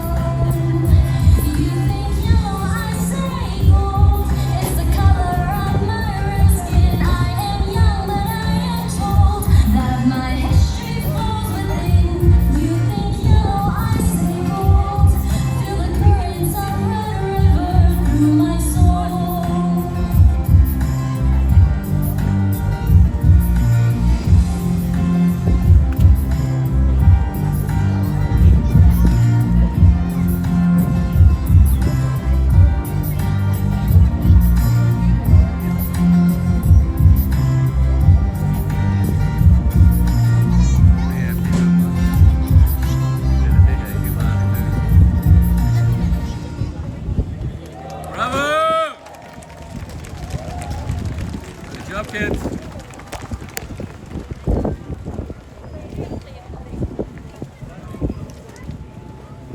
Amazing, one more time. Thank you, mấy em đoàn trống thiên ân. Talented and also rất là dễ thương luôn. Okay. Now I have the pleasure of introducing another young talent in our Vietnamese community. Thi Lu is a lawyer specializing in civil litigation and immigration law. But today, he is here on behalf of the Vietnamese American Youth Alliance, also known as VIA. Very interested in his work because he is bridging the gap between young and old. Ladies and gentlemen, Thi Lu. Very much.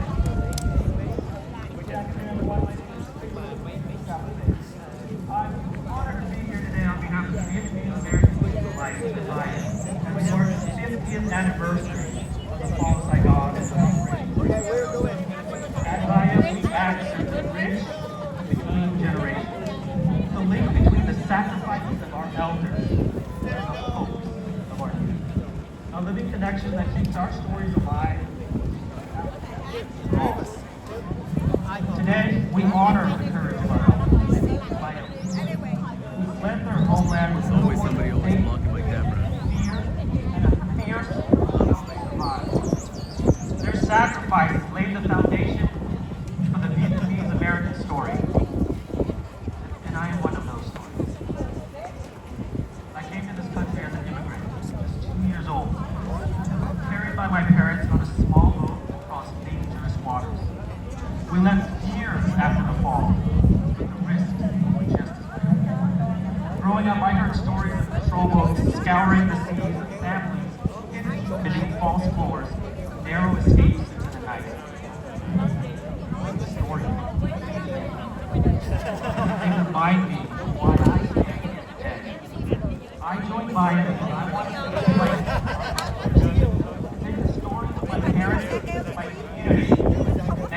that they are carried forward by the next generation. We'll honor that future, not just remembrance, but with action. Every year at our San Diego Pet Festival, I see this bridge come to life. It's incredible to watch older Vietnamese community leaders who tirelessly volunteer to run the festival come together with over 300 high school volunteers from all across San Diego County. One generation teaching, the other learning, both building. A space where our children walk with our elders together and carry our culture forward. A space that is uniquely ours. This 50th anniversary is a milestone, but also a reminder. Many of our elders who lived this history, they won't be with us for 60. The responsibility to carry their legacy falls to us.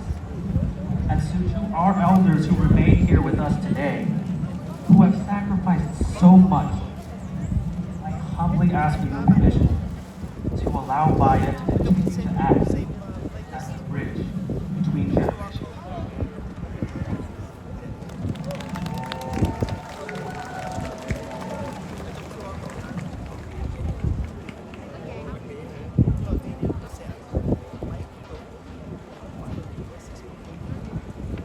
Xin cảm ơn luật sư Chính Lưu và quý vị đi xe bus số 10 và số 14 xin theo cô Thu Hà ở phía bên trái của chúng tôi. Và để trở lại với chương trình, chúng tôi xin giới thiệu một nhóm đặc biệt văn nghệ truyền thống Lạc Hồng. Kính thưa quý vị, văn nghệ truyền thống Lạc Hồng đã được phần giảng dạy cũng như là truyền những cái văn hóa Việt từ hai giáo sư Châu Nguyễn và Mai Nguyễn kể từ năm 1998 cho tới nay. Mà nhóm nghệ thuật biểu diễn Lạc Hồng là một tổ chức phi lợi nhuận và chuyên trình diễn nhạc cụ cũng như nhạc thanh truyền thống của Việt Nam, và họ đã đi khắp đất nước để giới thiệu nghệ thuật của mình cũng như là thông qua những buổi biểu diễn và hội thảo giáo dục. Trong chương trình ngày hôm nay, nhóm Lạc Hồng muốn nhấn mạnh rằng âm nhạc cũng mang lại tính phổ quát và cũng đã được tiếp cận cùng với tất cả mọi người, bất kể tuổi tác hay là phần trình diễn của các em học sinh cũng như là nhà giáo dục của nhóm Lạc Hồng một lần nữa sẽ biểu diễn những nhạc dụng cụ để bảo tồn văn hóa cũng như là phát triển và tái tạo nghệ thuật truyền thống của Việt Nam bên ngoài Việt Nam, và để kết hợp một cách sống mới với tư cách là một người gốc Á, và các em nhóm Lạc Hồng vẫn duy trì nguồn gốc văn hóa. Lạc Hồng by Professors Châu Nguyễn and Mai Nguyễn, right in the heart of Saigon, California. Lạc Hồng is a non-profit organization that specializes in the presentations of traditional Vietnamese instruments and vocal music. And they have traveled all over the country to showcase our art through their performance and educational workshops. Lạc Hồng programs is also highlights the music is universal and should be accessible to all people regardless of age or background. The Lạc Hồng students and educators at the Lạc Hồng Performing Arts Group hope to preserve, develop, and reinvent gradually the very traditional Vietnamese and Vietnam music, blending the new way of life of Asian Americans while they are maintaining the culture. Careful. Ngày hôm nay chúng ta thấy các em trong nhóm Lạc Hồng phải chuẩn bị những cái nhạc cụ truyền thống từ đàn tranh, đàn bầu, đàn sáo, đàn nhị, và các em cũng mặc những quốc phục truyền thống áo dài vàng để nói lên tinh thần của người Việt Nam ở hải ngoại vẫn luôn luôn gìn giữ truyền thống, những âm nhạc mà cha ông của chúng ta đã có từ bao nhiêu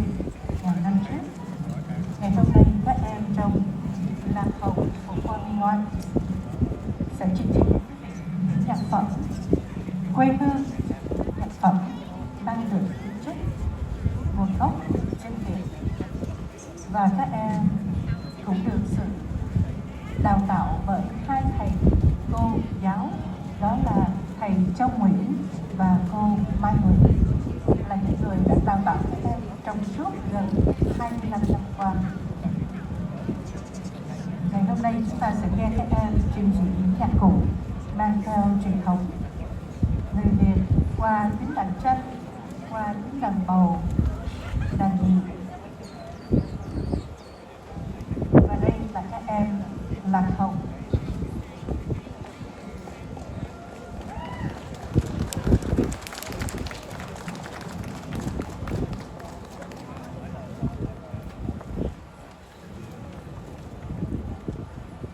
Nếu mà quý vị nhìn trên sân khấu thì quý vị thấy các em sẽ đờn live, có nghĩa là các em sẽ phát ra từ cái máy thu thanh ở trên sân khấu chứ không có được thâu trước. Cho nên quý vị cùng chúng tôi cho các em một vài phút để chuẩn bị trên sân khấu, để chuẩn bị lo âm thanh và bắt cái tiếng đàn của mình. Cô bé của mặc áo màu đen đó quý vị là tuy mà nhỏ con mà là người mà rất là có uy trong nhóm này, chuẩn bị đầy đủ cho các em, rồi lo lắng cho các em từ đầu đến cuối cái bài trình diễn của các em. Và các em trong cái bộ quốc phục áo dài vàng tuyệt đẹp, rồi các con thật sắc sắc.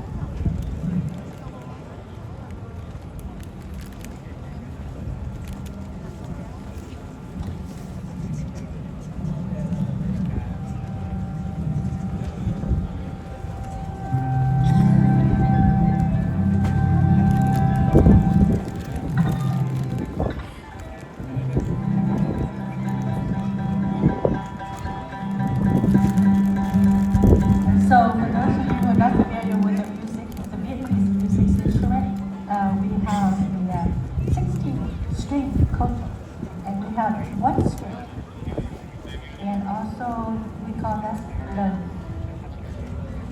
bầu. Đó, rồi có đờn nhị, 2 strings, và chúng tôi có đờn tranh. Thì đờn tranh quý vị thấy là nó có tới 16 giây, và các em đang thử đờn tranh đàn bầu và guitar để coi các em sẽ hòa âm cái nhạc phẩm kế tiếp như thế nào với một chút xíu tay và ta. Bên tay chúng ta có guitar, có một cây guitar và có tới 2 cây đàn tranh, đàn ta chúng ta. Are you ready?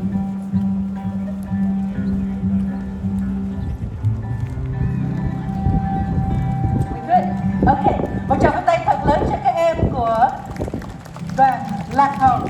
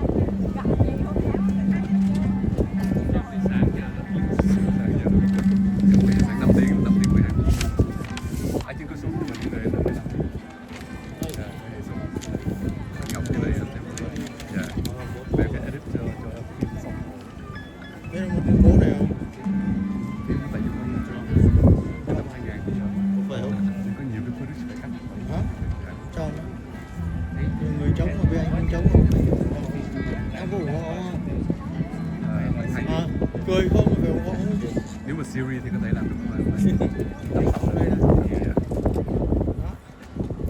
Anh Công nào cũng này không biết có người thương người ghét. Bây giờ cái tượng nó gần 1 tấn anh Công đã mang về đây rồi. Cái tượng của ông cho nó nặng 1 tấn. Đúc từ Việt Nam bây giờ mang tới đây gần 1 tháng rồi. Anh chờ cái ngày anh cho đi ông vòng khu lý thơ Sài Gòn.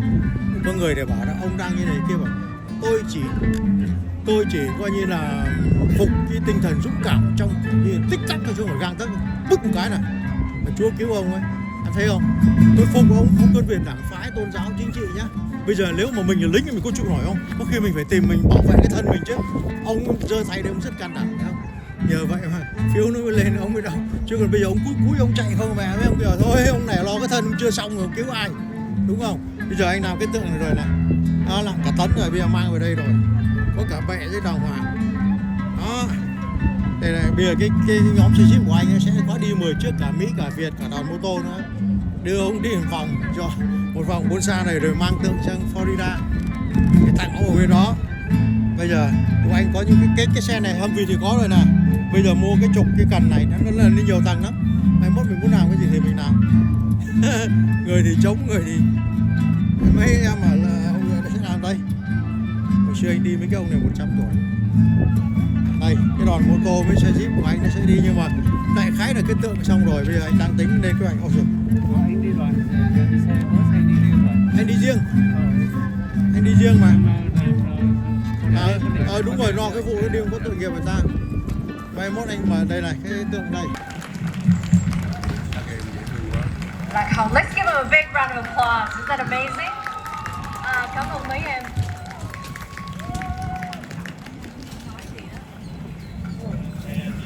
Ladies and gentlemen, as you know, education is the cornerstone of all Vietnamese families. Education is what makes our future brighter. And now I want to introduce you to someone who has made a difference in the educational field. Dr. Stephen Bean is the superintendent of Orange County Schools with more than 25 years in education leadership. Born in Saigon, he overcame significant challenges as part of Operation Baby Lift, dedicating his career to supporting marginalized students. Ladies and gentlemen, Dr. Stephen Bean.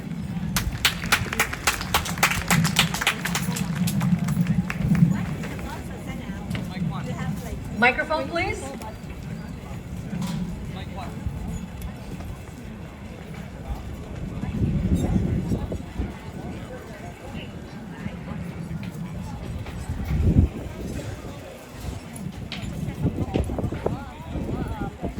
Let's run another mic here.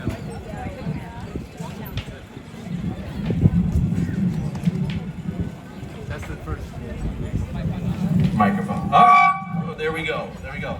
Thank you so much. Well, good afternoon, everybody.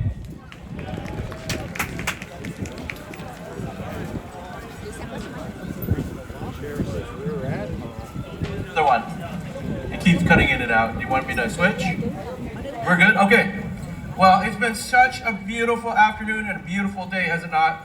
We have learned so much about how incredible the 50th anniversary of coming over from Vietnam to here. As was just announced, I'm the Orange County Superintendent of School. Let me share with you really quickly that I am only the 12th superintendent of Orange County and the very first Vietnamese superintendent. Thank you. But it didn't start today. It started 50 years ago for me. I was born in Saigon in 1971, and at the age of 2, I contracted polio. Polio left me paralyzed from the waist down. And as you know, in a war-torn country, there was not enough vaccines, polio vaccines, to be administered to every child. So I was skipped the vaccination and I contracted polio. My parents, natural parents, abandoned me on the streets of Saigon, and an orphanage brought me in. And then in April 6, 1975, before Saigon was to fall, the United States military executed Operation Baby Lift. Operation Baby Lift included the Navy, the Marines, it included social services, it included many different government agencies to coordinate an effort to airlift Vietnamese refugees, orphans, to the United States to be adopted or placed in foster home. I was placed in foster home actually here in San Diego. I grew up here in San Diego. The Beans took me in. I remained in their home as a foster child for 5 years. 5 years later, they adopted me along with 10 other children. The Beans had over 150 orphans and foster youth come and go in their home, many with disabilities like me. And they chose to adopt 10 of us with those disabilities or who were abused. And I grew up learning to have the most compassion and love for the most vulnerable in our community. Those are the orphans, the foster youth. Those are the children who need a voice. And growing up in the United States under a new culture, only speaking Vietnamese, I had a very difficult time. But in 6th grade, I met a teacher, Donald Geisinger. Donald Geisinger said to me, Stefan, don't worry about the fact that you're in a wheelchair. Don't worry about the fact that you can't speak English very well. What I want you to do is give oral presentations this year. And I did. And that act alone helped me to learn English in a much more proficient way. It also helped me to hone in my communication skills so that one day I would be invited to Washington, D.C. to speak in front of 15,000 youths on behalf of the disabled. Thank you. And I did that at the age of 14 because I had a teacher that believed in me. I had a teacher that helped me as a Vietnamese orphan, then to be adopted, to overcome the challenges that I faced. Because of that, I got straight A's in high school. I went to USC on a full ride scholarship, got my master's degree, and now my doctorate degree. Thank you.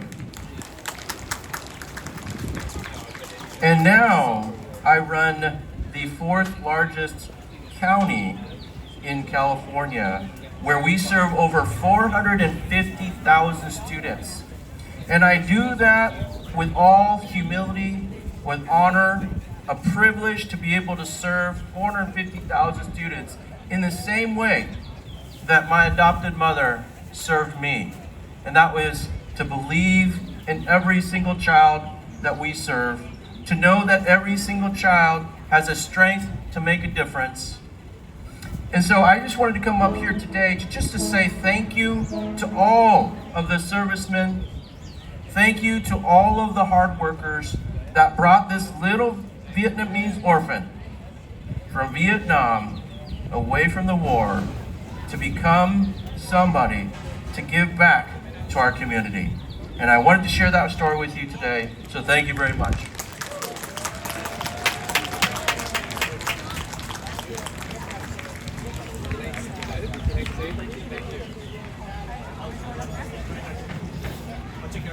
Thank you, Dr. Điền. Kính thưa quý vị, chúng tôi xin được giới thiệu quý vị tiết mục kế tiếp cho các em của câu lạc bộ tình nghệ sĩ. Câu lạc bộ tình nghệ sĩ gồm có các em thiếu nhi tuổi rất nhỏ và các em trau dồi tiếng Việt qua những bài hát Việt Nam. Và ngày hôm nay cùng với chúng tôi, các em xuất hiện để gửi đến quý vị tiết mục đặc biệt, và cô xin được mời cháu Evelyn giới thiệu tiết mục kế tiếp của câu lạc bộ tình nghệ sĩ thiếu nhi.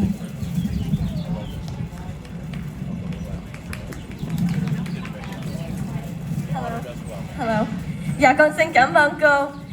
Hello everyone.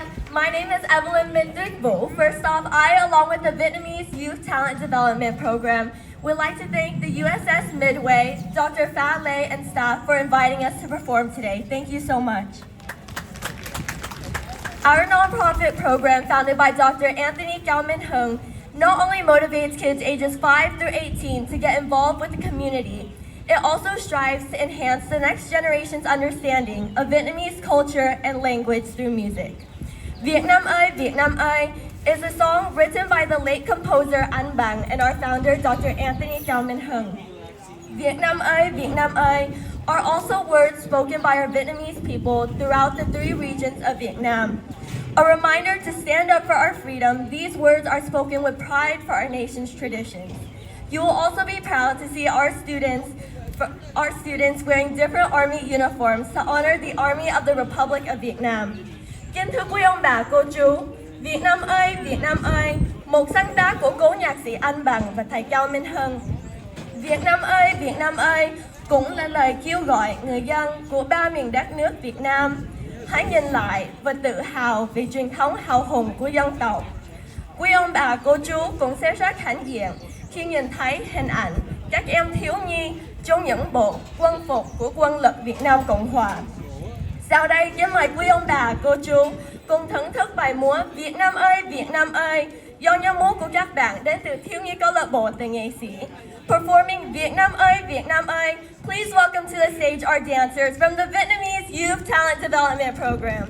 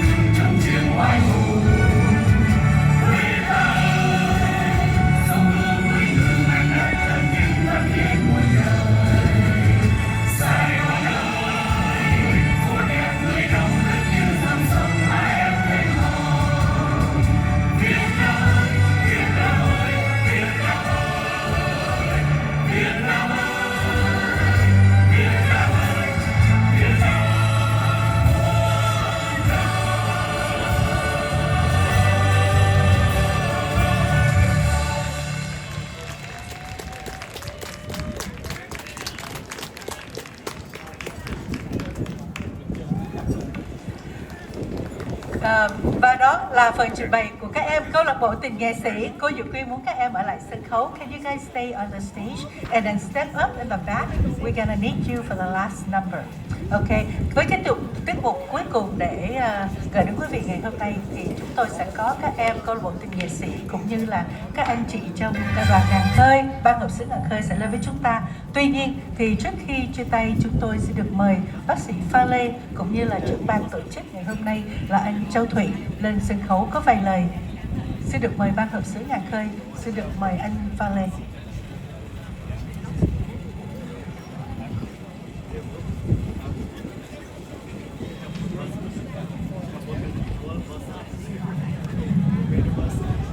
Check. Cảm ơn chị. Thank you to all of our amazing performers and our MCs and our inspiring speakers. Thank you to our audience for staying for such a long program. Thank you to the USS Midway Museum. Thank you to all our volunteers from the Vietnamese community and the USS Midway Museum. As you leave here, I hope you will carry in your heart our stories of service, sacrifice, resilience, and hope. I also hope that you forgive any of our missteps, including running 30 minutes late. Please accept my gratitude for being here to commemorate this occasion with us. You are in our hearts forever. Thank you. And now to close the program, we would like to sing a song with our choir. Chúng tôi xin được mời quý vị đi xa bus số 2, số 3 và volunteers xin bước sang bên tay trái của chúng tôi và gặp cô Thu Hà. Xa bus số 2, số 3 và volunteers. So, come back with the next song, Việt Nam quê hương ngạo nghễ. Đây là một sáng tác của cố nhạc sĩ Trần Nguyễn Đức Quang sẽ gửi quý vị qua phần trình bày của các anh chị em trong ban hợp xướng ngàn khơi và các cháu thiếu nhi. Nếu mà sau khi các cháu thiếu nhi sẽ đứng đằng sau, chúng ta có thể cầm cờ và các chị có thể hát.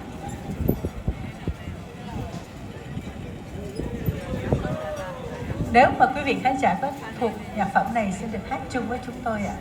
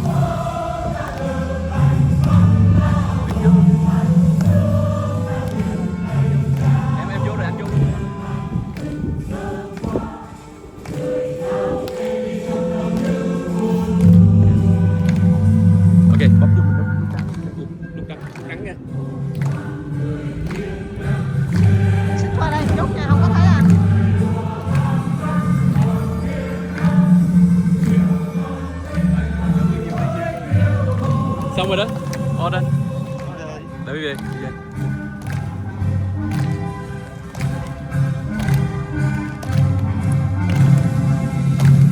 Để chồng cũng vậy.